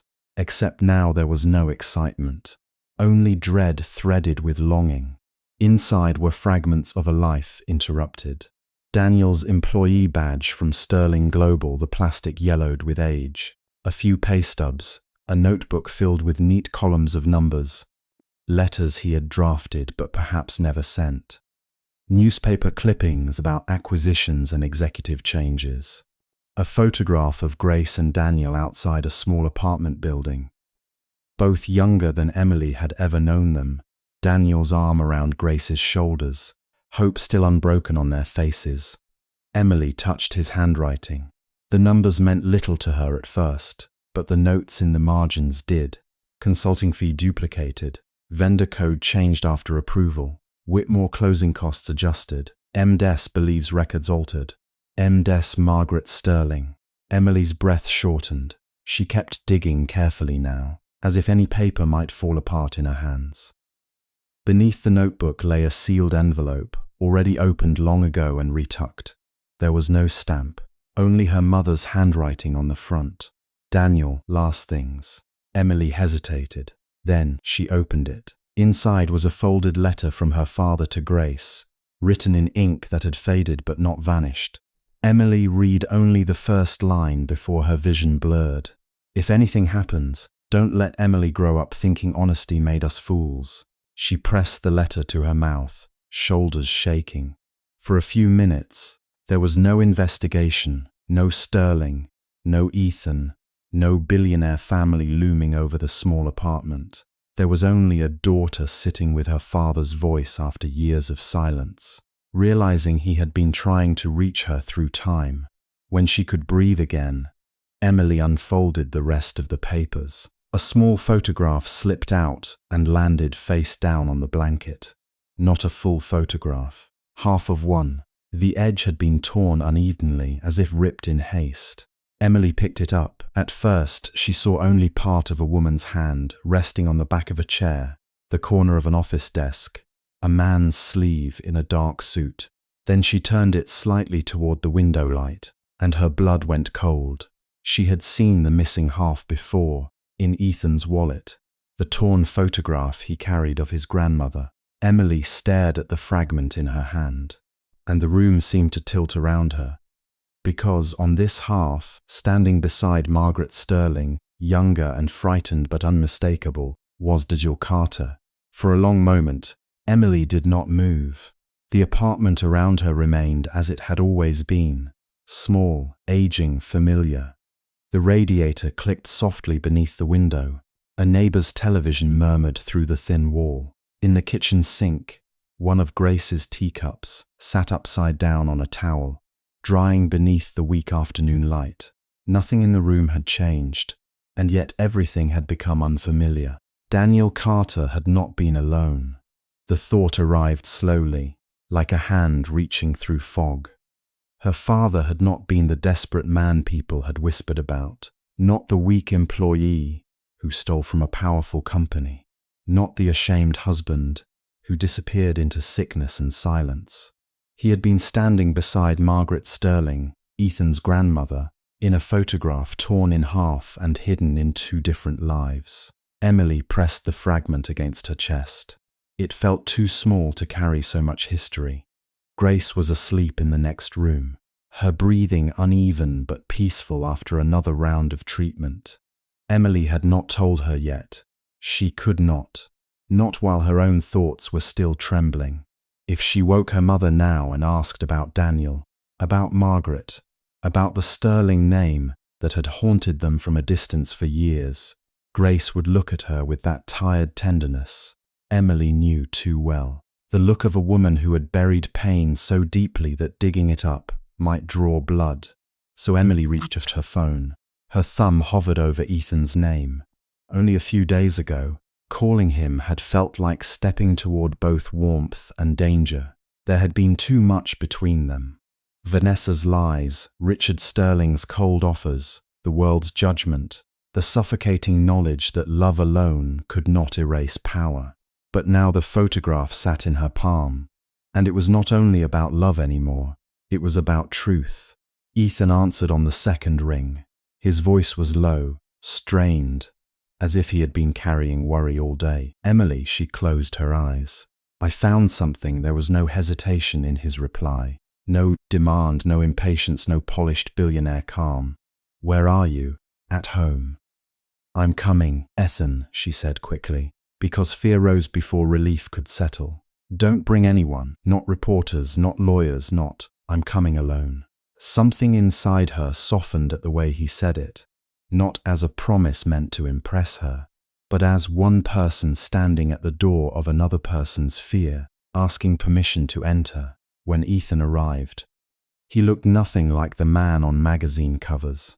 His hair was slightly windblown, his coat unbuttoned, his face pale from a sleeplessness that money could not conceal. He paused on the threshold, and for one fragile second, Emily remembered the first night, the wallet, the worn jacket, the polite stranger who had thanked her as if she had returned something more valuable than cash. Maybe she had. She let him in without speaking. On the kitchen table, she had laid out the papers from her father's old box, the letter, the half photograph, folded receipts, names written in Daniel's hand, dates that suddenly looked like doors. Ethan stood over them, still as stone. Then Emily handed him the photo. He took it carefully, but the moment his eyes focused, his composure fractured, his fingers tightened at the edge, and his breath caught with such quiet violence that Emily almost reached for him. "My God," he whispered. "You know this office?" He nodded slowly. "Sterling Global's old executive floor. Before the renovation, that desk belonged to my grandfather." Emily felt the room shrink around them. "Your grandfather?" Ethan did not answer immediately. He stared at the torn edge of the photograph, as if it might explain why his family's past had been split into pieces and handed to them like punishment. "My grandmother kept the other half," he said at last. "I thought it was just her, a picture someone damaged by accident. She never told me who had been standing beside her." Emily looked down at the papers. "My father kept this half. He hid it in a box my mother never wanted me to open." Ethan's gaze lifted to hers, and in it she saw something beyond shock, grief, guilt, recognition. "They knew each other," he said. "No." Emily's voice came out steadier than she felt. "They were working together." The words settled between them like the first real beam of light in a room long locked. For the next hour, they read Daniel Carter's letter again and again, turning sentences into clues. Ethan took notes on his phone. Emily sorted receipts by date. There were references to internal transfers, charity accounts, vendor payments that did not match approved records. Daniel had written cautiously, as if afraid even paper might betray him. Margaret's name appeared only once, disguised in initials MS. "Says the board won't listen without original ledger." Original ledger. Ethan went very still when he read that line. "What is it?" Emily asked. "My grandmother died before I was old enough to understand anything," he said. "But I remember arguments. My grandfather and my father speaking in the study, doors closed. Her name mentioned like a wound they didn't want touched." Emily traced Daniel's handwriting with her finger. "My mother told me my father lost his job because he made a mistake. Then later, when hospital bills piled up, she said some mistakes follow families longer than they should. She was protecting you. She was surviving." Emily's throat tightened. "There's a difference." Ethan looked at her then, really looked. Not with pity, not with the helpless urge to fix what could not be fixed in a single gesture. He looked as though he finally understood that her life had been built under the weight of decisions made in rooms she had never been allowed to enter. "I'm sorry," he said. She shook her head. "Don't apologize for something before we know who did it." "But my family." "Ethan." Her voice was quiet, but it stopped him. "If we're going to do this together, I need you to stand beside me, not in front of me carrying guilt like a shield." He absorbed that as if it cost him something and gave him something at once. Then we do it together. Together. The word did not erase what had happened between them, but it moved something back into place.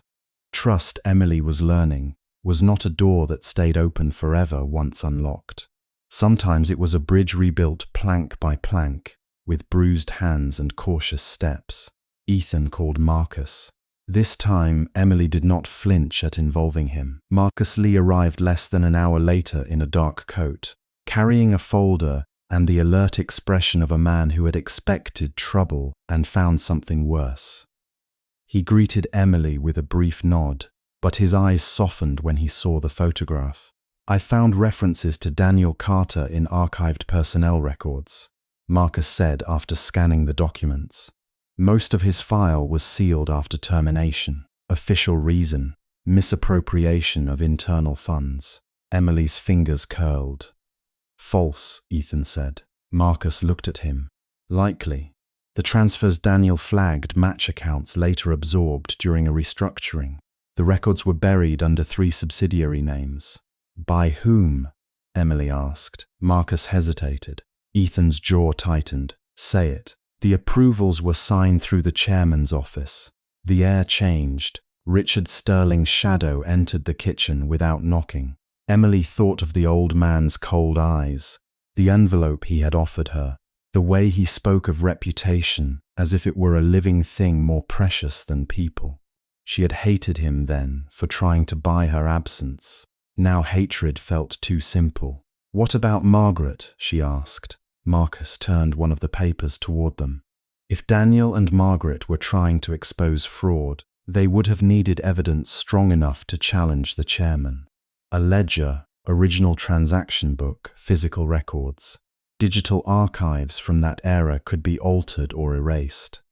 The ledger, Emily said. Ethan looked at the line again. Original ledger. Do we know where it is? He asked. Marcus shook his head. No, but if Daniel had it, he wouldn't have kept it anywhere obvious.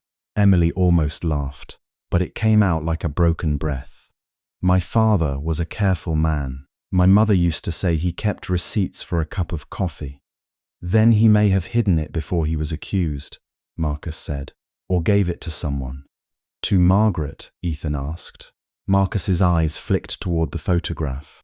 Possible, but Margaret Sterling was dead, Daniel Carter was dead, and between the dead and the living stood Richard Sterling, Vanessa Whitmore, and a merger polished bright enough to blind the public. By evening, the small apartment had become an accidental war room. Papers covered the table. Ethan made coffee badly and apologized for it. Emily drank it anyway because her hands needed warmth. Marcus took photos of every document, then locked the copies behind layers of encryption. Emily did not understand. Outside, Boston darkened window by window, and the streets below glittered with early winter rain. For a few brief minutes, while Marcus stepped into the hallway for a call, Ethan and Emily were alone. He stood by the sink, sleeves rolled to his elbows, washing the cup Grace had left behind. The sight struck Emily with strange force. Ethan Sterling, heir to a corporate empire, standing in her tiny kitchen with dish soap on his hands, silent and careful as if the chipped porcelain mattered. Maybe love was not always grand declarations. Maybe sometimes it was a man who could buy buildings, choosing to wash one fragile cup because it belonged to your mother. Ethan noticed her watching. What? He asked softly. Nothing. That doesn't look like nothing. She leaned back against the counter, tiredness catching up with her. I was thinking that if my father had met you, the real you, he might have liked you. Ethan's expression faltered. I wish I could have met him. Emily swallowed. Me too. Not the sick version, not the tired version, the one in that photograph, the one brave enough to stand beside Margaret Sterling. Ethan dried his hands and came closer, stopping just short of touching her. He had learned that about her now. That closeness meant more when it asked first. Emily, whatever we find, I won't let them turn him into a footnote again. She wanted to believe him. More dangerously she did, but before she could answer, Her phone lit up on the table. Unknown number. At first, Emily ignored it. Then it lit again. And again, a message appeared. You really should check your mother's hospital file before pretending you have nothing to lose. Her blood turned cold. Ethan saw her face change. What is it? Emily picked up the phone, and a second message arrived. An attachment. She opened it with shaking fingers. Grace Carter's medical records filled the screen. Diagnosis, treatment schedule, insurance disputes, unpaid balances, private notes, doctor comments. Details no stranger should have had. No tabloid should ever see. Then another message. Leave Boston before the merger announcement. Disappear quietly, or everyone will know how sick your mother is, how much you owe, and how easily charity can become scandal. Emily sat down before her knees gave out. Ethan took the phone, his face hardening with a fury so controlled it was almost frightening. Vanessa, he said. It was not a question. Emily covered her mouth. For weeks she had endured whispers about her uniform, her apartment, her supposed ambition. She had believed humiliation was the worst weapon people like Vanessa could use. She had been wrong. The cruelest people did not only attack pride, they studied what you loved and aimed there. Marcus came back in, took one look at Ethan's expression, and reached for the phone. I'll trace it. No, Emily said suddenly. Both men looked at her. Her voice was unsteady, but something beneath it had hardened. Trace it, save it. Do whatever you need to do, but I'm not leaving Boston. Ethan crouched in front of her, his anger giving way to concern. Emily, this is blackmail. I know what it is. She violated federal privacy laws. We can destroy her with this. Emily looked at him then. Can you? He stopped. Because both of them knew what stood behind Vanessa. Family money, lawyers, the Whitmore name. A merger with cameras waiting and executives smiling. Truth did not walk into those rooms alone and win just because it was truth. But Emily was no longer the girl who had once found a wallet and thought honesty simply meant returning what did not belong to her. Honesty, she was discovering, could also mean refusing to surrender what did. My mother is not a scandal, she said, each word slow and clear. Her illness is not shame. Our debt is not shame.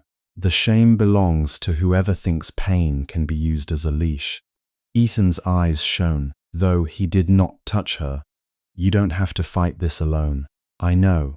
She looked at the photograph on the table, at Daniel beside Margaret, at the torn edge that had survived years of silence. That's the difference now. Marcus's phone buzzed. He read the screen, then looked up sharply. The merger announcement moved up, he said.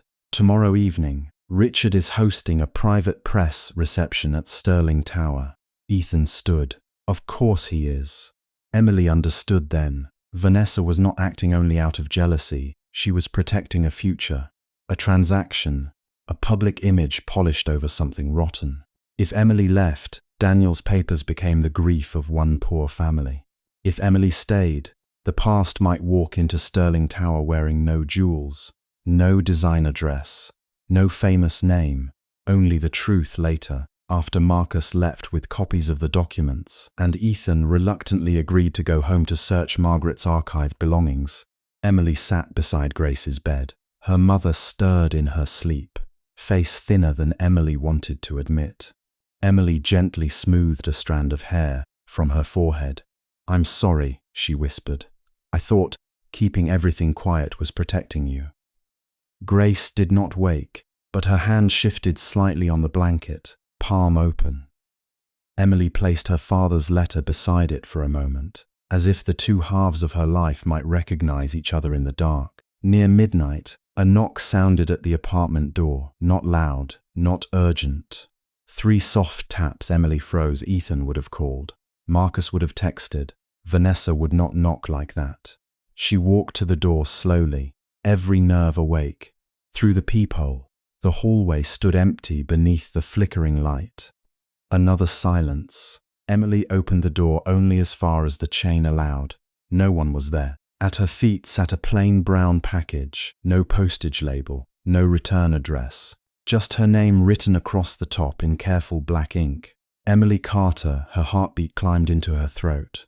She brought it inside, locked the door, and set the package on the kitchen table where her father's papers had been only hours before. For a while, she only stared at it, afraid of what another secret might cost. Then she opened it. Inside lay an old ledger with a cracked navy cover, its pages yellowed but intact, names, dates, account numbers, transfers, initials in the margins. Daniel Carter's neat handwriting ran through page after page, like a pulse that had never stopped beating. Underneath the ledger was a folded note. Emily opened it with trembling hands. Only one sentence waited there. "Your father was innocent. Ask Richard what he buried." For a long time after reading the note, Emily did not move. The apartment around her seemed smaller than it had ever been. The old radiator hissed beside the window. Somewhere below, a car rolled through a puddle left by the evening rain. The city continued in its ordinary rhythm, unaware that a dead man had just reached across the years and placed his hand on his daughter's shoulder. "Your father was innocent." The sentence should have brought relief. It should have loosened the knot that had lived inside Emily since childhood, the unnamed shame she had inherited without ever being told its full name. Instead, it made her feel as if the floor had tilted beneath her feet. If her father was innocent, then someone had let him die disgraced. Someone had watched Grace Carter work double shifts until her hands cracked in winter, watched Emily grow up measuring milk by the ounce and hope by the day, and said nothing. "Ask Richard what he buried." Emily pressed both hands over her mouth, not because she was going to cry, but because she was afraid she might make a sound that would never stop. The ledger lay open on the table under the yellow kitchen light. Her father's handwriting was careful, almost gentle. Dates from nearly 2 decades ago. Company accounts, offshore transfers, initials she didn't yet understand. Some entries had been circled, others marked with small question marks in the margins, as if Daniel Carter had been trying to understand a machine much larger and colder than himself. She touched one page with the tips of her fingers. "Dad," she whispered, and the word broke somewhere inside her. She called Ethan with hands that trembled so badly. She almost dropped the phone. He answered on the second ring. "Emily," he knew before she spoke. Maybe it was the silence. Maybe love had become for them the ability to hear the shape of each other's fear. "I found something," she said. Her voice was thin. "Someone left it at my door." Ethan did not ask whether she was imagining things. He did not tell her to calm down. In the pause that followed, she heard him inhale sharply, and then his voice became low and steady.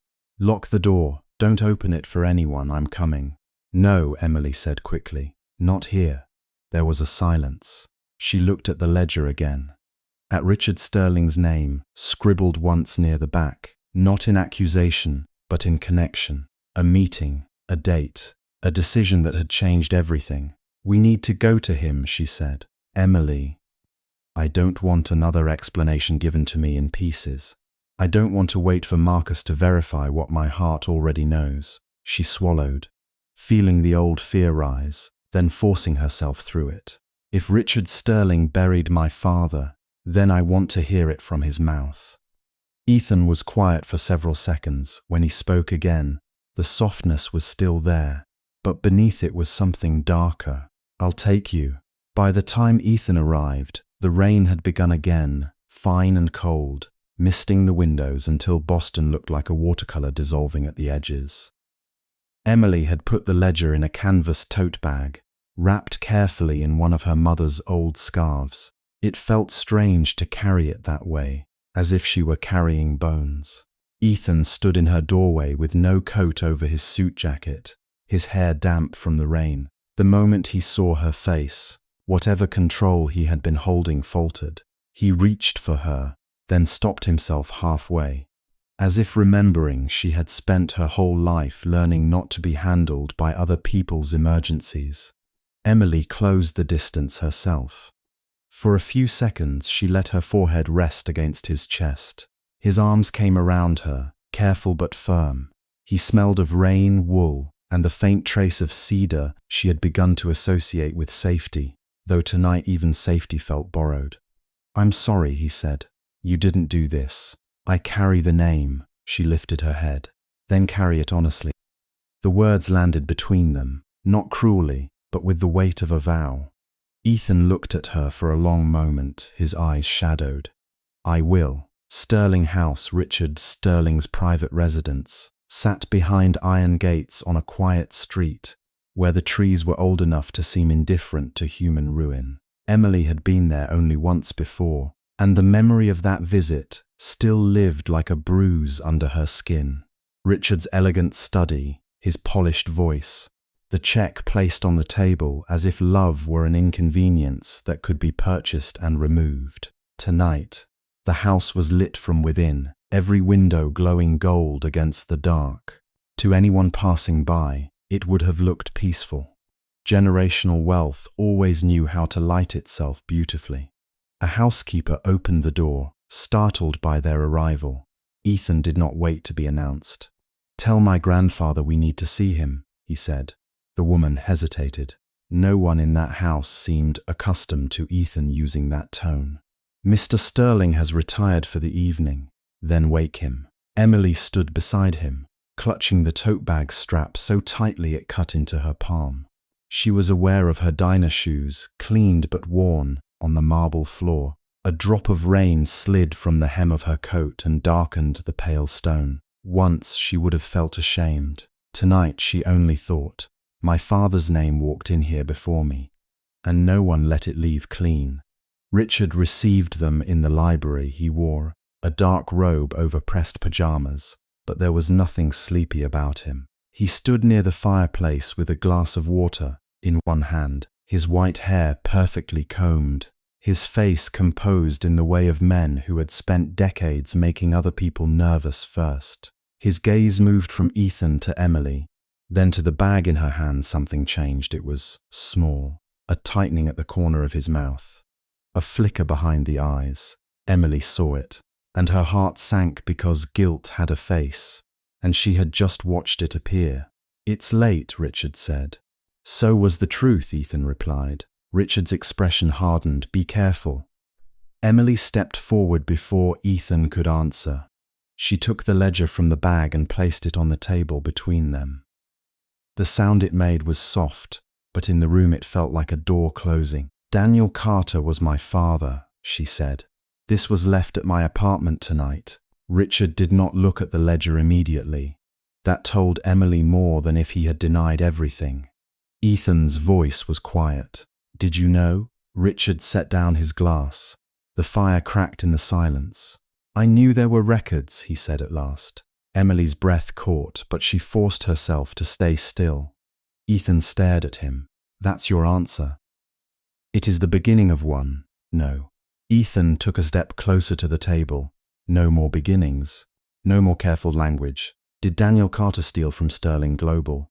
Richard looked at Emily then, and for the first time since she had met him, he did not seem disdainful. He seemed tired, not remorseful, not yet, but tired in a way that age alone could not explain. "No," he said.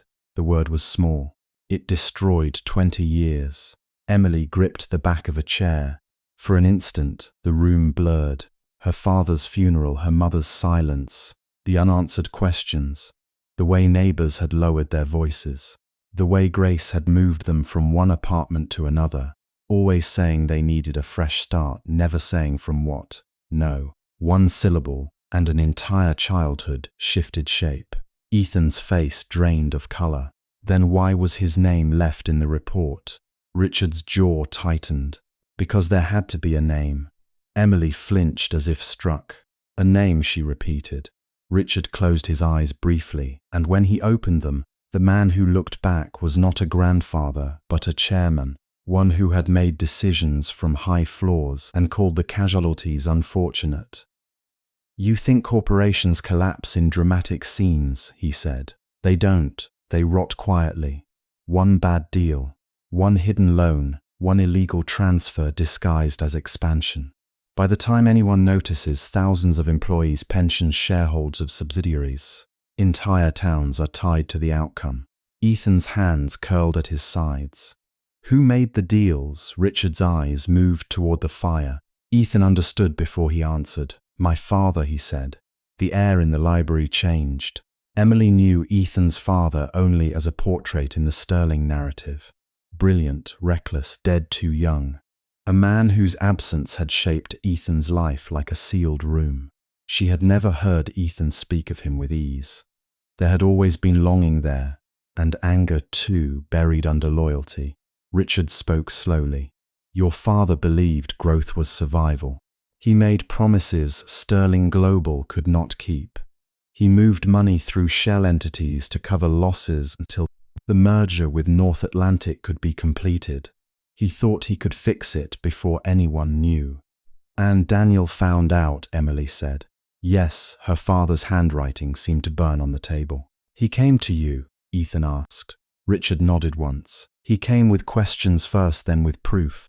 He was a decent man. Too decent to understand what would happen if he walked into the press with half a picture. Emily's voice shook. So you gave them him? Richard's gaze sharpened, perhaps at the accusation, perhaps at the truth inside it. I did not frame him for personal gain. Does that make him less ruined? She asked. A muscle worked in Richard's cheek. The company was days away from collapse, he said. Your father was already dead, Ethan. There was no bringing him back to answer for what he had done.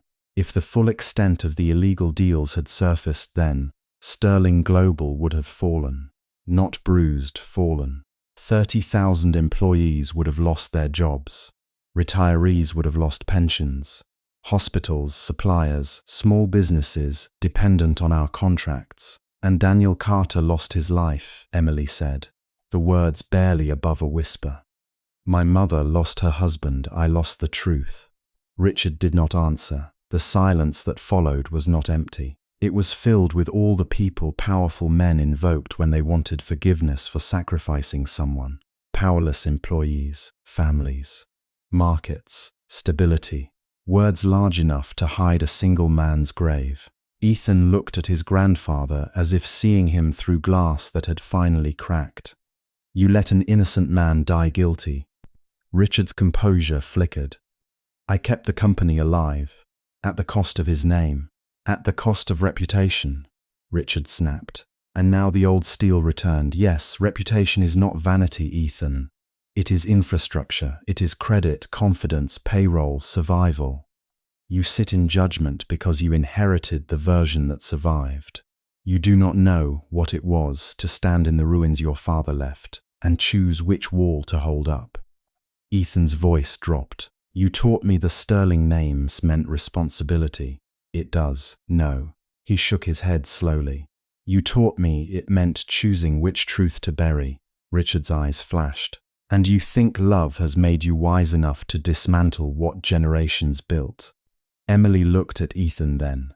His face was pale, but something in him had become very still. She had seen him angry before at reporters, at Vanessa, at the men who whispered about her as if poverty made her public property. But this was different. This was not anger rushing outward. This was something breaking inward, beam by beam. He was not only learning that his grandfather had lied, he was learning that the house built for him had been built partly over someone else's life. Daniel Carter wasn't collateral, Ethan said. He was a person. Richard gave a bitter, quiet laugh. You sound like Margaret. At the name, Ethan froze. Emily remembered the profile Marcus had uncovered, the old traces of Margaret Sterling's attempts to question internal accounts before her death. Ethan's grandmother, the woman whose gentleness had survived in family photographs, whose name Richard rarely spoke. She knew, Ethan asked. Richard turned toward the fire. For the first time that night he looked genuinely old. She suspected. She wanted me to reopen the audit. She believed Carter had been silenced. We fought about it. His voice roughened almost imperceptibly. She said a family that protected itself by destroying innocent people was not a family, only a business arrangement with portraits. Emily felt those words move through the room like a presence. What happened to her evidence? Ethan asked. Richard did not answer quickly enough. Ethan stepped closer. What did you do? I sealed what I could, Richard said. Destroyed what I had to, or thought I had to. You thought?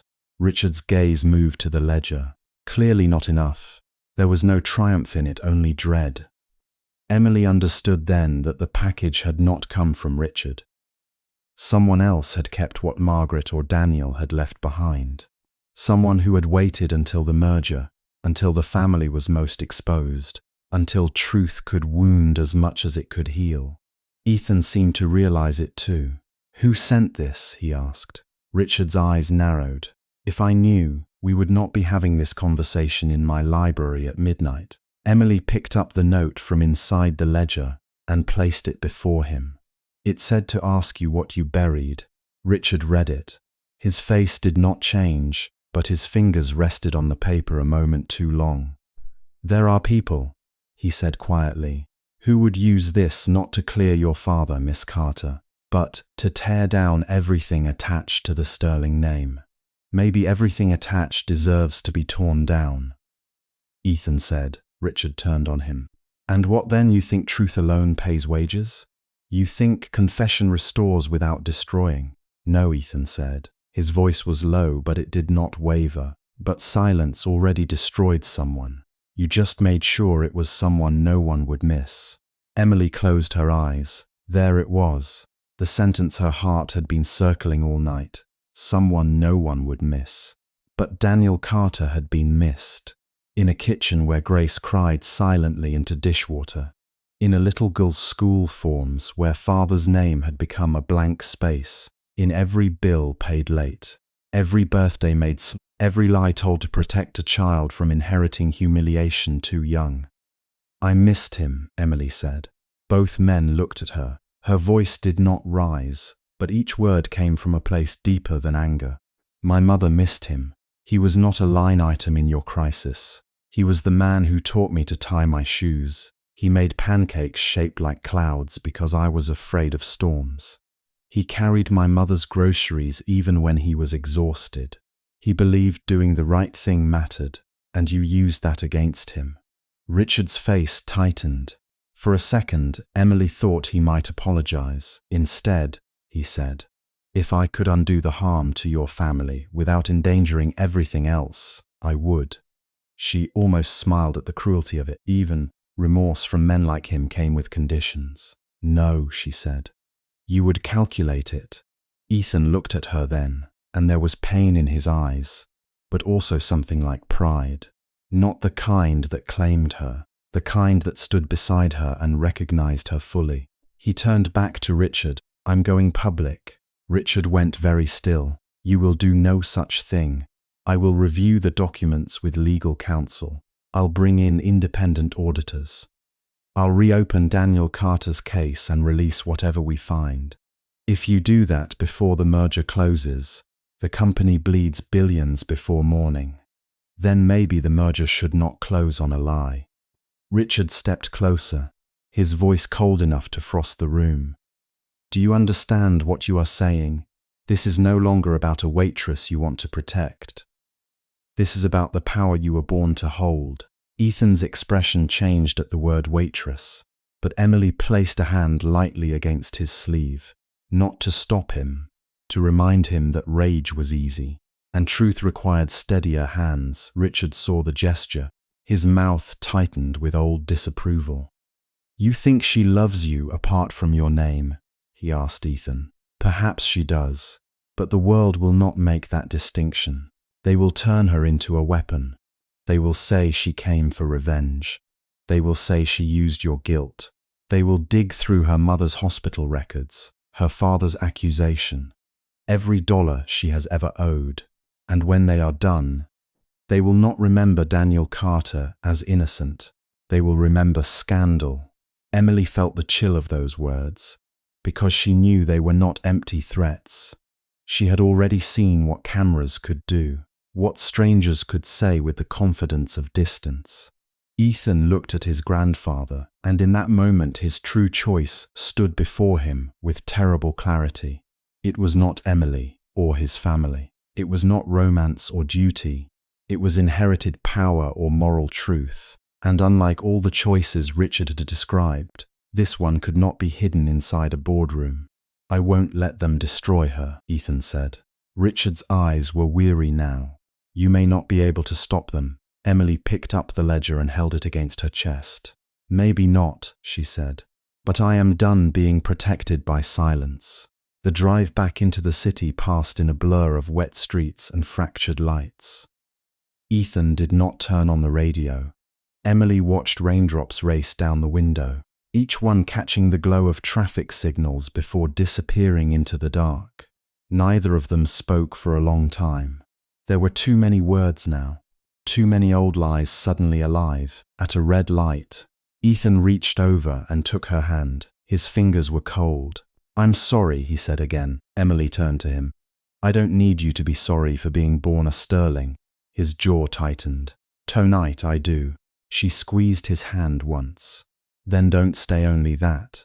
He looked at her, and the city light crossed his face in silver bands. She saw the boy who had grown up under portraits and expectations. The man who had sat in her diner, eating pie, as if the small booth were the only quiet place in his life. The grandson who had just discovered love for his family could not excuse obedience to their sins. I don't know what happens next, he admitted. Emily gave a small, tired smile that hurt more than tears. That makes two of us. But they both knew what came next in public, at least. The merger gala had been planned for months. Sterling Global and Whitmore Holdings would announce the final partnership before investors, executives, political donors, and every financial journalist hungry for a polished headline. Cancelling now would signal crisis. Attending would be walking into a room built from chandeliers, champagne and concealed knives. By morning, Marcus had the ledger in a secure archive, and 3 lawyers sworn to discretion. By afternoon, he had confirmed what Ethan already feared. Enough entries matched dormant internal accounts to warrant a formal investigation. Not proof enough for the world. Enough to be dangerous, Grace, when Emily told her, sat quietly in her hospital bed, both hands folded over the blanket. For years, Emily had imagined that if the truth ever came, her mother would collapse under it. Instead, Grace closed her eyes, and 2 tears slid down her cheeks with the dignity of something long delayed. I knew he didn't do it, Grace whispered. I just couldn't prove it. Emily climbed onto the narrow bed beside her mother like she had when she was small, careful of the IV line, careful of the frailty illness had drawn into Grace's bones. Why didn't you tell me? Grace stroked her hair. Because shame is heavy, sweetheart. Even when it isn't yours, I thought if I carried it alone you might grow lighter. Emily cried then, not loudly, not dramatically. She cried as if some locked room inside her had finally opened and found, not emptiness, but her mother waiting there all along. That evening, when Ethan came to take her to the gala, Emily almost didn't recognize herself in the mirror. The dress was simple, deep blue, borrowed from a foundation donor's stylist, who had been told only that Emily needed something appropriate. No diamonds, no dramatic neckline, just clean lines and soft fabric that moved when she breathed. Her hair was pinned loosely at the nape of her neck.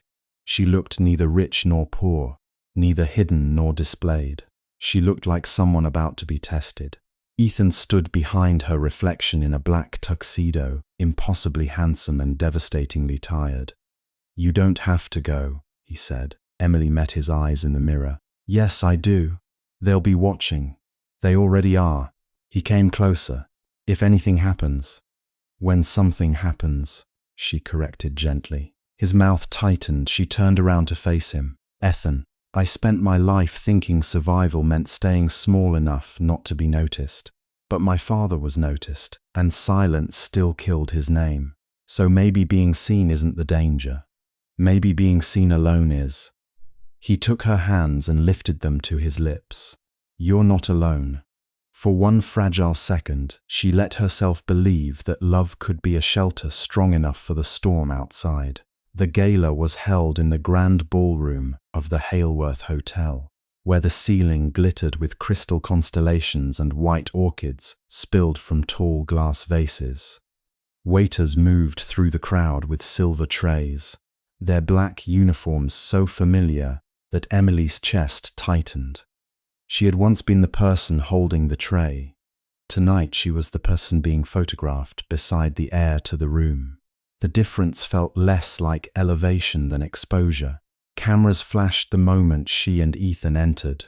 Conversation thinned, then resumed in polished murmurs. Emily heard her name travel without being spoken directly to her. She felt eyes measure the cost of her dress, the plainness of her earrings, the audacity of her hand resting in Ethan's. Richard stood near the stage beside executives from both companies. He looked at Ethan across the room, and for one suspended moment, grandfather and grandson regarded each other like men on opposite sides of a bridge already burning. Vanessa Whitmore stood beneath the chandelier in a silver gown that made her look carved from moonlight and ice. Her smile when she saw Emily was beautiful enough to frighten. Ethan's hand tightened slightly around Emily's. "Stay close," he murmured. Emily did not look away from Vanessa. "I intend to." For nearly an hour, nothing happened. That was what made it worse. Investors laughed, chimed, a senator praised innovation. In cameras captured handshakes that concealed desperation. Ethan spoke briefly with Marcus near a side entrance, his expression sharpening at whatever was said. Richard remained unreadable. Vanessa moved through the room like a blade wrapped in silk. Then, just as the press was gathered near the step and repeat backdrop for the final photographs before the merger announcement, Vanessa lifted a champagne glass and tapped it lightly with a ring. The sound was delicate. It cut through the ballroom. "Before tonight's celebration continues," she said, her voice carrying with practiced ease, "I believe the public deserves honesty from the people standing at the center of Sterling Global's future." Ethan turned. Richard's face went pale, almost imperceptibly. Emily felt the room shift toward Vanessa. Reporters lifted their cameras. Vanessa's eyes found Emily, and her smile widened. "For weeks we have all been asked to accept a charming story," she continued. "A billionaire heir falls in love with a humble waitress. Very romantic, very convenient." She paused just long enough for the words to bloom poisonous in the air. "But perhaps Miss Emily Carter has not been completely honest about why she entered Ethan Sterling's life." Ethan started forward. "Vanessa, stop," she ignored him. "My family was recently made aware," Vanessa said, turning now toward the cameras, "that Emily Carter is the daughter of Daniel Carter, a former Sterling employee dismissed in disgrace after stealing from the company." A sound rippled through the crowd. Emily's body went cold. Vanessa looked directly at her then, not hiding the satisfaction in her eyes. "And now," she said, each word bright and merciless, "we must ask whether Miss Carter returned Ethan Sterling's wallet out of virtue, or whether she seduced him as part of a long-planned revenge against the Sterling family." For 1 second, Emily Carter heard nothing, not the clicking cameras, not the low gasp that moved through the hall like wind through dry leaves, not Vanessa's voice still floating in the air, polished and cruel, as if she had just placed a knife on a white tablecloth and invited everyone to admire how cleanly it shone. Daniel Carter. Her father's name had not been spoken in rooms like this for 18 years. At home, it had existed in softer places, on the back of old photographs, in her mother's tired smile. In the quiet way, Grace Carter would pause whenever Emily asked why there were so few stories from the years before Boston became their whole world. Daniel had been a pair of work boots by the door, a hand on Emily's head in a memory too young to fully trust, a lullaby hummed off-key. He had never been what Vanessa made him in that room, a thief, a disgrace, a weapon to be used against his daughter. Emily felt the old instinct rise, the instinct to lower her head. to apologize for existing in a place where people like her were not supposed to take up space. Her fingers tightened around the edge of her clutch until the small seam bit into her palm. Then Ethan's hand found hers, warm, steady, not pulling her away, not pushing her forward, just there, beside her, not in front of her. That was what made her breathe again. Richard Sterling stood at the front of the room, his face turned to stone. Around him, board members exchanged alarmed looks. Investors leaned toward one another. Reporters smelled blood and lifted their phones higher. Vanessa remained near the podium, her perfect red mouth curved in victory. Emily looked at her and understood with sudden, aching clarity that this was the moment Vanessa had built the whole night around. Not the merger announcement, not the gala, not the engagement rumor she had fed like a flame for months. The public execution of a waitress who had dared to be loved by a Sterling.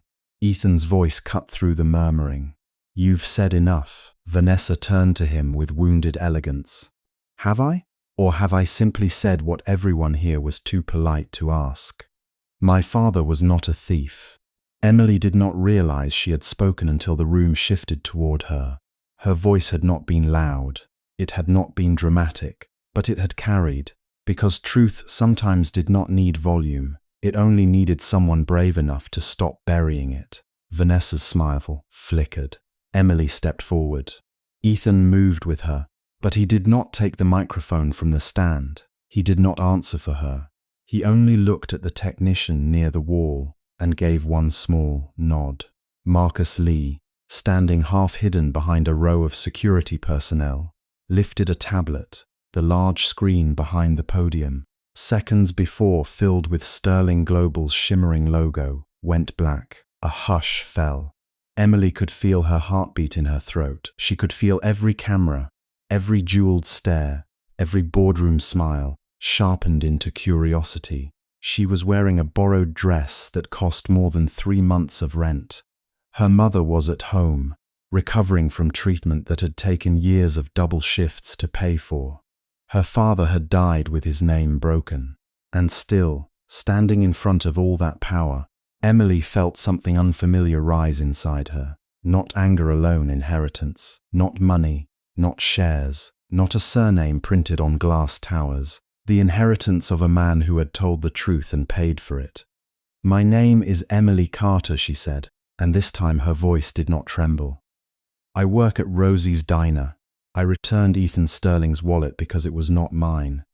I loved him before I knew how much money he had. And I am Daniel Carter's daughter."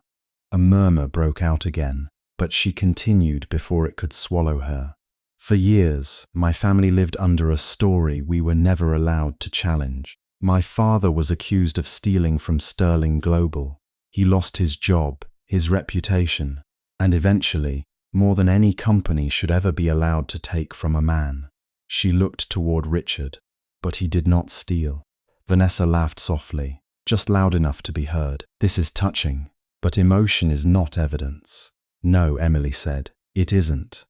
The first image appeared on the screen, a ledger, old, stained along the edges, its pages carefully restored and magnified so that every figure could be seen. Columns of transfers, department codes, initials, dates that stretched back nearly 2 decades. The room leaned in, not emotionally now, but professionally. Money had a language everyone in that hall understood. Ethan took the microphone only long enough to say, "This ledger was recovered from the personal effects of Margaret Sterling, my grandmother. It was damaged, but our forensic accounting team restored the entries. They show illegal transfers routed through shell vendors connected to Whitmore Holdings between 2005 and 2006. The name Whitmore landed harder than Vanessa's accusation had. Vanessa's father, seated near the front beside 2 men in dark suits, went pale. Richard's hand tightened on the head of his cane. Emily turned toward Vanessa. "My father found them." Another screen opened beside the ledger. A scanned internal memo appeared, signed by Daniel Carter, addressed to Margaret Sterling. His handwriting was neat, slanted slightly right. the way Emily remembered from birthday cards tucked into an old tin box beneath her mother's bed. She had cried when she first saw it, not because the document was proof, but because for the first time in years, her father's voice had seemed alive on the page. There are irregular transfers being concealed within community development accounts. I believe senior personnel may be involved. I request a private audit. The hall was silent enough for a dropped pin to sound like thunder. Marcus stepped forward now, his expression composed but his eyes hard. 3 days after that memo was sent, Daniel Carter was accused of diverting company funds. The investigating committee at the time relied on security footage and internal records provided by Whitmore Consultants. Vanessa's voice sharpened. This is absurd. You cannot drag my family into some waitress's sob story because of old paperwork. Marcus tapped his tablet again. The screen changed. The footage was grainy at first. A service corridor, a date stamp from years ago. Then the image split beside it, the restored version clearer, stabilized. No longer the crude copy that had condemned Daniel Carter. A man in Daniel's jacket entered the records room, head down. The original footage had stopped there, but the restored footage continued. The man turned. It was not Daniel. It was a Whitmore security contractor. His face caught cleanly beneath the fluorescent light. A wave of shock moved through the hall. Reporters began speaking all at once. One of the board members stood halfway out of his chair. Emily looked at Richard then. The old man had not moved, but something had changed in his face. The certainty was cracking, or perhaps it had always been cracked, and this was the first time Emily had been close enough to see it. Ethan's voice was low, controlled, and devastating. The original footage was altered. The altered copy remained in Sterling archives. The full recording was hidden by Margaret Sterling before her death. Vanessa's composure finally began to fail. No, this is manufactured. Ethan, you cannot possibly believe. I don't need to believe, Ethan said. I checked. His eyes were not cold, but they were unyielding. Emily remembered the man in the diner, with rain on his jacket and tiredness around his mouth. The man who had sat in a vinyl booth and thanked her for coffee as if she had given him shelter. He had never looked more like himself than he did in that moment. Not the heir, not the billionaire, not the face of a company, but a man choosing what kind of legacy he would carry. There's more, he said. The hall dimmed slightly as the last file loaded. For a breath, Emily thought she might not survive hearing it. Even after all the nights she had prepared herself, even after sitting in Ethan's office with Marcus while the audio specialist cleaned the tape. Even after Grace had held her hand and whispered, "Let your father come home, sweetheart." The screen showed no face, only a waveform and the label. Margaret Sterling, Private Testimony, October 2006. Then Margaret's voice filled the hall. It was older, soft with illness perhaps, but clear. A woman of another generation, trained to speak gently even when the truth inside her was furious. My name is Margaret Elaine Sterling. I am recording this because I am afraid I will not be permitted to testify formally. Daniel Carter came to me with evidence of fraud inside Sterling Global. He believed funds from charitable development accounts were being stolen and rerouted through external vendors. I reviewed his findings and believed him. Before I could bring the matter to the full board, Daniel was accused of theft. A few people turned toward Richard, but he stared only at the screen.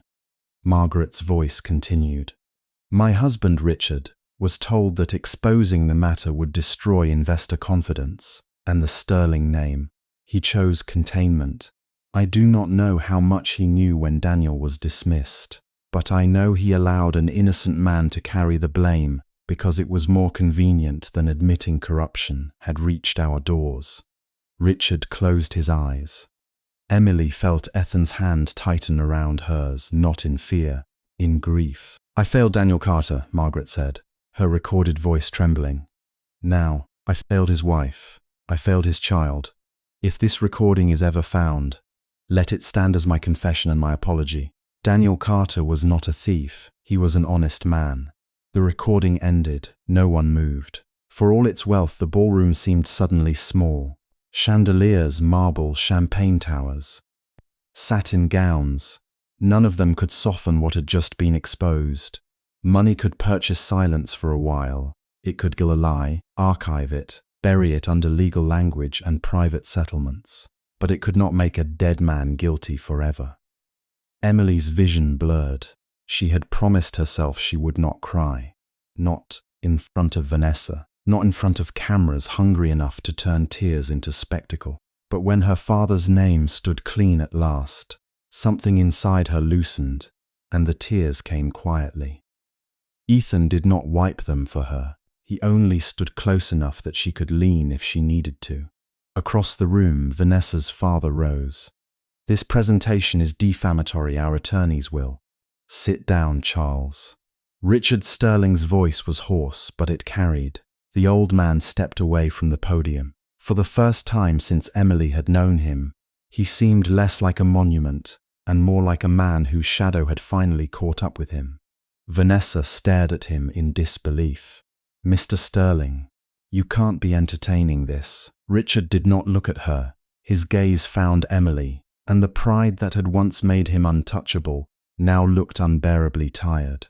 I knew enough, he said. The room inhaled. Ethan turned sharply. Grandfather, Richard, not at first, not the details, not all of it, but Margaret came to me. She begged me to reopen the investigation. I told myself the company would collapse. Thousands of employees, pensions, projects, markets. He stopped, as if hearing the cowardice beneath the grandeur of his own explanation. I told myself one ruined man was the cost of protecting many. Emily's tears dried on her face. One ruined man, her mother's lonely Aunt Bill's. The nights Emily had counted tips beneath fluorescent light. The way Grace's hand used to tremble when hospital envelopes arrived. The childhood shaped around absence and shame. All of it reduced to a cost. Richard looked away first. I was wrong, he said, and for a man like him, the words seemed to tear on the way out. Daniel Carter was innocent. Sterling Global failed him. I failed him. Cameras flashed so quickly the hall pulsed white. Vanessa took a step back, then another. Her expression had changed completely. Without the armor of certainty, her beauty looked almost brittle. This is impossible, she whispered. Then louder to Ethan, you're destroying your own family for her. Ethan's answer came without hesitation. No, I'm saving what's left of it. There was something final in those words. Not cruel, not triumphant, simply finished. Marcus signaled to security, but Vanessa lifted her chin and tried to pass them with the last remains of dignity.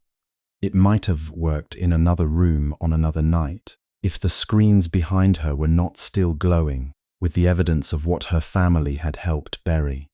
Reporters surged toward her father. Questions broke open from every side. Did Whitmore Holdings receive the transfers? Were you aware of the altered footage? Will you cooperate with federal investigators? Miss Whitmore, did you know before tonight? Vanessa did not answer for once. The room that had always protected her did not move aside gently. It pressed in. Emily watched her go, not with satisfaction exactly, but with the strange exhaustion that follows the end of a storm. She had imagined this moment so many times after learning the truth.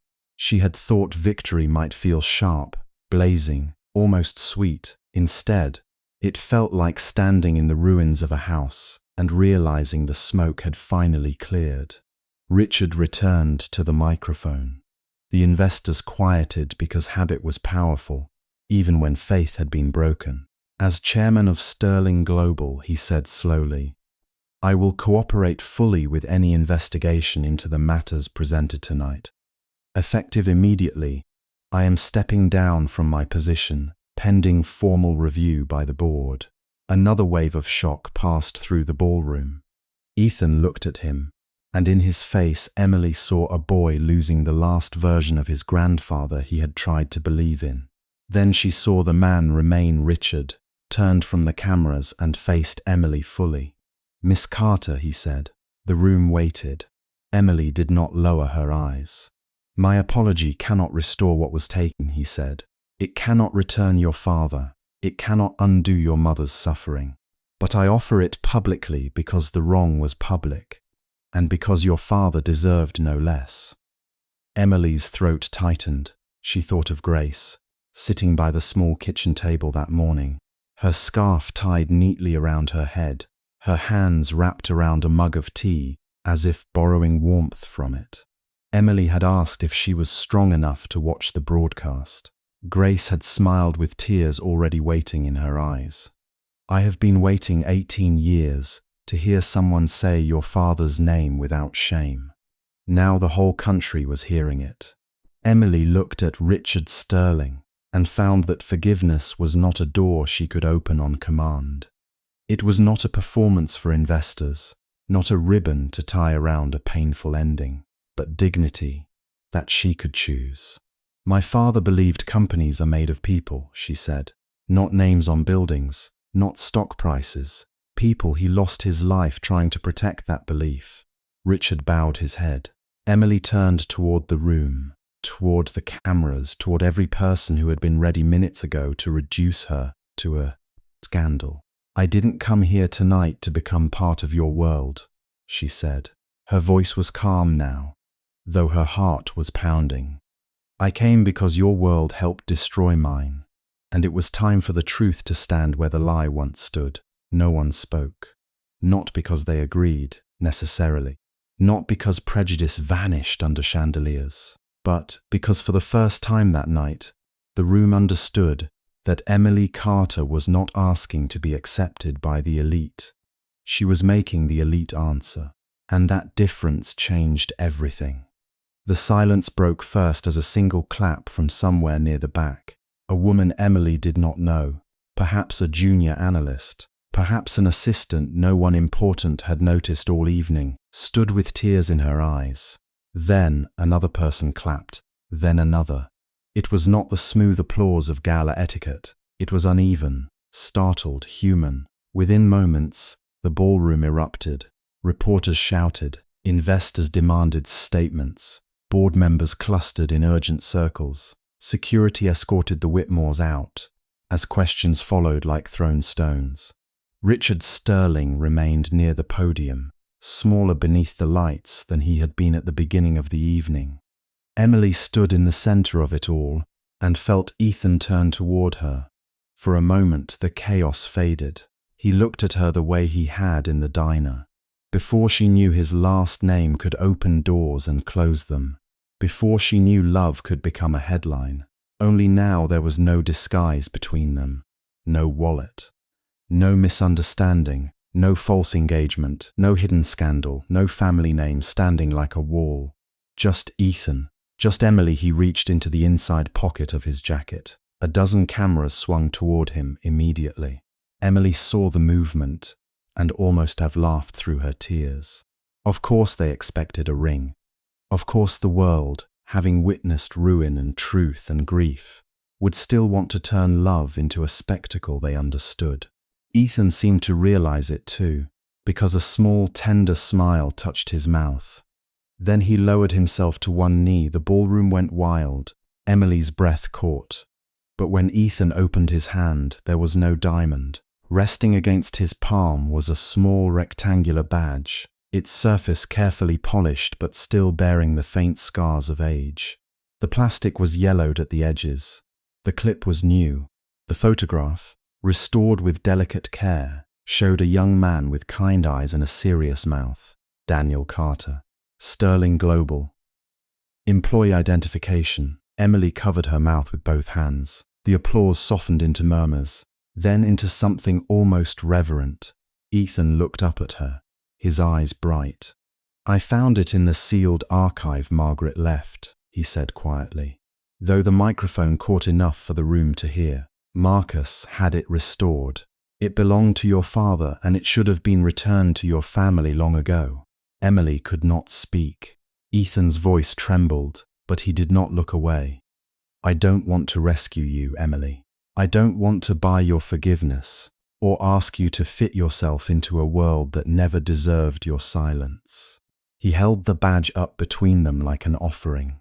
I want to rebuild that world from the inside, with the kind of honesty your father had, with the kind of courage you have. A tear slipped down Emily's cheek and fell onto her wrist. So I'm asking you, Ethan said, not as a sterling heir, not as a man with a company behind him, but as the man whose wallet you returned on a rainy night when you had every reason not to.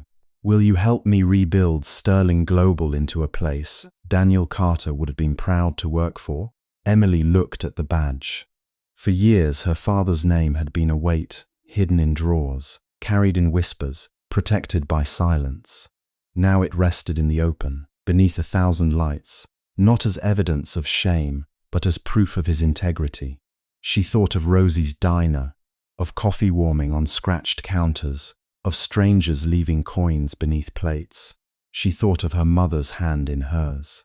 She thought of every bill she had paid late, every night she had walked home with aching feet, every time she had believed that surviving meant staying invisible.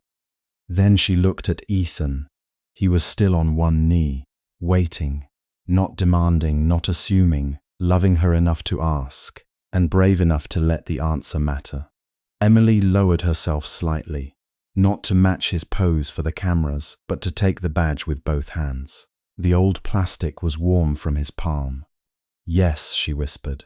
Ethan closed his eyes for one brief second, as if the word had gone through him like light. Emily held Daniel Carter's badge against her heart and turned toward the room this time.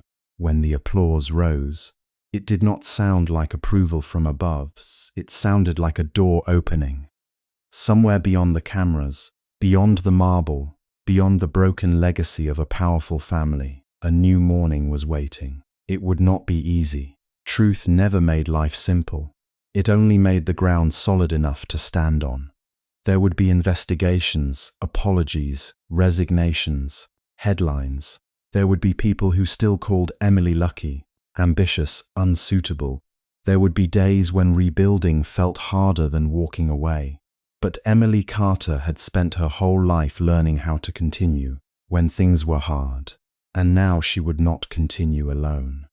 Ethan rose and stood beside her as the crowd surged around them, his hand finding hers once more. Emily held her father's restored badge in the other hand, feeling the small weight of it, feeling the past settle at last. Not gone, not forgotten, but honored. She had returned a wallet once because it was the right thing to do. In return, life had brought her to this impossible room, between two worlds that were no longer separated by silence. And for the first time, Emily did not feel trapped between them. She felt ready to build a bridge.